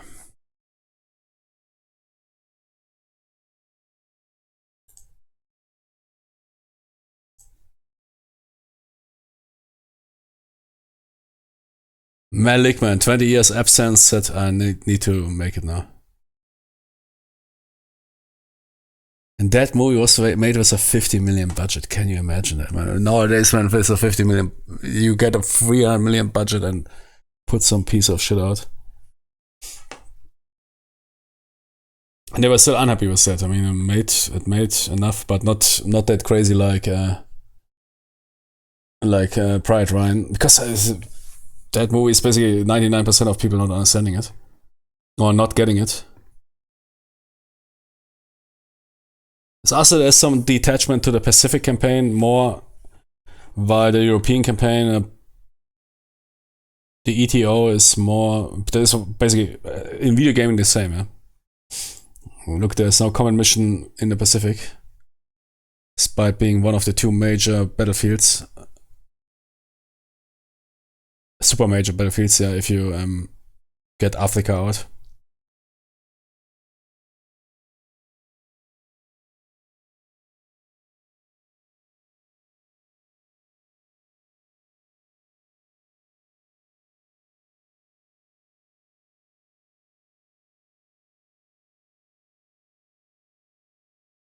It was a costly campaign for both. Yeah. Ships even equal. They lost 29, they lost 38. 2 fleet carriers lost. Which means lost 1 carrier, lost 2 battleships. And both lost over 600 aircraft. Crazy. It was really quite a brutal campaign.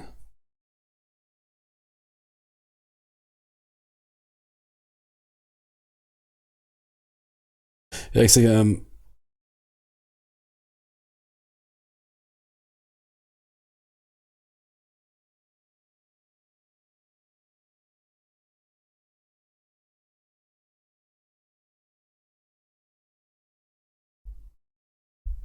Yeah, it took them by surprise.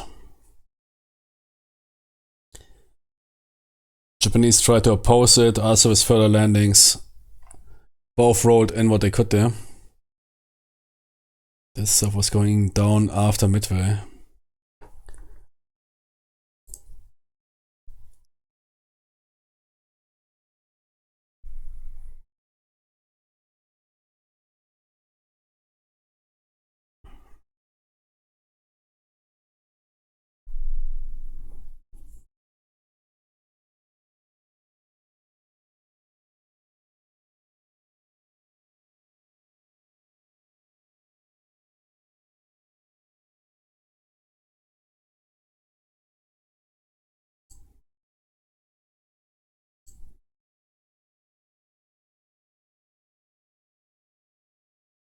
I mean, landing ships were indeed in the vision, so that campaign, have you unopposed? Sure, yeah, you can get those cargo ships or whatever close. Safer.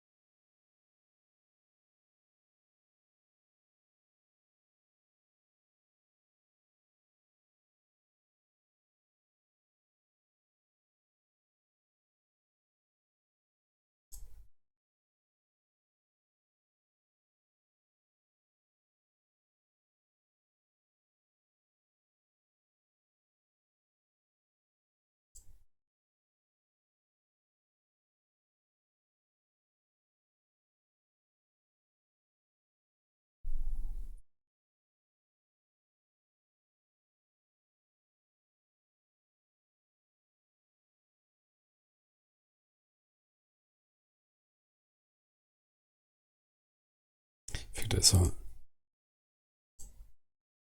There's people standing there.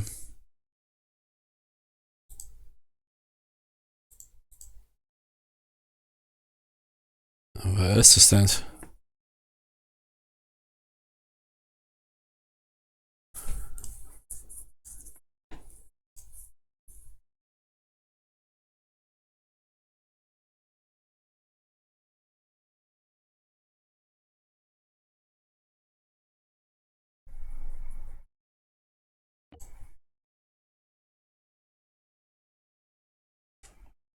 Oh shit.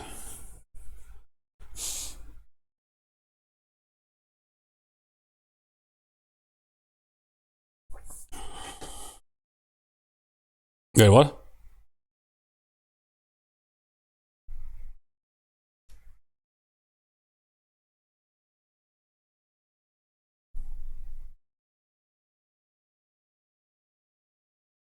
Yeah, it's a Solomon. It's not a Guadalcanal campaign. We are not done yet. Yes, baby. Next amphibious landing. I was thinking the campaign is over. Already was prepared here. Now we continue. Yeah? Let me hit the restroom. Very good.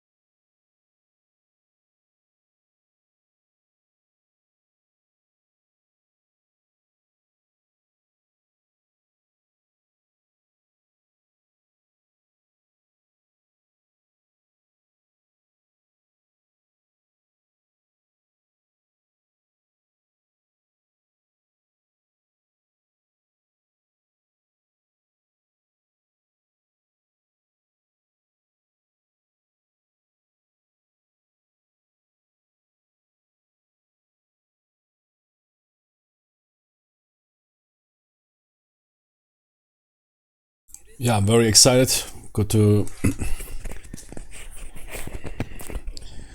Very happy that that campaign is continuing. Yeah, the campaign is called Solomon Islands, which is of course the higher operational campaign, with Guadalcanal being a part of it. Very good. So that was Redfin Line, now Redfin Line 2.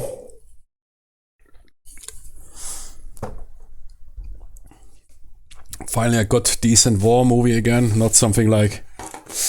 Yeah, I know a lot of people, oh man, it's such a great war movie. That new iteration of Nothing New in the West, or what is the English? In West Nix Noise by the Mark. Man, look at those tanks, how they blow up those trenches. So, and those French flamethrowers, which were not even in service anymore at that date. Walking up and burning people like Terminators. Crazy, man. War is brutal. Sure, man. And World War I tanks blew people out of their trenches. That was exactly the role.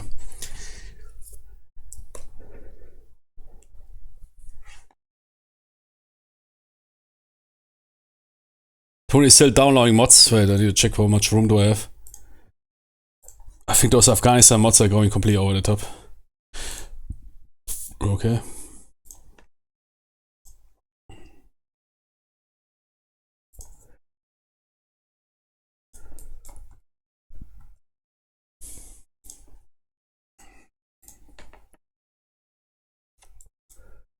Good. Secure beach chat.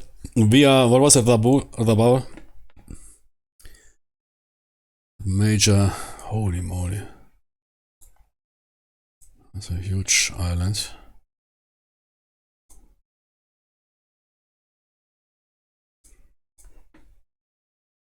Operation Cartwheel.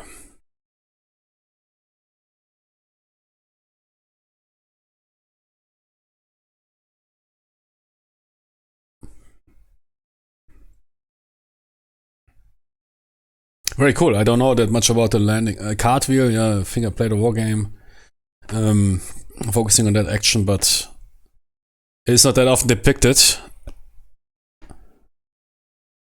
It succeeded basically the Guadalcanal campaign and further seizing territory in the Solomon Islands.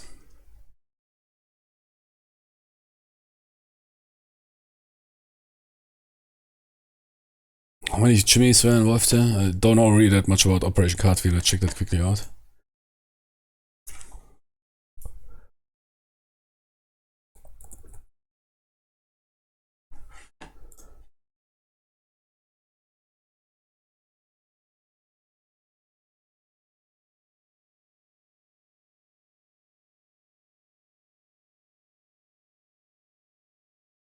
Holy moly.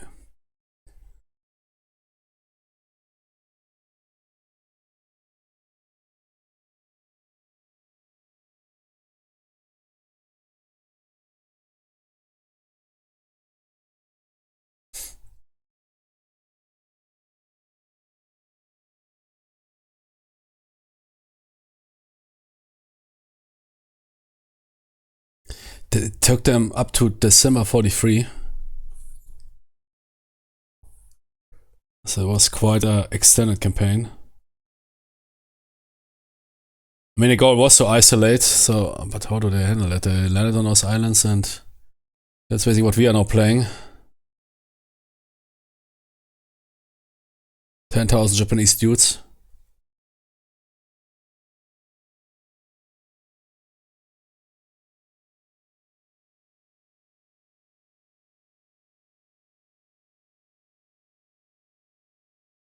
Heavy casualties.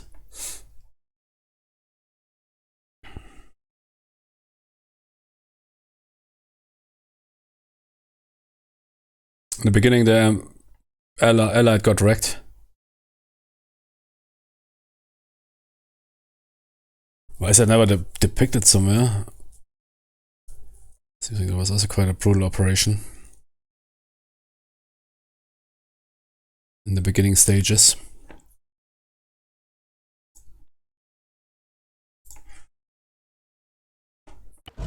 Very cool.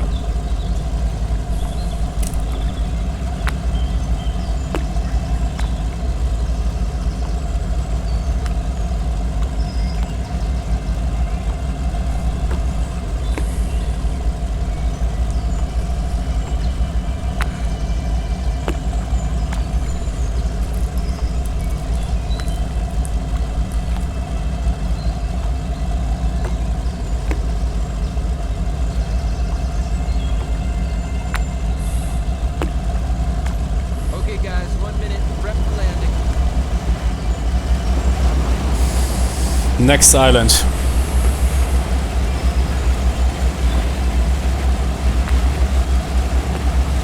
Next island, next hill.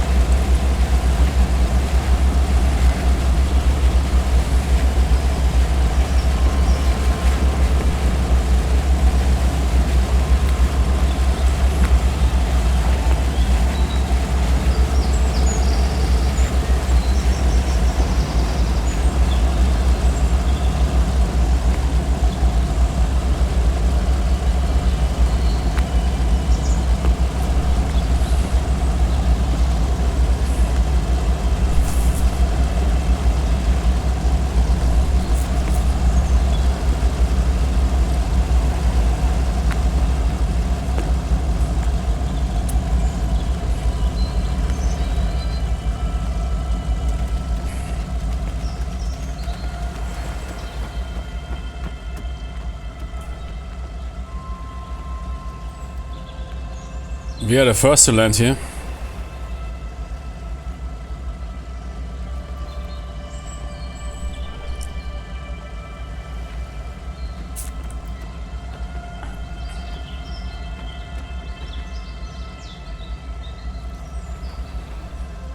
Hurry up!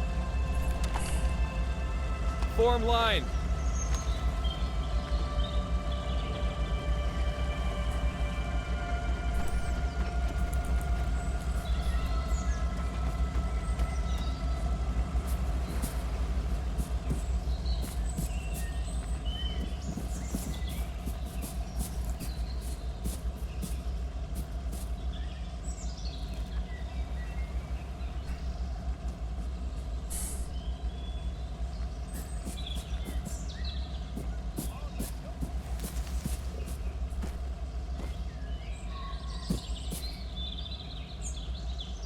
Move it, Marine!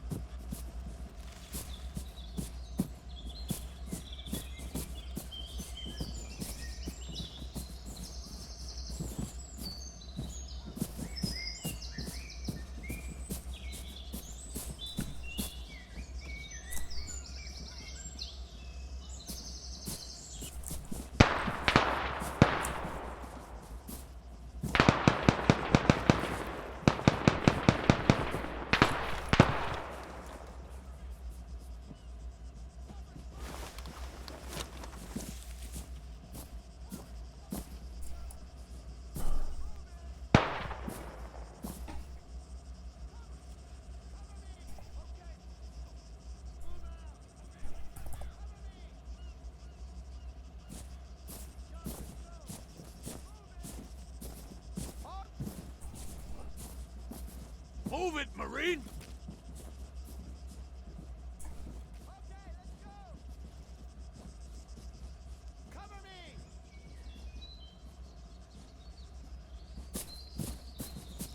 Move, move! Okay, let's go. I'll cover it. Go. Hurry it up! On the move. Covering fire. Go. Hurry it up! Go. Okay, let's go. I'm covering. Go. Go, I'll cover! Okay, let's go. Okay, let's go! Move out. Move. Received our helmet covers. Fire! Go! I think previously, yeah, they're new. Okay, let's go. The marine helmet covers. Go. All cover. Covering fire. Move. Contact. Man. Kill them all! I'm covering! Go!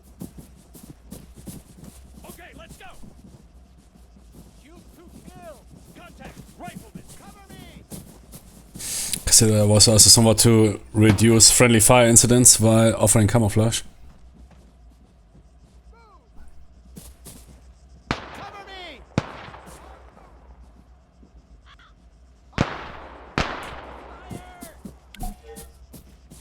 Okay, let's go.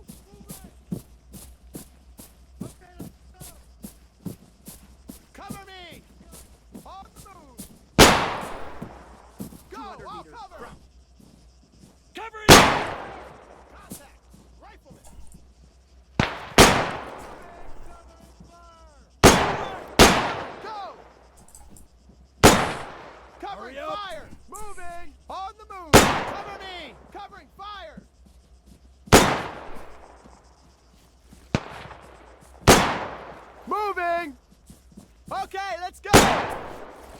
Okay, let's go! Covering, go!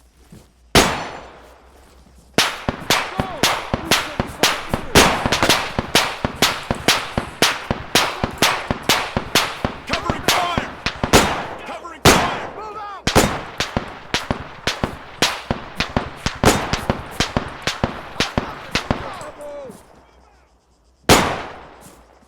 On the move!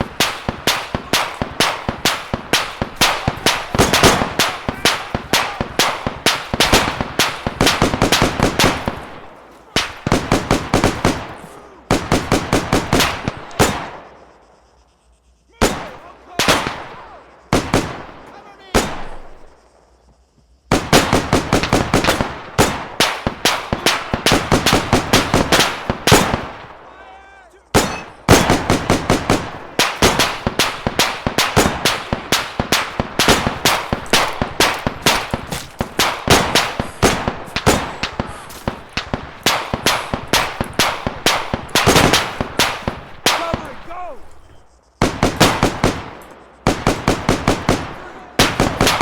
That's that again. Right away.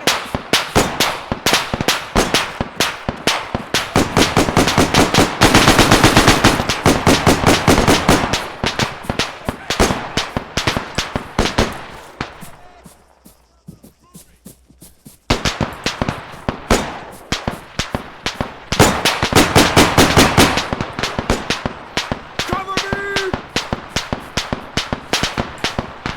Go! I'll cover!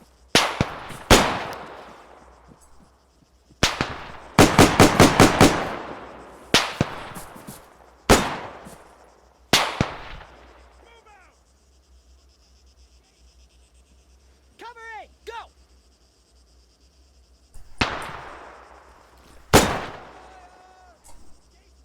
I can't get a clear shot!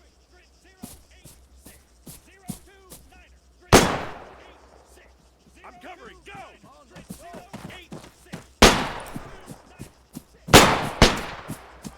Go!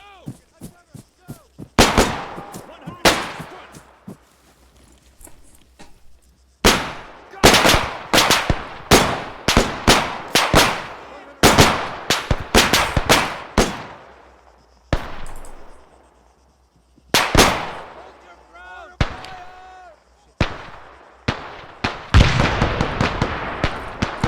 Nah, man, that is some of the best shit I've ever played in the entire ARMA history.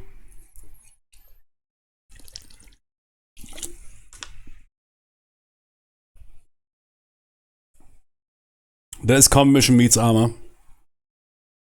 There's some machine gun emplacement firing, trying to flank that shit out.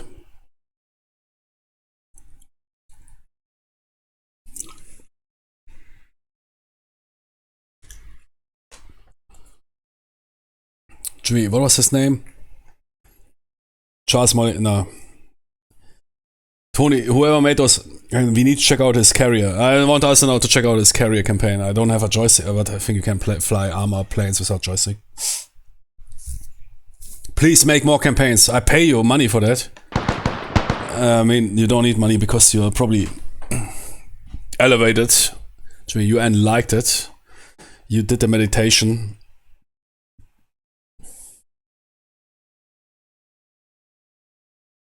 Nah, man, that guy is really beautiful. That is, from a first-person shooter experience, probably closest stuff I've seen when it comes to real firefights. I mean, I never had to advance on a machine gun bunker. But if you're aware in a firefight, I mean, you can extrapolate what that might be, how that might feel. Especially if you need to lead. Lead by example.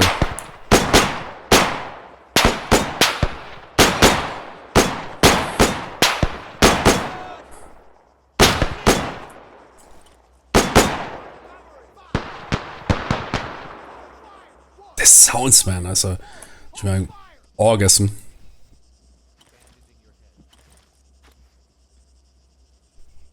The sounds. of incomings, outgoings. Next level.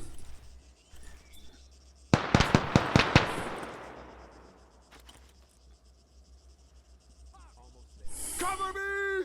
Okay, let's go. Shit, let me check the map. Ah, it's a hill. We need to get up to that. What is the height difference? 6. 30 meters around. Yeah, now 23. They built that fortress in a good position.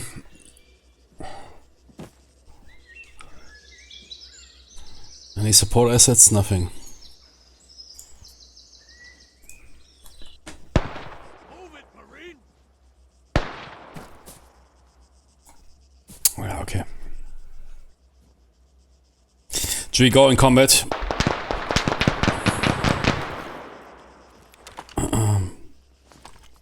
Get ready. Move!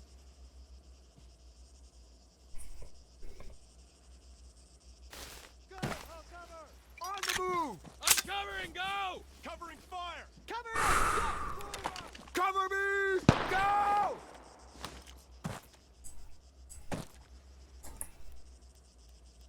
Set it to 100. Come on, let's go! Cover me! I'm covering. Go. Go! On the move! I'm covering! Go! Move! Moving!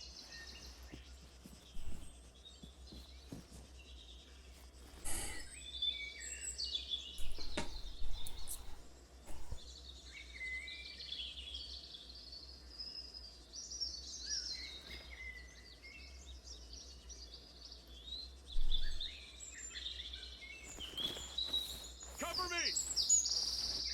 Cover me! Move out!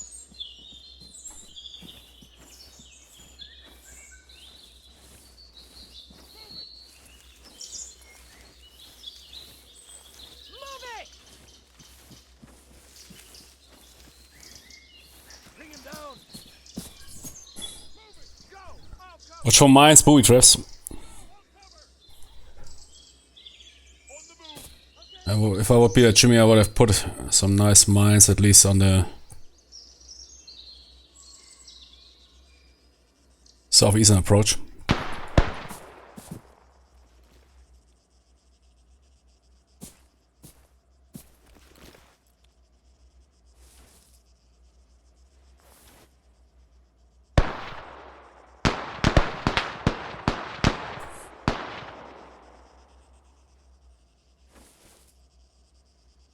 Okay, there's not a tower, there's not a bunker, there's a rock, that's good.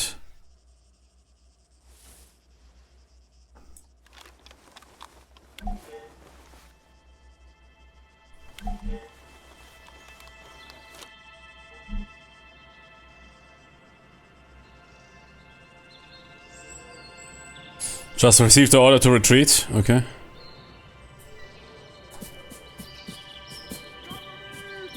Return to formation. I don't care, I'm happy, okay. Covering! Go! Oh shit, I couldn't assault that hill, okay, damn it. Okay, let's go! Yeah, perhaps they're calling in, but it was really hard to call in naval gunfire support or air support on those islands simply because of the foliage and everything. Sure, on obvious positions, but yeah, perhaps yeah. Was they calling back in order to shell it? Because it seems like that position was discovered just recently while we were landing. Or we by accident eliminated all enemies. Because perhaps it was only occupied by a couple of dudes. And the mission trigger set. Or went off. I don't care. I don't want to find it out. We don't need to assault that hill, I'm happy with that. Stay sharp. Jimmy, I don't need to show you where the Medal of Honors grow.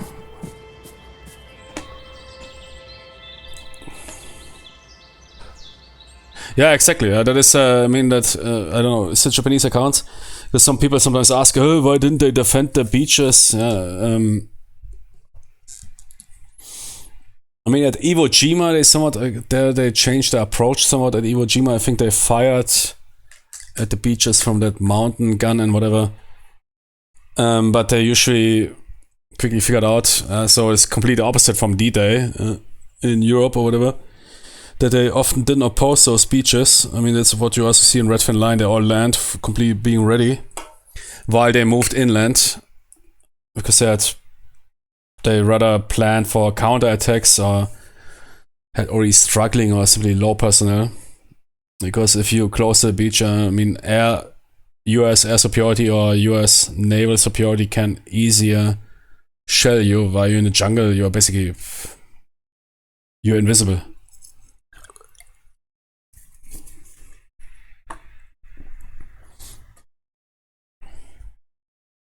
I think at Iwo Jima, they struggled hard, which was later. I mean, Iwo Jima was 44, right? It was already late. They took that different approach, this indirect firing from that mountain fortress, while already placing dudes quite close to the beaches. Not really direct on the, not some bunkers or whatever, but basically somewhat opposing a...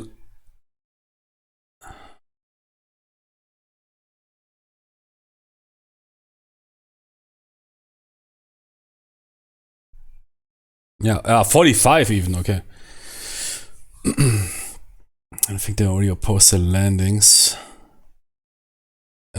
Yeah, pretty sure. And they used some indirect mountain gun somewhere inside of a mountain emplacement to shield it from air attacks and naval gunfire support. Yeah, exactly. One Tansha is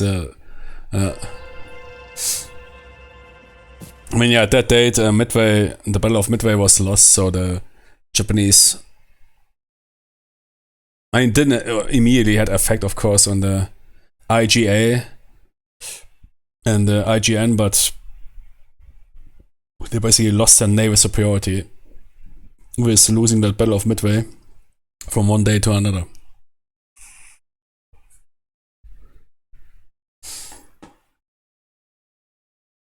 Yeah, Guadalcanal, they got surprised.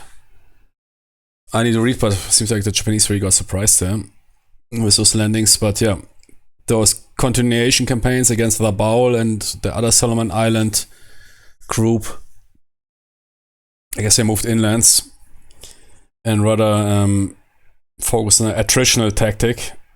Let those enemies sicker in and either attack them one by one or counterattack them.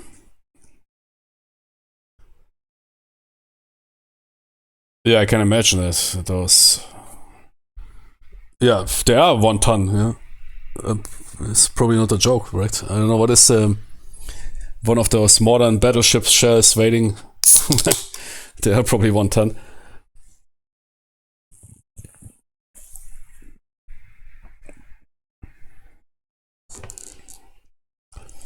But they never re-achieved really effective naval gunfire support against those islands.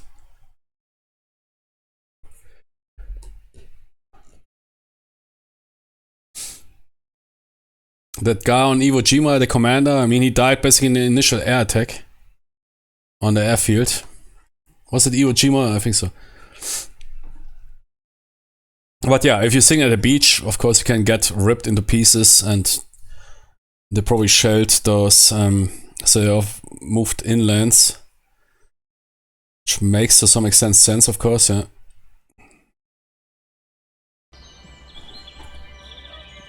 But okay, we are not supposed to attack the position, or it is considered... I'm okay with that. We will now play a full realism. I don't want to get killed. I don't want my man to get killed. What is that on my... It looks like a rifle grenade. Wait. Yeah, why the fuck is there a rifle grenade attached to my rifle? No, it's not gone. Ah, okay. I have some rifle grenades with me.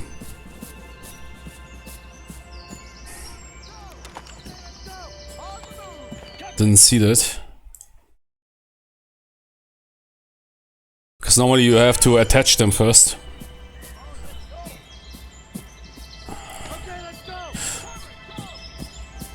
But yeah, cool, because that battle here, Cartwheel, I think I played once a computerized war game that was focusing on that.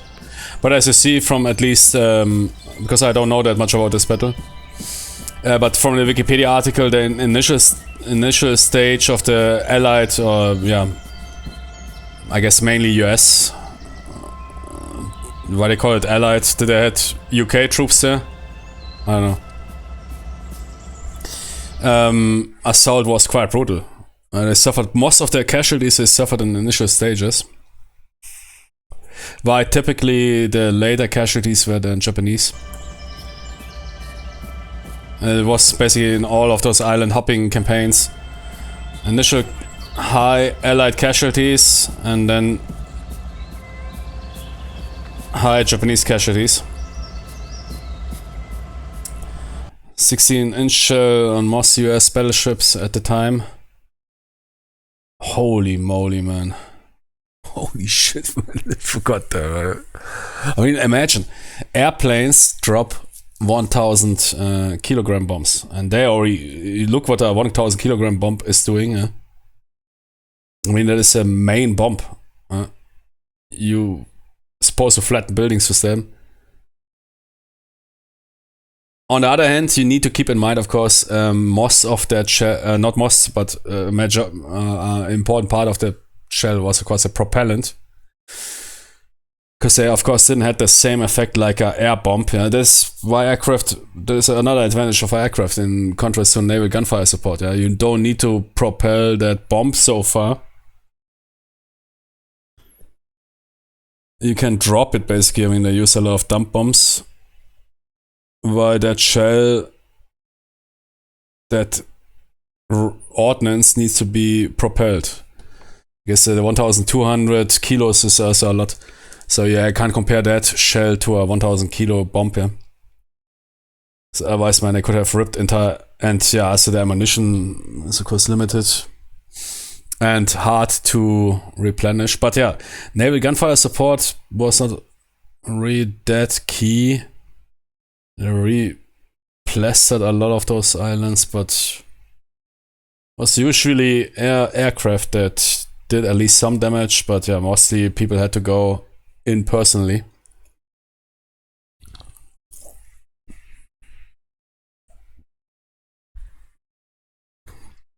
The biggest problem the Japanese were suffering was not mighty battleships or air superiority. The biggest problem Japanese were suffering on most of those islands were supply. They even start to deliver supplies by submarines because they lost so many cargo ships due to submarines, air attacks, whatever, surface action. They simply didn't manage to supply those dudes. That's why you have those high casualty rates, but 50% of them are non-combat related. Because those dudes died of thirst, hunger, disease. Now, if you're in a weakened state, you of course are more prone to disease as well.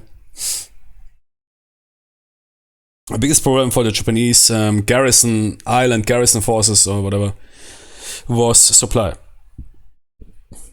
They even had to employ submarines to supply those islands because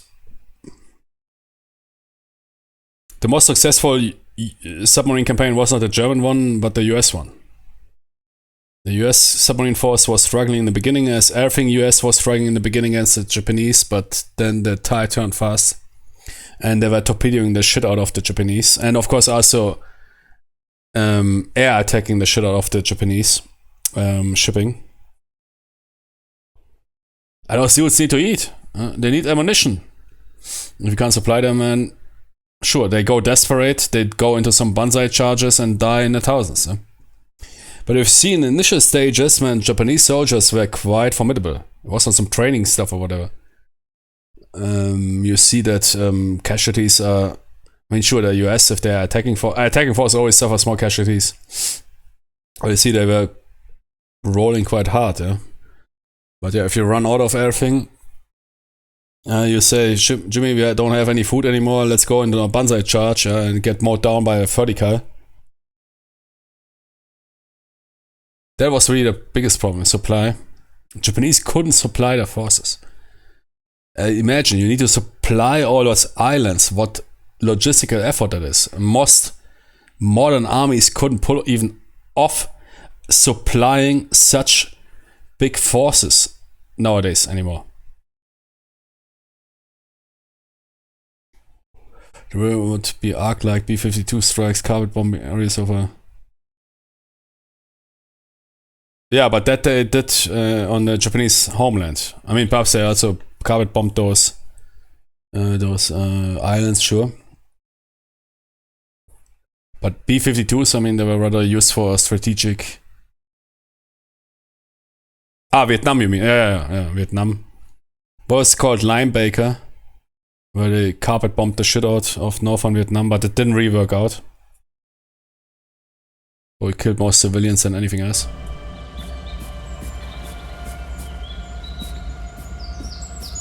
Linebacker 1, Linebacker 2, I think there was some Vietnam carpet bombing operations, but didn't really achieve the desired effect.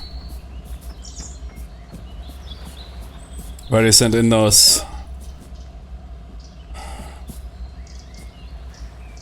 Hey man, is your rifle also floating? Yeah man, my rifle is also floating, man. I have a bigger floating rifle than you. I'll need you to stay in the field once your objectives are complete. I may need recon for secondary ops. The bulk of the USMC landings won't happen until shortly after dawn. I may call on you for spotter duties then.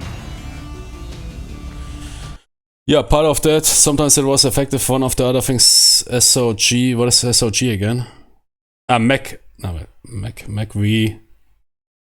Special Operations Group. Yeah, MACV. Yeah, exactly.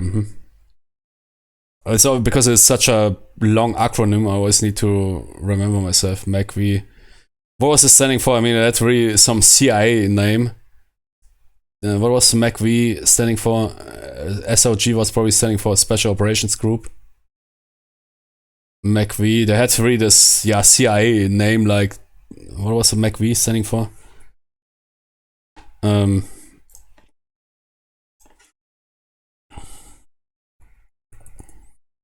Yeah, McDonald's Name. MACV SOG. Military Assistance Command Vietnam Studies Observation Group. So I got it completely wrong. That is some CIA type of name. That's exactly, man. We are in Germany. If you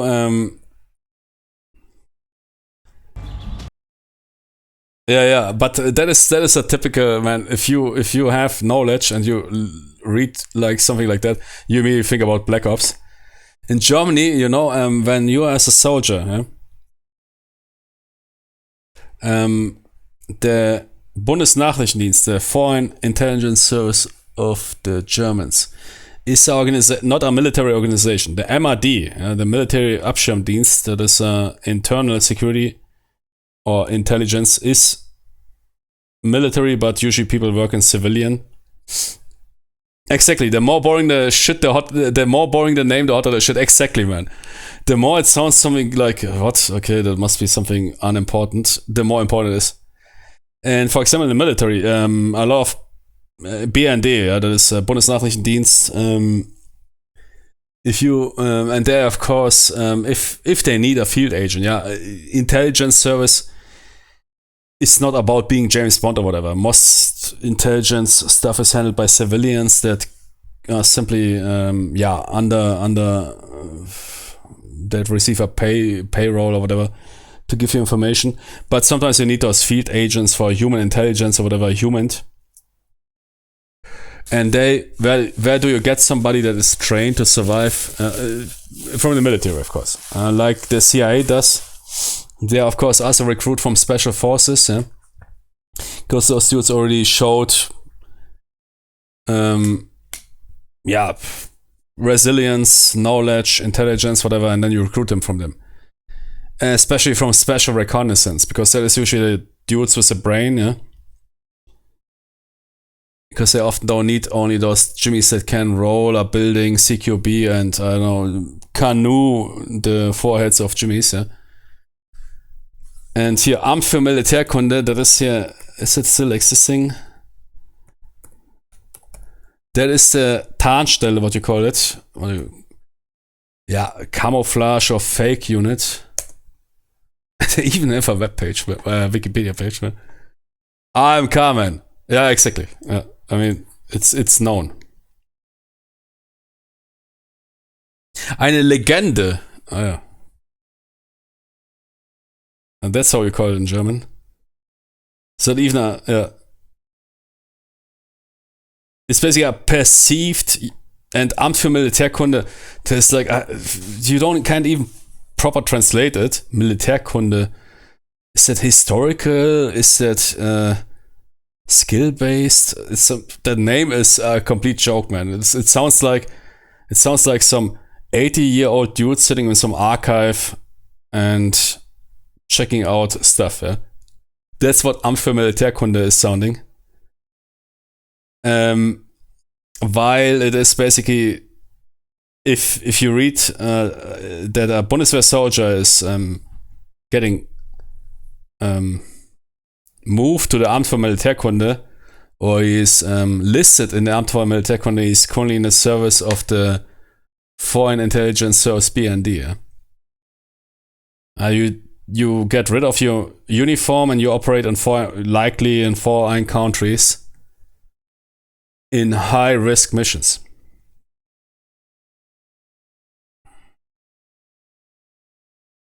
But people already know that since 91, it seems.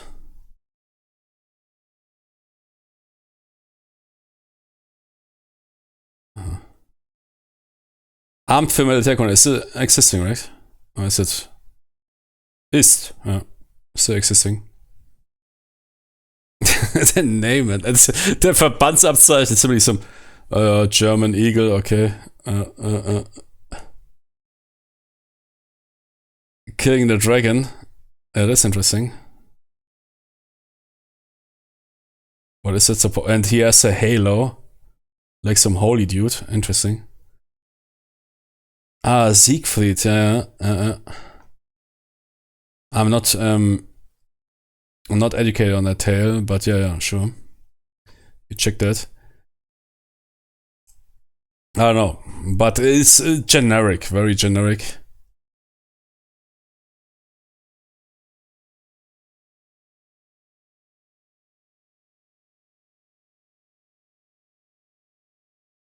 And yeah, that is basically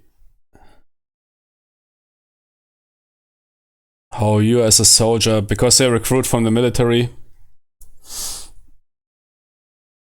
they recruit from specific units, not from a very specific unit.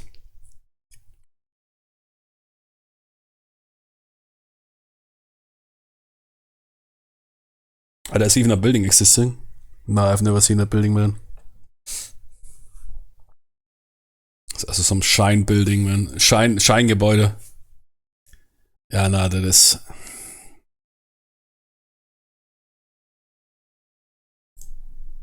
It's a building.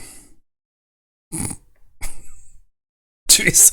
But that is not a barracks, man. There's some living places, probably. Ja, Scheingeheim. Ja, it's Legende, yeah? Whatever. And that's basically the same, like here, Studies and Observation Group, Assistance Command, Amt für Militärkunde.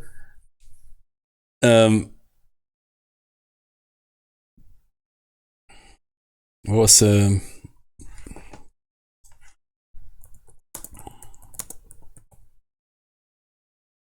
Special Activities Center. Those names, yeah.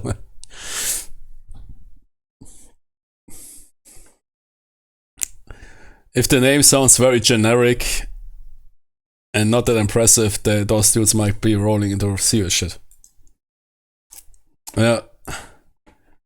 Okay, good, cool.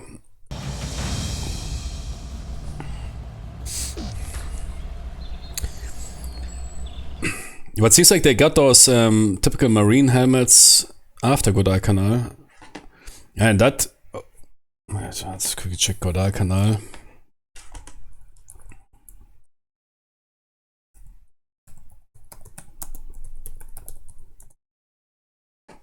Yeah. Nobody's carrying those helmet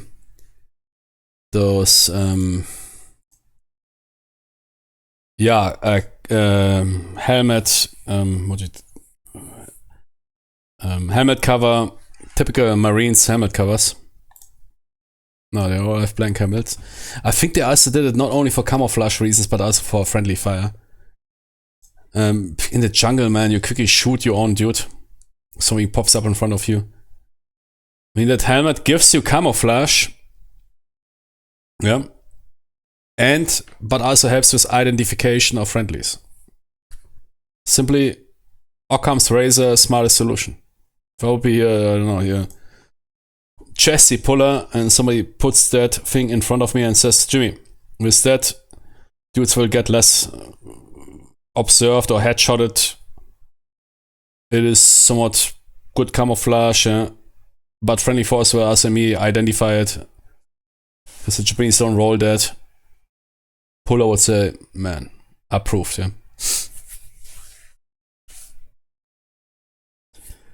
Because now we are carrying those helmet covers, those typical Marine helmet covers. And here, Bloody Hill, is that an authentic picture? Probably not everyone. Which can, of course, make it dangerous. If not everybody's running that helmet cover.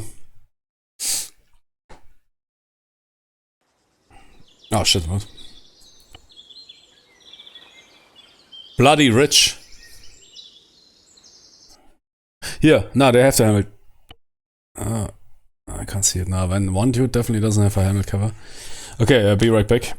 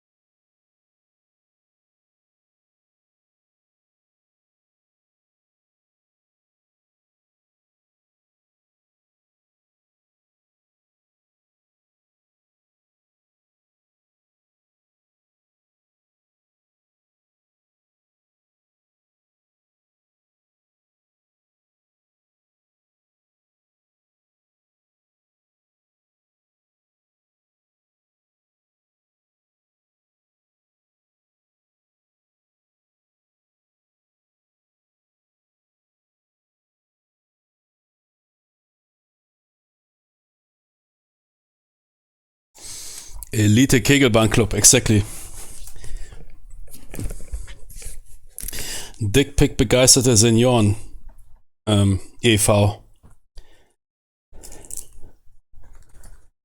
And then there's some hardcore dudes, man, that roll the massive black ops assassinations, including kids, on direct order of Ursula von der Leyen.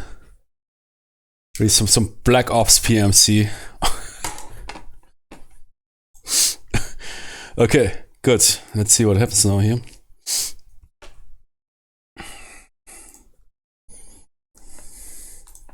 Direct order. I mean, they really have a direct WhatsApp connection. But if you get into trouble, Line left the chat.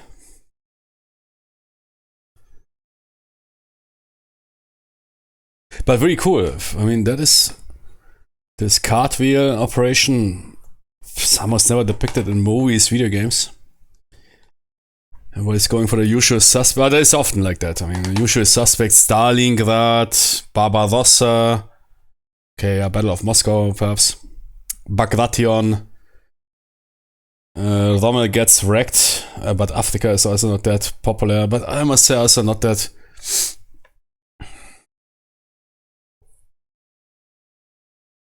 Guadalcanal, Iwo Jima,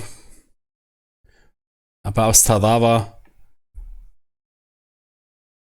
Ja, Midway für das Navy Action. Ozean, Hildo Claudia, das ist hier Strichnin, right? Das ist hier. They have those fake tooths. Fake, Benjamin. Everybody needs to get implanted a fake tooth. Fake teeth. It's crazy, man, when they capture those Nazi dudes and they pull out some fake tooth. Did they live with that or what? Jimmy, I would be shitting my pants if I would have to live with some fake tooth that might contain some highly lethal substance. Imagine you're sleeping, so oh man, that was really. Oh shit! Wait, what was that? Oh no, man! I think you need to. How do you even retrieve it? How is it implanted? I never read about that. I know there were some Nazi dudes that killed themselves with some fake teeth or tooth. Many which contained here. Was it Blausäure? HCN, what is HCN? Strychnin. Cyanide, exactly.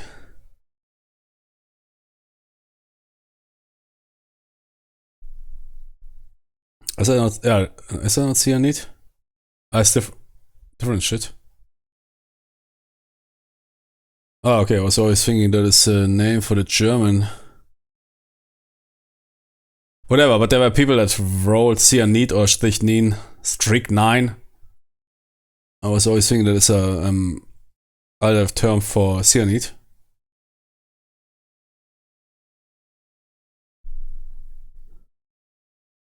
Yeah.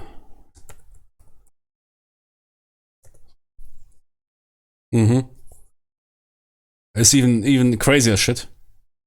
Man, if you take that, man, you will get really high. And yeah, that stuff, I mean, they carried in fake tooth. I don't know, perhaps they put it in before they got captured.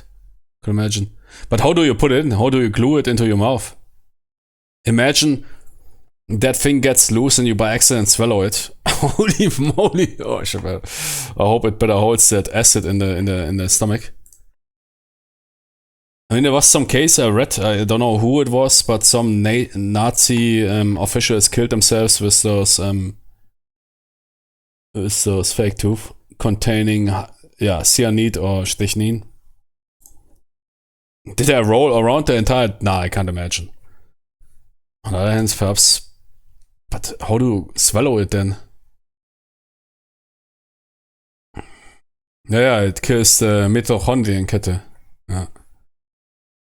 Your cells basically suffocate. They can't take oxygen anymore because the oxygen ports are blocked. Despite having oxygen, you die. Because not you suffocating, but your cells suffocating.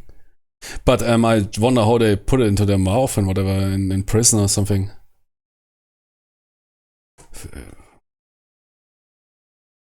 Is it something you insert? But how you need to glue it somehow into your gebiss?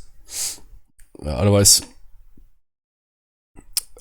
you might die of it by accident, and I guess nobody really wanted to live with that.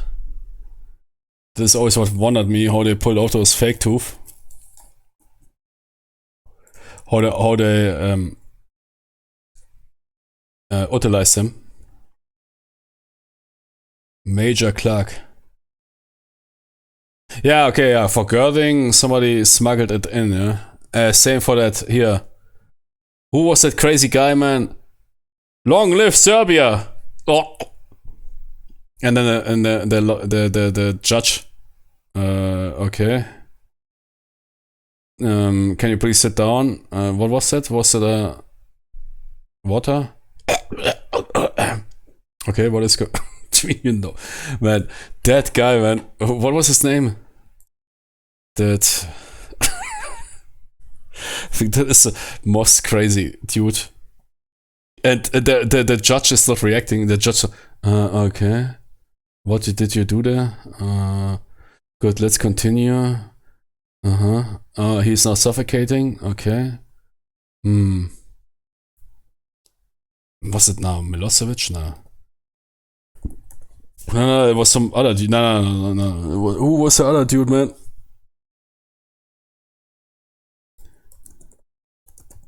Banned from Twitch.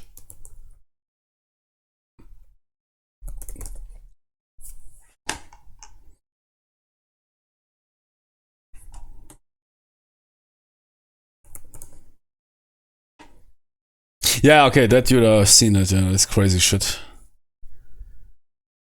There was some civilian who killed himself with cyanide.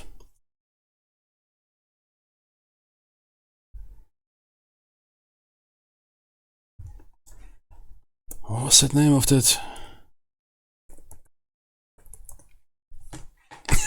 Gee, what was the name of that dude? Oh shit. Here I can also watch as a... It was meant to be a straightforward appeals judgment, but the UN War Crimes Court quickly turned to chaos, seconds after the judges upheld Bosnian Croat military leader Slobodan Prajac's 20-year sentence. Stop, please. Please sit down.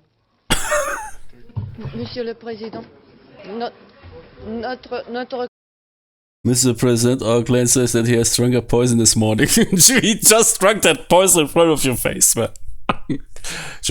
Mr. President, he said he drank some shit somewhen between now and 8 a.m. We need to consult on that. The judges are retreating for the next 30 minutes to figure out if it was drunken now or drunken 10 hours ago. That guy. Fuck you all. Long live whatever. Monsieur, that Jimmy tells us that he drank some shit, but I don't know when. client dit qu'il a bu un poison ce matin. Proceedings were halted and the curtains brought down, leaving the courtroom in a state of confusion.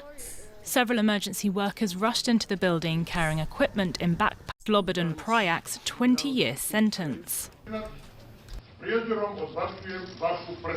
Stop, please. Please sit down. Dude goes all in, man.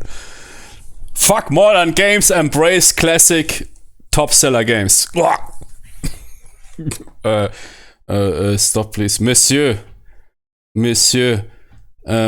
the client, the persecuted, what do you call it, the tenant, the bailiff is the tenant, no, bailiff and what?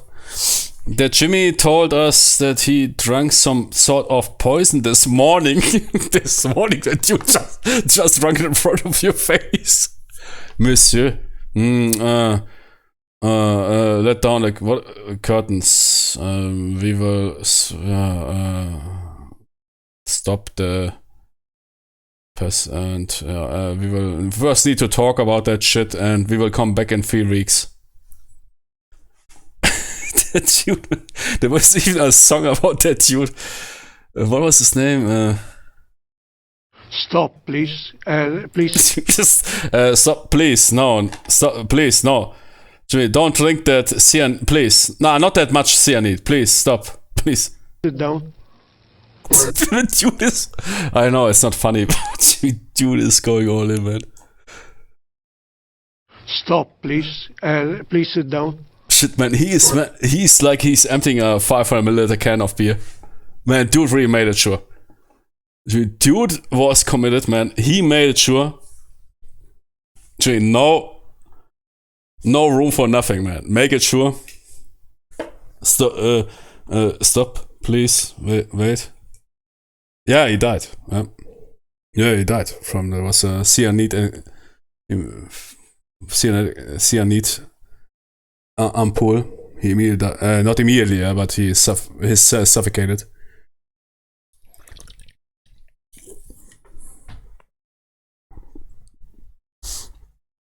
was some Bosnian. They said Bosnian. I was thinking Serb, but yeah, there was war crimes committed on all sides. And he received a 20-year sentence, and he said then, I don't know, fuck modern games, and then he exited away.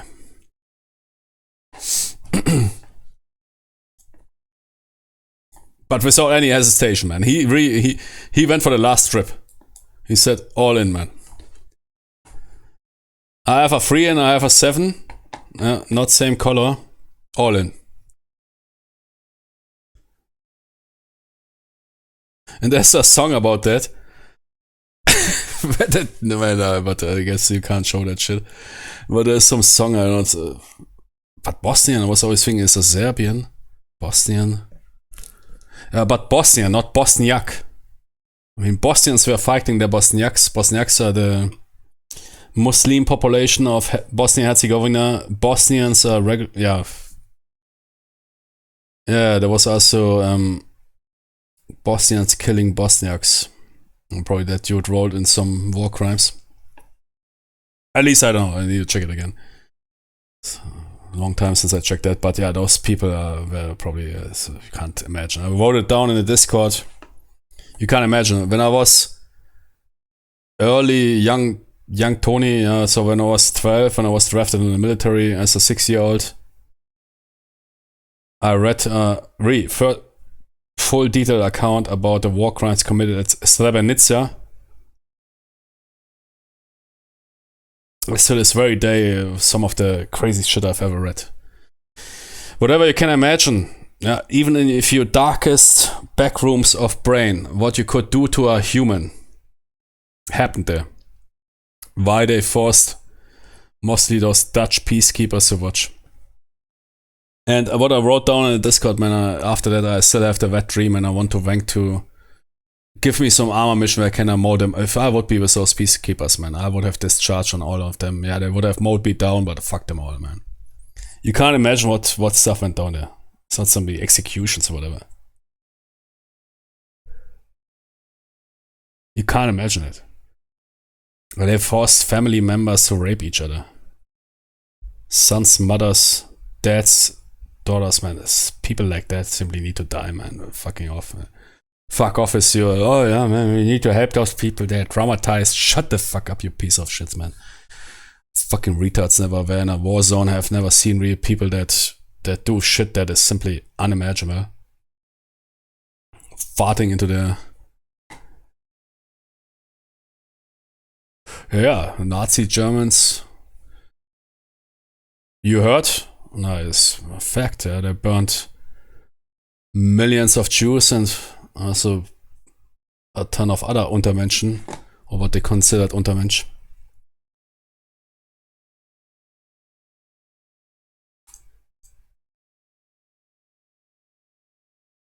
Should be obvious.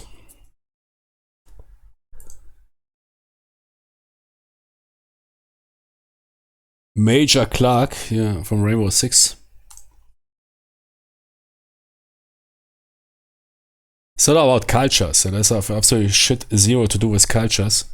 I mean, sure, ideology or something can lay the background. Yeah, if some retards being trained into perceiving other human beings into as worth as nothing. The weak-minded, they're always prone. You see it nowadays as well. Be it the woke, be it whatever, it's all weak-minded piece of shit. Yeah. Fucking retards getting instrumentalized. Yeah, I understand, yeah. But it's not like, but that shit what went down in Srebrenica there was simply... There's something evil. Or shit like that, I mean, it also happened in other countries. And that is simply... I don't talk about those Jimmies that execute people on orders. Say, here, shoot those guys. Okay. But that is going another level where people really themselves think, what is the worst thing I can do to that person? And then something is wrong with you. So, I mean, rapists, for example, something must be wrong with every rapist. You can even get a hard dick, man, raping somebody. It already shows that something is wrong with you.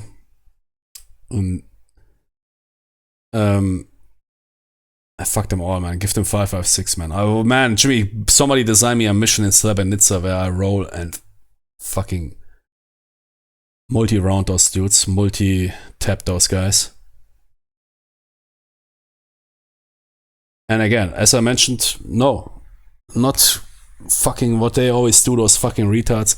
You killed my family, so I will now kill your family. And you killed my family because I killed your family. Now I will kill your family. This fucking all retards, low life retards.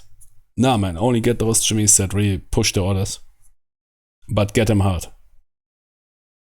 That will make me hard. Shit, I unfortunately never had. That was one of the reasons. I must say, really, sure. I mean, Hollywood or whatever is of course best propaganda tool.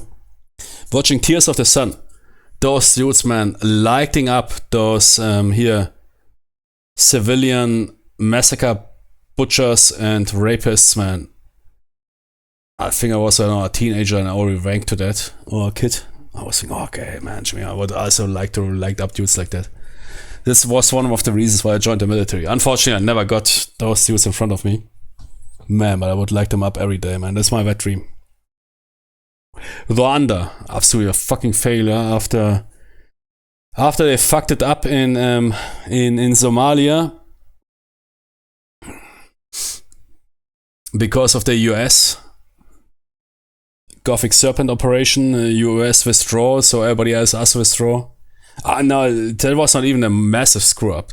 The massive screw up was when they blew up that building with all those elders that were discussing, hey man, how can we help the US to get rid of that warlord? And the US flew a rotary attack against that building and nuked all elders because they were thinking, no man, no fucking retards. That changed history. That changed history of the UN, where all states went from let's help people, let's stop violence. Sometimes you need to go to violence to stop violence. And that's why Rwanda happened. Without that shit, Rwanda would never happened. Everybody watched why Rwanda happened, why the Hutu killed Tutsi, right? Of that radio shit. Tutsi got killed. Yeah, exactly, because Tutsi were historically declared by the Belgians as better humans. So those two groups were created by colonial forces. There's no really other cultural difference between them, but it then developed. Hutu, Tutsi. And the entire world was watching. Who was that dude from the UN who was sitting in South Africa for 20 years in prison? That famous person. He said that was his biggest mistake not to intervene, and he's true. They simply let it happen. That genocide. And everything, why that happened was basically what happened in Somalia. That operation, multinational operation that went south because the US fucked it up. The US fucked it up. Because they had to blow up that building. And then they had to... Gothic Serpent was not really important. Battle of Mogadishu is not really that important. But that they blew up that building. Bloody Monday raid, exactly. That was Bloody Monday raid. Nobody knows about it. Very good. The Bloody Monday raid changed the history of the UN. Because the entire country went from, yeah, we don't know, but I think we should rather assist the coalition forces to fuck them all. They are our enemies. Because they blew that building up with those Apaches and killed basically all those tribes leaders which were opposing their enemy. They killed their biggest friends by accident. Based on some shitty intel.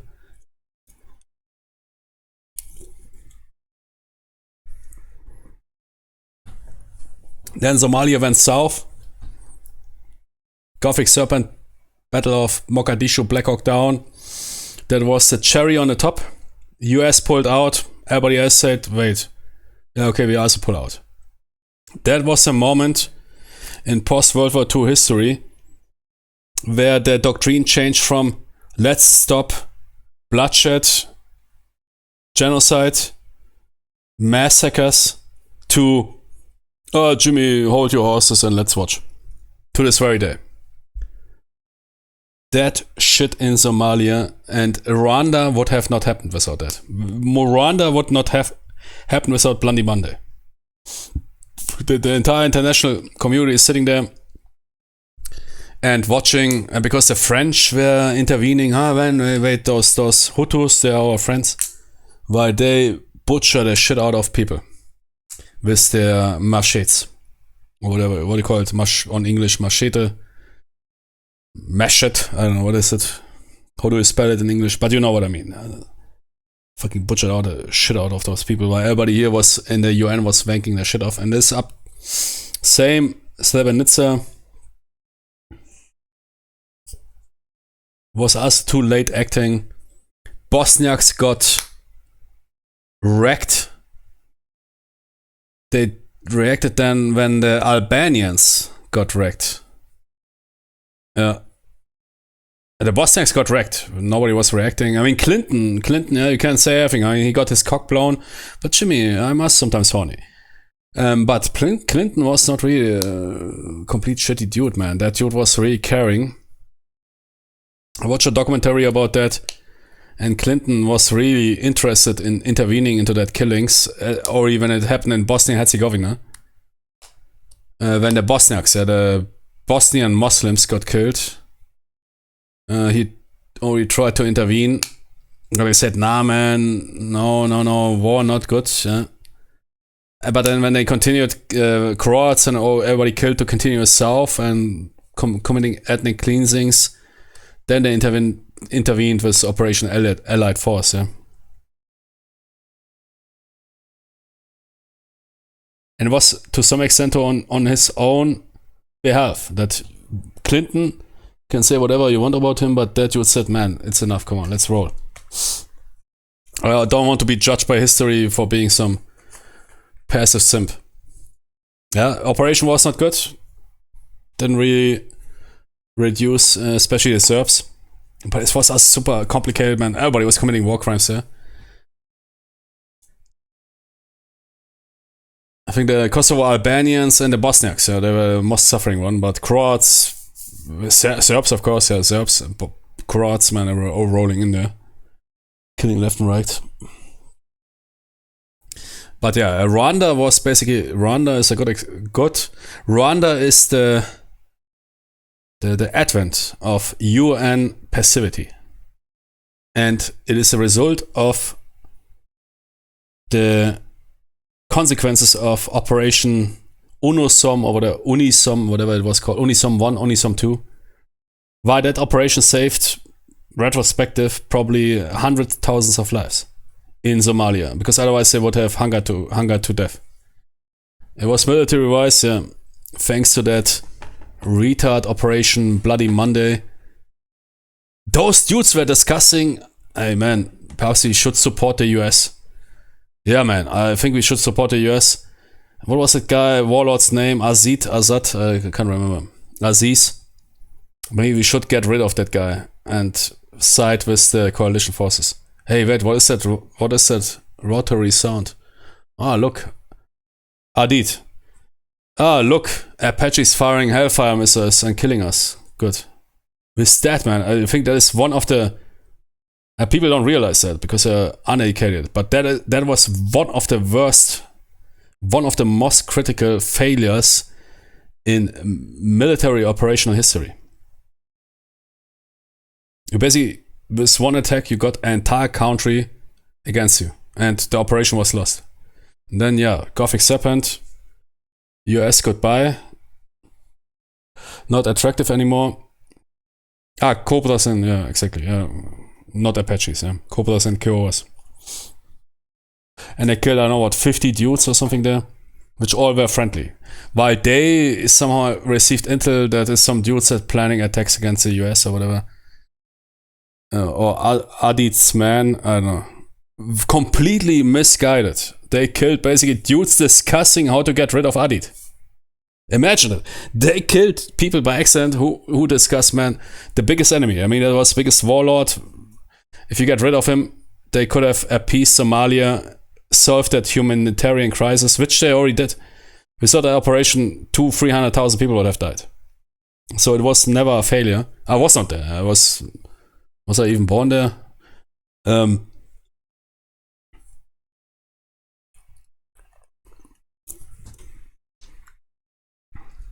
Yeah, but it was basically a meeting how to get rid of Adit. Should have perhaps some people that opposed that, but it was a peaceful meeting and was rather in favor. Because Adit was losing a lot of traction. And exactly in that moment they blew those people up. Which gave eliminate all the opponents of Adit and turned the entire country against coalition force and for Adit. Because then everybody could spew propaganda, look, they're here to kill us. Adit is right. With that one attack, they turned the entire country south. Instead of maintaining patience. And yeah, then Gothic Serpent, I mean, it was not over. Their attacks increased. Then wrote Gothic Serpent. It was not even against Adit. They already knew that in that compound, Adit will be not, but his lieutenants or high-ranking Jimmies. That operation went south. Also, military-wise, questionable. I mean, you can be happy that they survived that shit like that. With the amount of RPGs, man, those Somalis on their, what, Scut? No, not Cut. But I'd shoot that shit. It's not really psychedelic, man. It's like basically stronger caffeine. You can't tell me that those dudes were simply not trained on those weapons. Probably fired those RPGs backwards. But that was, then they pulled out. And then the entire, all Europeans also pulled out. Italians, Germans, whatever. Because without the US, as it is nowadays, if the US pulls out, everybody pulls out. It's the same like nowadays. If the US would decide, I mean, they do it to some extent, pull out of Ukraine, everybody's pulling out. And in Somalia, it happened in hardcore mode. They pulled out from one day to another. Everybody else also pulled out. Left that country with a lot of hatred. And the UN had to pull out. So it was basically a UN-led operation, which nowadays doesn't happen anymore. Back in the days, you really had this really cool stuff. That the UN is leading our operation while forces of the world respond to it. And it was really needed. They saved that operation here. UNOSOM 1, UNSOM I think was United Nations Somalia or something. UNSOM 1, UNSOM 2 saved hundreds of thousands of lives. So otherwise it would be a humanitarian catastrophe. But then they fucked it up because of that one shit Bloody Monday. And that was basically the end. I mean, they tried in ex-Yugoslavia again, but that also didn't work out because of the missing support. Because then you didn't have major power supporting them anymore. So the UN was rolling solo in, and you see what happened in Srebrenica, peacekeepers sitting there and shit is going down. Mocking them. I know some of those peacekeepers, they suicide themselves only for that reason what they saw in Srebrenica. Because the Serbian soldiers forced those peacekeepers to witness what they did to those people. Witness what own family members had to do, own family members. Witness to what they did to those men in the woods. Fuck them all, man. I would have mowed them all down. I would have died, but I think there's a clean death, man. Mow them all down. Those assholes, man. Those people, man.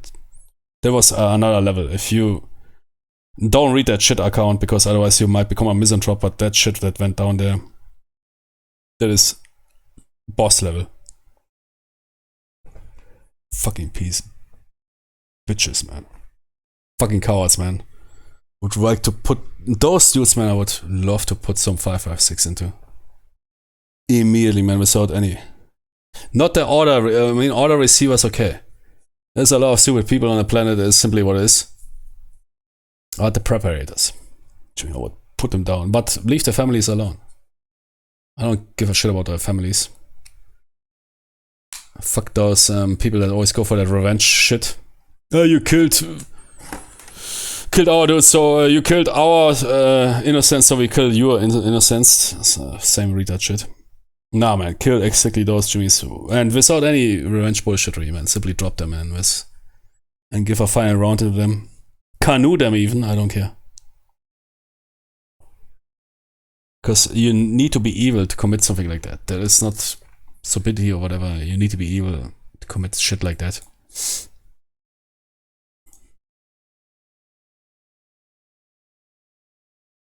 I already watched. It took too long.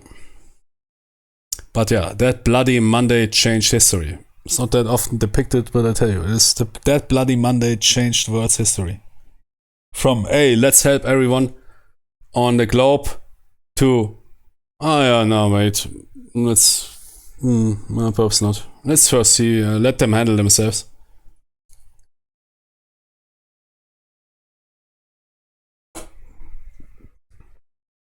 And Rwanda was the best example. That's why that one UN dude said that was the biggest mistake of my life, to not push for intervention. Well, those innocents got butchered. Just because 50, 100 years ago, some dudes came up and said, you are Tutsi, you are Hutu. You are more important, you are less important. Fucking retards. Who was that guy, man? That guy was really cool. He was sitting for 20 years in, I think, some South African prison.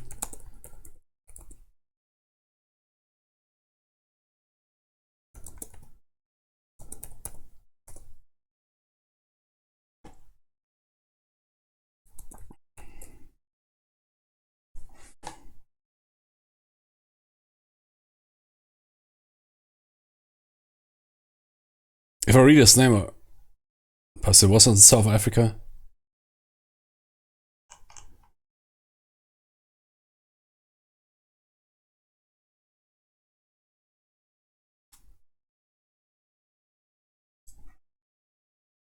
Man, what was his name?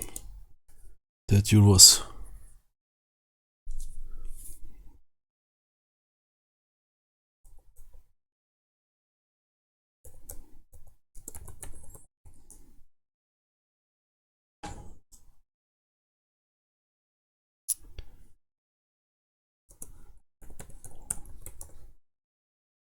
Nelson Mandela. Exactly, man. Nelson Mandela. You had to add the word popular. That's how. If you're really into OSINT, you know how to use the search engines. Yeah. Nelson Mandela, exactly. 27 years. Man, 27 years in prison. And then he still rolled into the UN and became the, I don't know what the highest position is in the UN. That dude said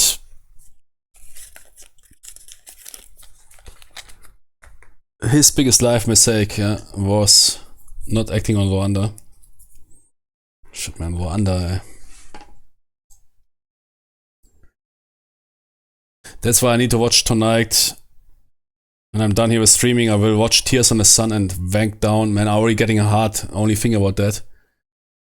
Cause exactly because of that shit, I joined the military. Yeah, call me naive. I was a youngster, completely stupid, but I wanted to make a better world and fuck those dudes up with my 5.56 rifle who are ready to kill innocents. That was my reason why I joined the military. Fuck my patriotism, man. I wrote it down in that you have to write, if you go for OTS, you have to write a 2-page pamphlet or Aufsatz why you want to roll into the officer corps of the military, German military. And I said in the first sentence, man, I don't give a shit about patriotism. I just want to help those Jimmies who can't defend themselves and sometimes force is needed. You can talk all day, but if bad guys are ready to pick up arms, sometimes you are required to pick up arms. Of course, then later in the WOT, War on Terror, we suffered a different reality. I mean, I was also triggered by that. Yeah. War on Terror, seeing those towers getting nuked.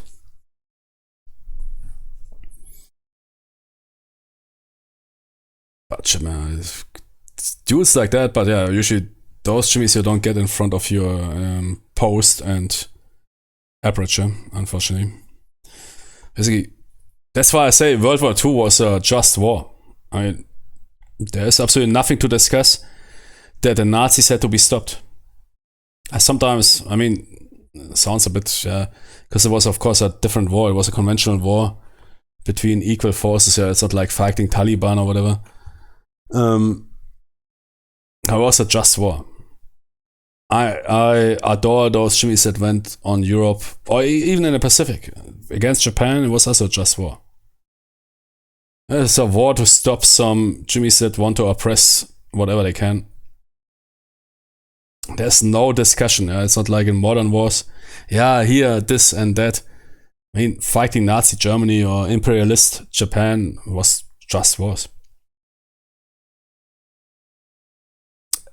Self-defense on the Pacific for the US, but also for the Brits and Europe, liberate them, man. And look at the outcome. I mean, it really changed the world to a better. Yeah. It was hardcore. All those guys, D-Day and whatever, Omaha Beach, Gold Beach, whatever you call it. But it was a just war, man. I was always hoping I can fight and shit like that. So any political bullshit.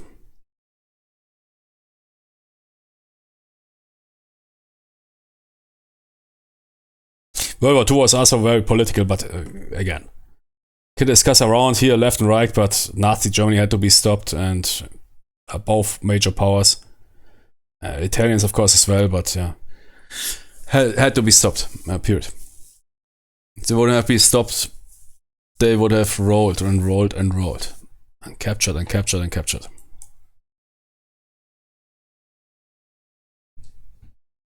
So World War II was really the Lord of the Rings version of war.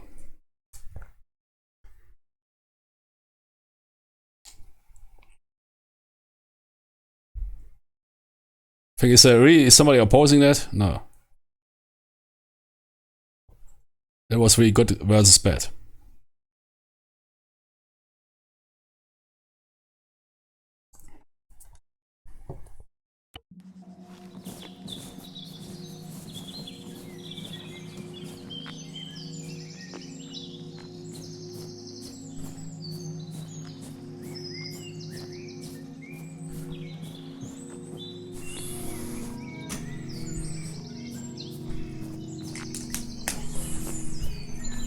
I sometimes believe I died in World War II, man.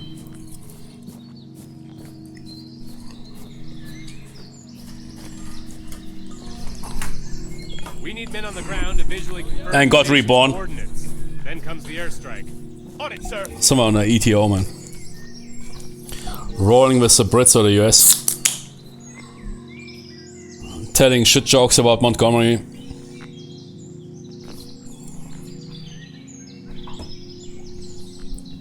Those jimmies were a different breed.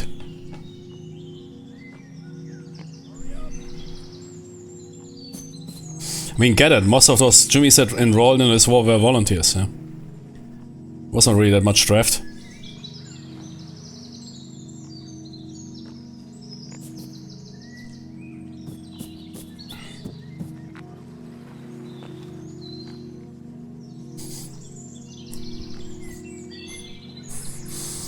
What's it for a smell, man? Is something burning here? My stream goes off, yeah. What's it for a smell, man? It sounds like plastic melted.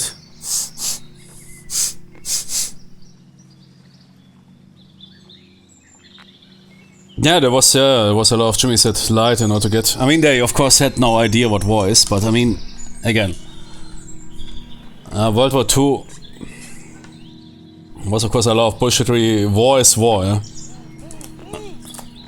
War is never really noble, but can be just.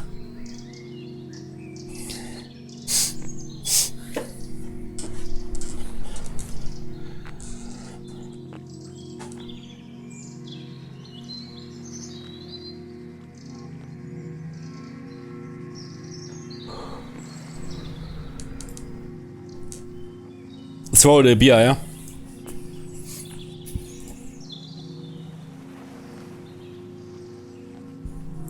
Stay close.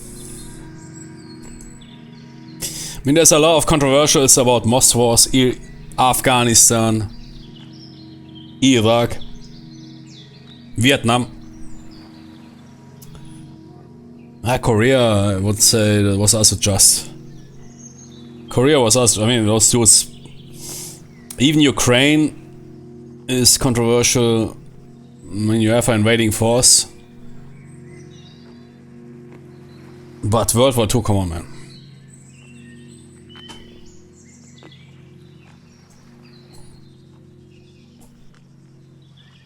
What I mean about Ukraine, their invasion is unjust, you know, absolutely. But what happened before that, and what Jimmy's pushed perhaps for that. What Jimmy's, if you worked in intelligence, especially European intelligence, and you know who is your major opponent who wants to cause turmoil in Europe, who would really get a wet dream on that.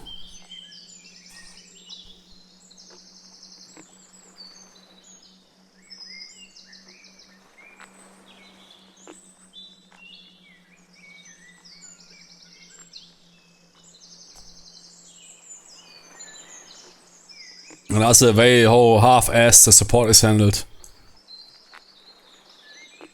More talking, less support. It's also a rather fucked up war. I mean, all wars are fucked up, but come on, World War II, man. It was simply a mess. We will roll a beer, yeah?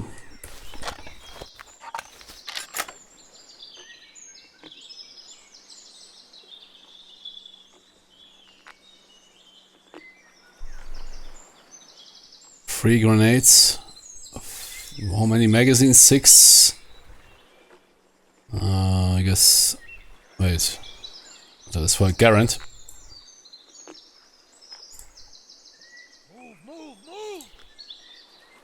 Give him more ammunition. Okay. Good.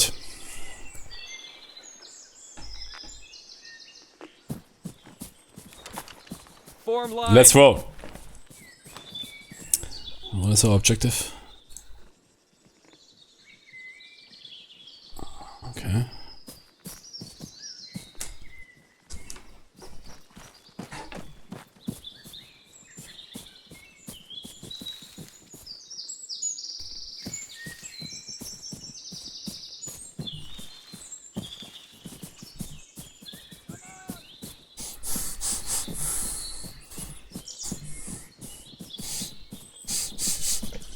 What's that here?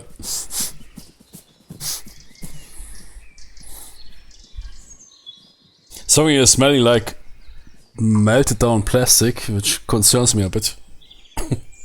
What is melting here, man?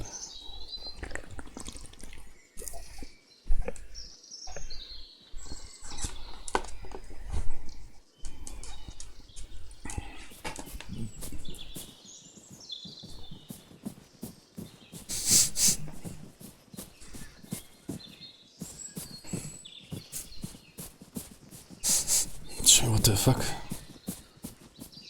Sound like melted electronics.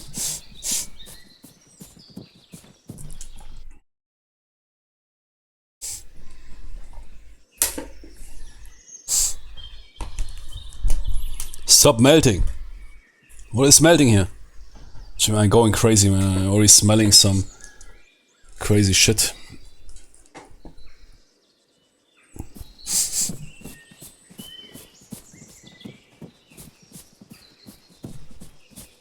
I said here ARMA, man. Olfactoric experience. Plastic smell, burnt plastic smell in the Pacific. Yeah, Jimmy. If I suddenly go off stream and don't appear for the next month, you can. And something indeed blew up in my home. Wait, now my PC is good. No, it's not hot. Smartphone. Good. I don't know, man. No risk, no fun.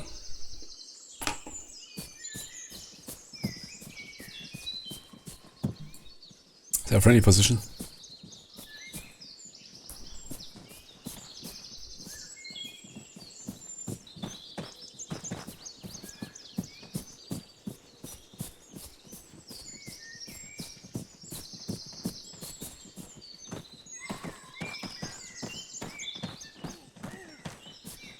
There's the observation post. Is that no capture by friendly force? I guess so.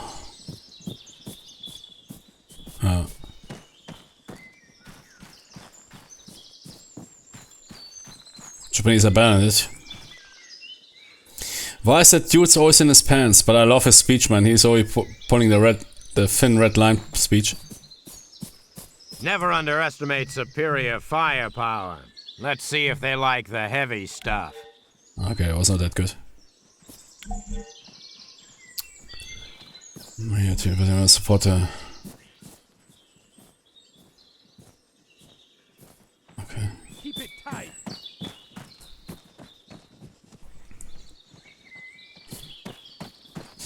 Yeah, we are on duty. Jimmy, do we have a radio? We are supposed to direct the radio, okay. Direct the RT. In order to support the army, which is probably operating alongside us.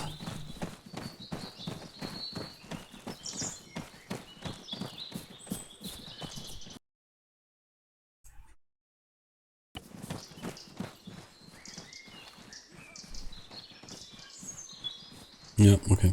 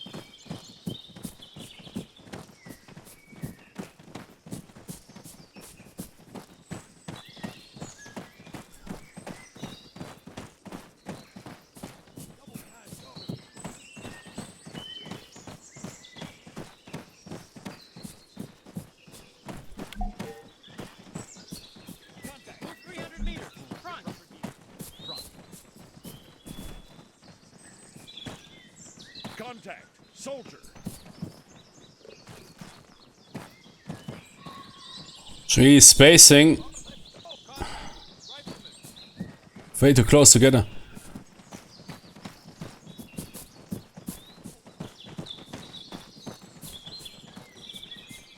That's not my unit.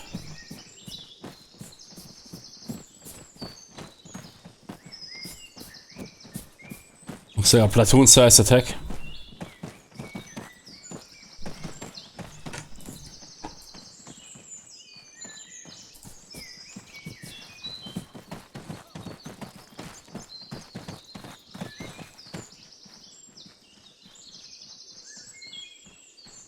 Move!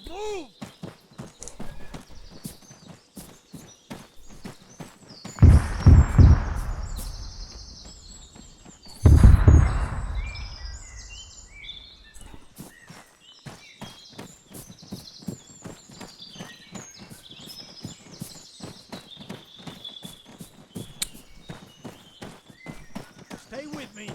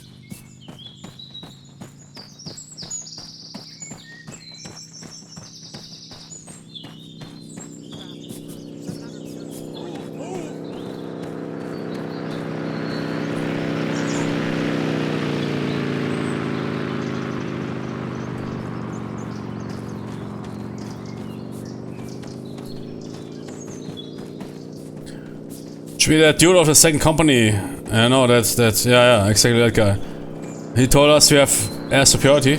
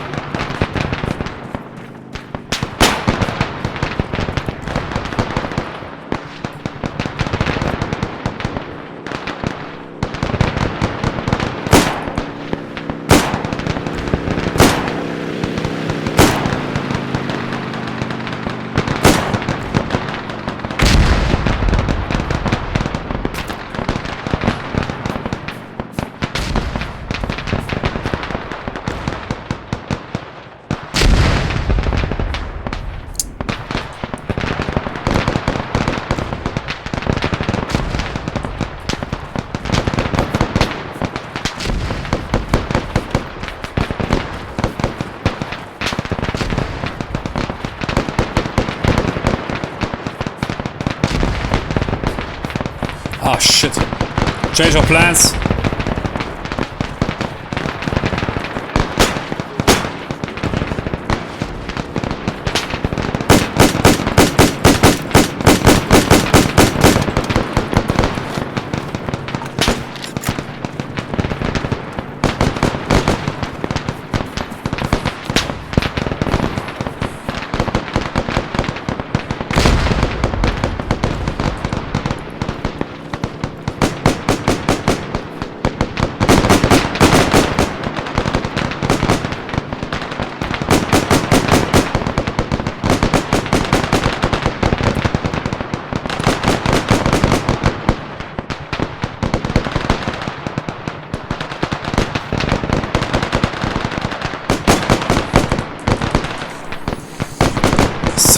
Mike mortar, are you kidding me?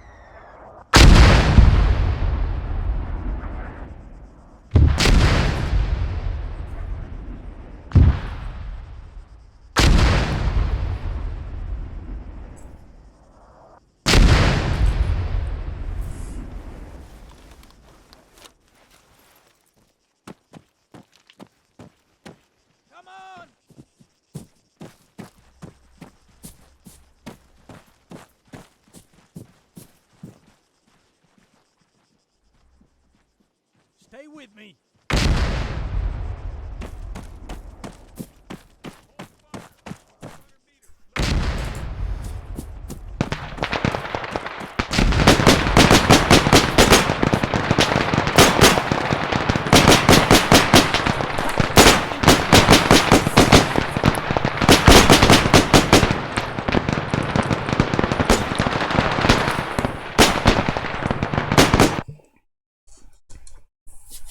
Nice. Let's roll Hill 49578.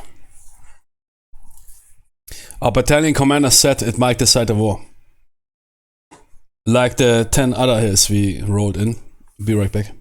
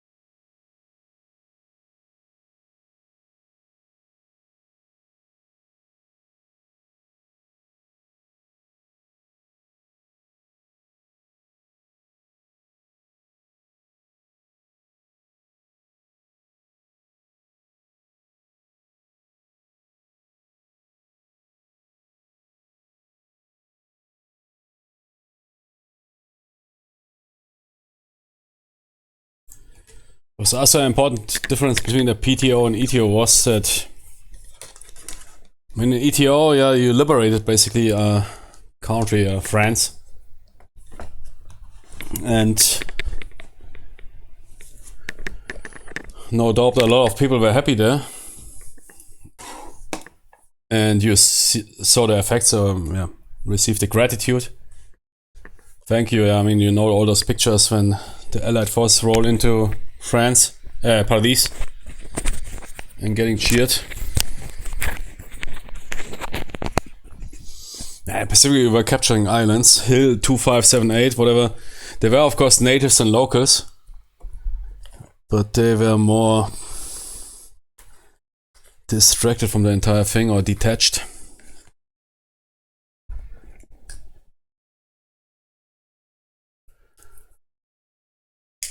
And everybody joins. Like, I mean, most of those dudes. If you have the right heart, yeah, or jumping off cliffs. Yeah, Japanese people. A lot of civilians. Yeah, no, that is not a joke. A lot of Japanese civilians committed suicide, or were forced to commit suicide. I think by Japanese forces. But they also on their own committed suicide. Because they were thinking if they get captured or whatever, or their honor requires it. If you see that shit, I mean, and you now compare that, and you are in a jungle, man, the humidity is killing you, the mosquitoes are killing you. I mean, jungle is really the worst. Yeah, desert perhaps as well. And now in Europe, yeah, you liberate some French town or village, and some people say, hey man, thanks that you're coming by. Fuck the Nazis. That's also a different thing, and it's more familiar to you if you're coming from the US or whatever to fight in the ETO than fighting here in some jungle on some islands nobody ever heard of. Yeah.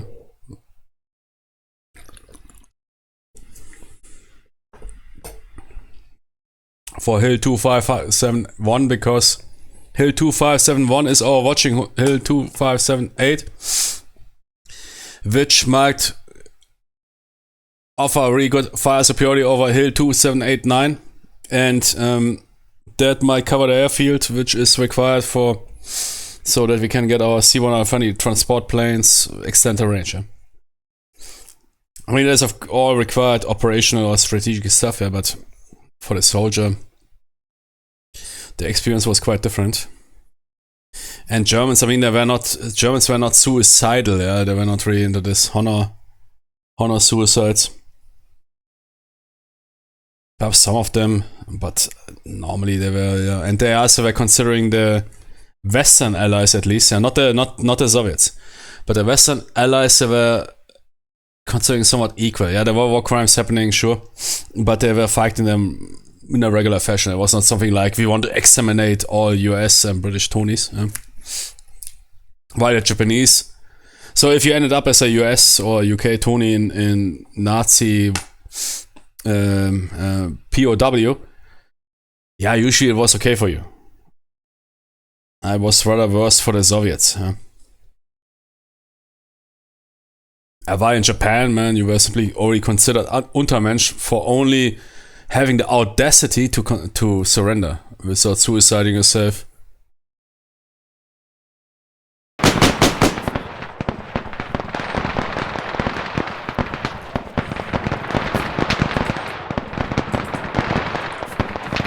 Oh, kurwa! Fuck! Don't run! The machine gun is active. God damn, man, how did I survive that? Jimmy, stop! No, come over, wait, I suppress. Wait, smoke grenade? Shit, I didn't.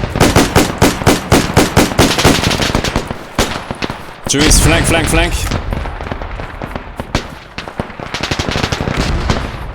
Man, I wasn't aware of that active machine gun.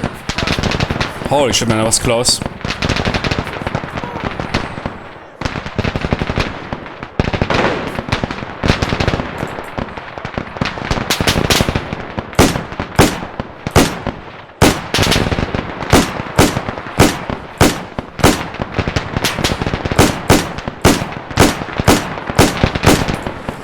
Give me an early support.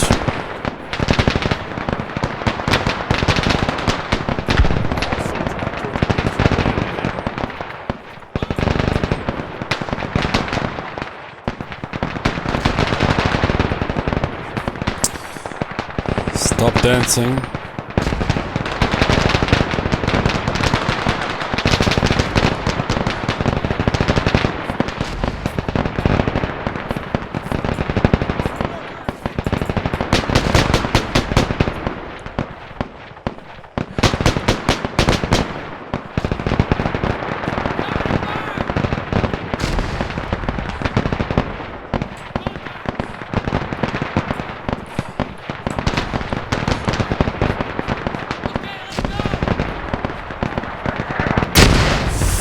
Fucking hell, man. Shit, hit the deck.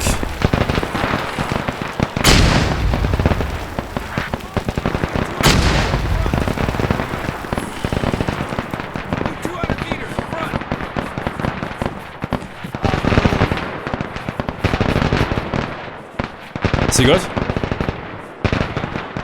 I guess not. Fuck yeah, they're caught in.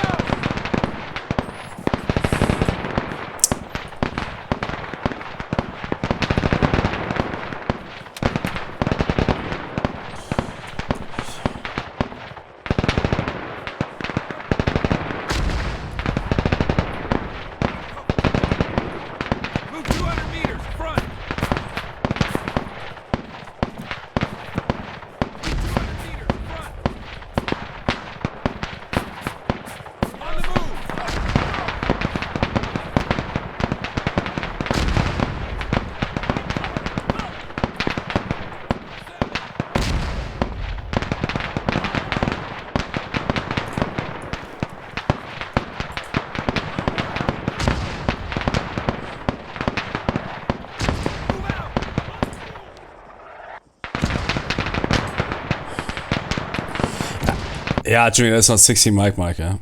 This is not a 60 mic mortar. 60 mic mortar would make a poof.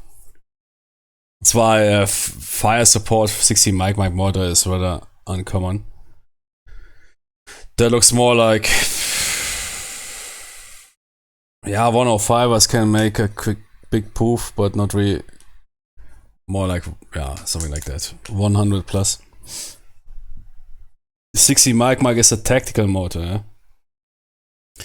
Sure, you mic direct a forward observer for that, but 60 mic is a tactical mortar which you carry organic. You don't call that shit in from 80 plus, 100 plus. That here, that is 60 mic is a small poof. That here is 100 plus.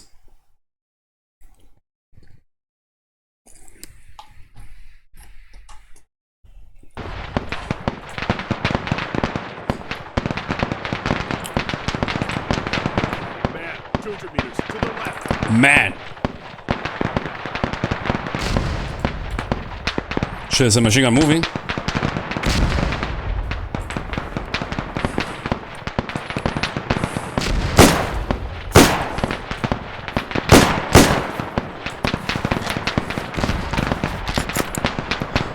Can I get rid of that reload? I guess no.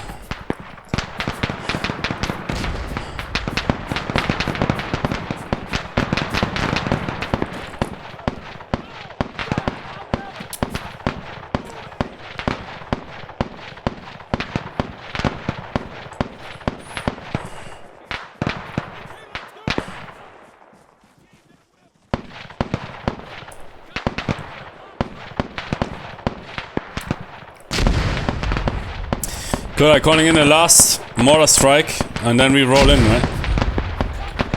We soften them up for good. Always tell the men you soften them up for good.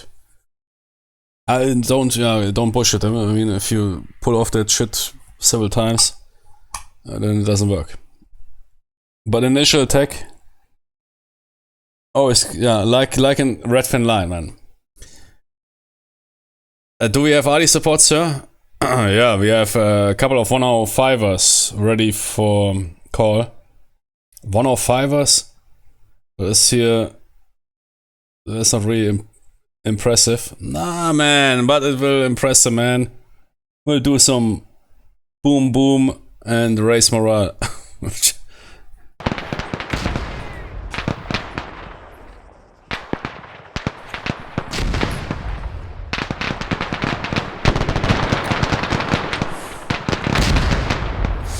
I think the German translation is even better than the English, man.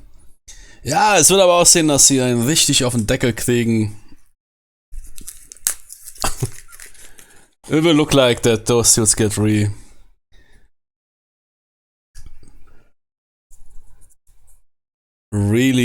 some inbounds.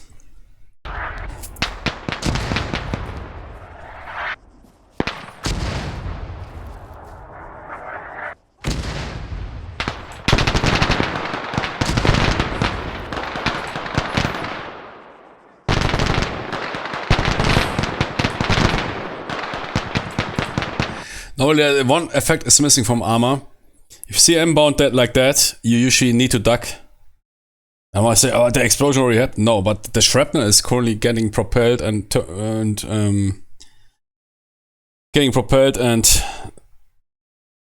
rolling into your direction. So usually the noobs they watch the explosions. Wow. And some fucking stone flies off like that. Into your face. With a huge delay. Could be a couple of seconds. So if you witness some more formidable RT attack even in close vicinity, better get low. It's only explosion or the direct shrapnel. So it's stuff that gets propelled, which might come your direction. Usually you have that raining sound. Shit raining on your helmet. Bigger or smaller.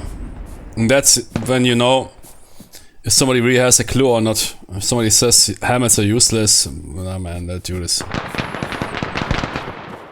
Like that one Steve, whatever, Common Vision dude. Ah, helmets are mostly useless. Yeah, sure, that's why every army on the world is into helmets. Because they buy them in order just to waste money, yeah. Just in order to say to the soldiers, yeah man, if you have a helmet, you're good. Nah, Steve, that here from Battlefront. Remember, I was in a Battlefront forums and that dude made the point helmets are useless, mostly because most shrapnel will penetrate the helmet, which is bullshit. And it's only covering 10% of your body anyway, so helmets are useless. Which then I respond. You usually not expose your entire body to the battlefield or to the enemy. Those helmets were specifically designed in World War One. Because usually you are prone or whatever, and your head being the most vital zone. If you getting some shrapnel, cracking your skull, and I told you, medical wise, a cracked skull because you have vital vessels running below the skull. It's not good. Cracked skull, not good. Or pierced skull. Which is somewhat, I don't know, some dude that read a couple of books but really doesn't have any clue of what he can't even imagine what really shit is going on.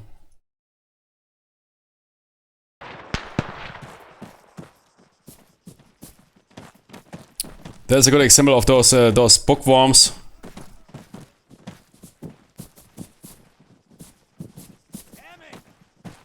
Who think they have it figured out by whatever. Calling a helmet useless, yeah, sure. On the move! Should we tell me more? I'm covering, go! Go! Cover!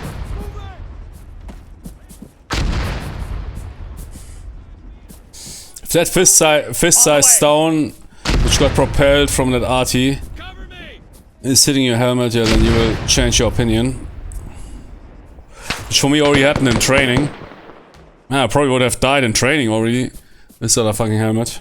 Move 100 meters. Front. Or suffered at least severe injury.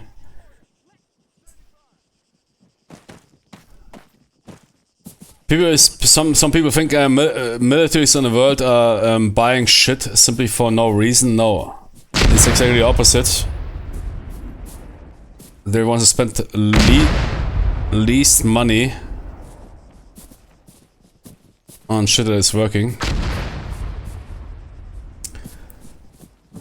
I'm sure there's a total fail weapon systems, but even a lot of weapon systems that have this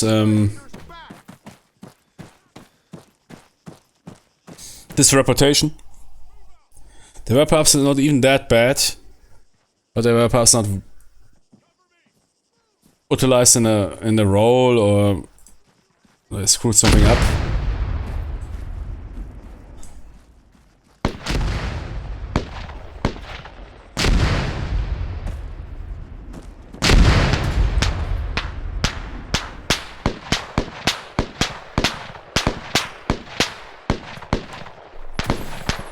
I can tell, I said Japanese, I said a flank attack by the... And that's exactly the reason why you usually do L attacks. L, like a letter L.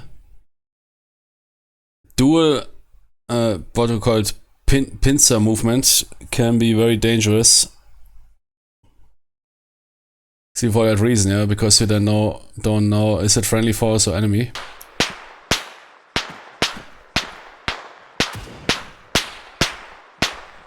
Oh, they're firing at. I mean, they're firing at, not at us, they're firing at something on the top.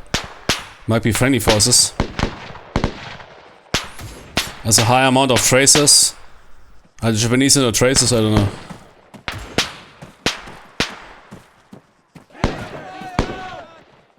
Might be friendlies. Would I say that the US are paying more attention to tracers or have better equipment status at that point of the war. Soldier, 75 meters, just up ahead.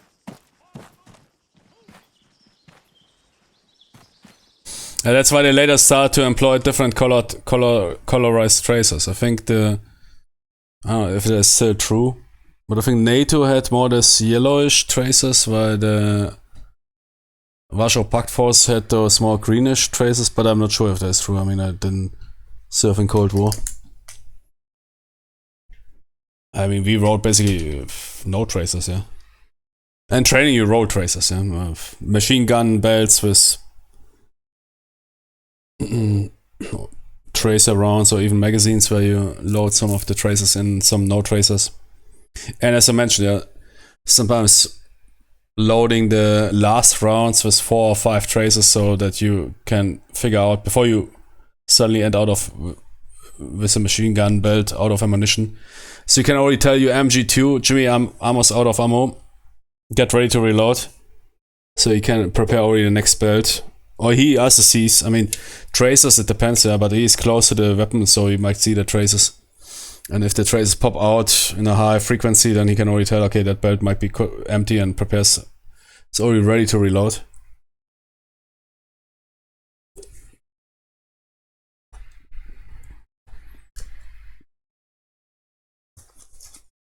If I remember correctly, yeah. They like to put many tracer rounds onto the last of the belt. I mean, you can also observe the belt, of course, yeah. If you fire from a belt, you will, of course, also simply see that the belt is... Because you can clip them away.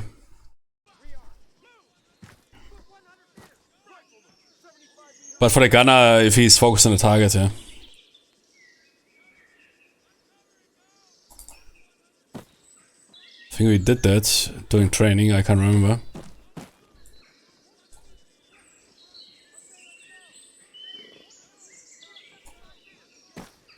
Usually roll that there was a regular mix. There was a regular mix. I think they even taught us to mix in incendiary rounds for whatever reason.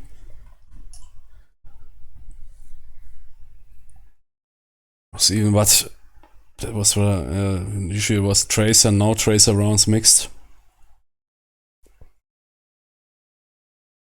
Because tracers are hard to observe for the enemy. Those tracers are designed that you can see them from a specific angle, but you can also observe them to some extent from wider angles, which basically allows. But they're designed that the enemy doesn't really spot the tracer coming at him, so he can basically. They also I think the modern tracer ammunition has somewhat delayed.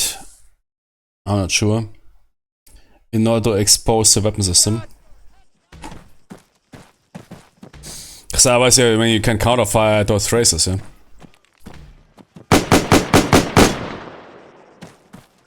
Especially at night.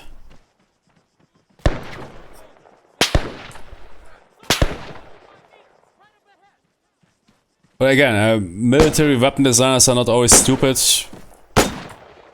Even in World War II. Oh, kurwa. Is that guy firing out of the... Holy shit. What was that? Grenade?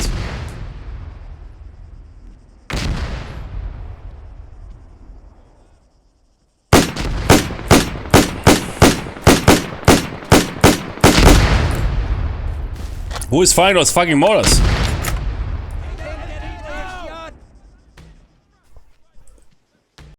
But if you check my World War II, man, they designed really some brain shit there, which is still in use. So not all procurement there is bullshittery.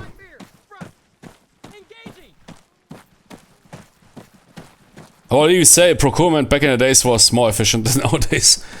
Like here, Werbeschaffungsamt, Jimmy, 100 billions invested. Get equipment for 5 billions. Holy fuck, man, what's that? Get into the bunker.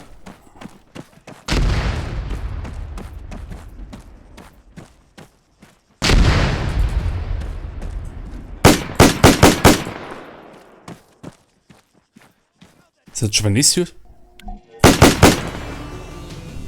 That was Japanese, man. Man, Japanese. 10 meters in front of you. Was that the mortar guy? Okay, whatever. Why nobody shot? Okay.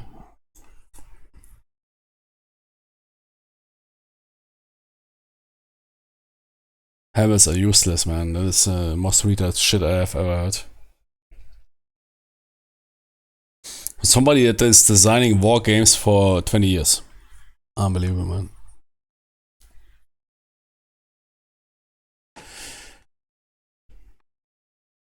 But yeah, if you are more busy writing 5,000 posts on the Ukrainian situation while that one dude sitting on the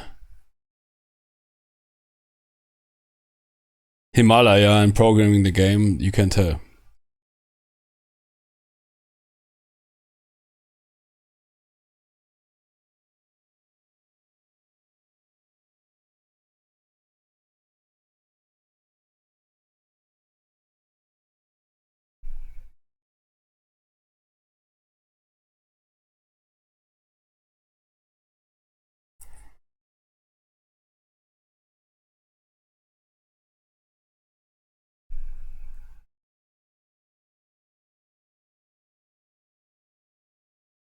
I mean, you must be a bit retard, man. Everybody in some danger zone where shit can rain down on your head or whatever is wearing a helmet, man. And soldier helmets are useless. Yeah, sure. You figured it out, man. God damn, man. Use your fucking brain, you retard, man. I think that dude, man, he had really luck that he met Charles Moyan. I don't know.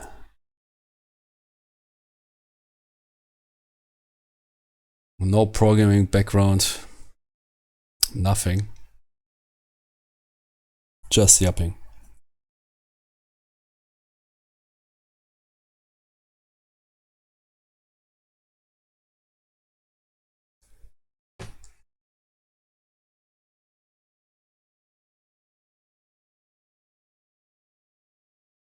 Ui, what is that, man? Holy palm oil hill resort. The native bomber at the Japanese position, but remaining elements might be present. Clear them out. Probably everybody is present there. If a briefing states something like that, consider that they're all there.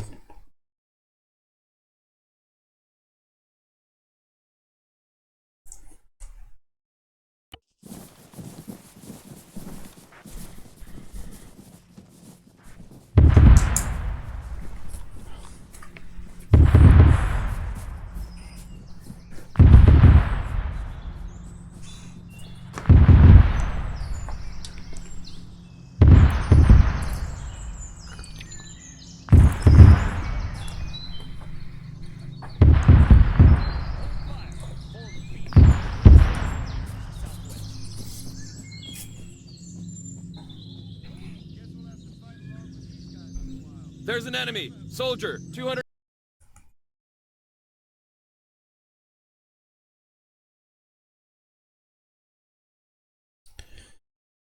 Let's check out those Afghanistan campaigns I downloaded. Are we done? Or did I run out of hard drive? I will definitely continue that campaign, but also because it is so taxing on my hard drive, I want to check out the campaign. If it's shit, I can immediately install all those mods. Nah, okay, we're good.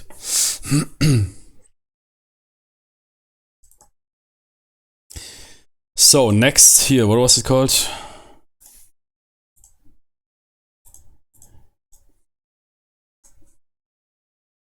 Enduring Freedom, yeah, which is basically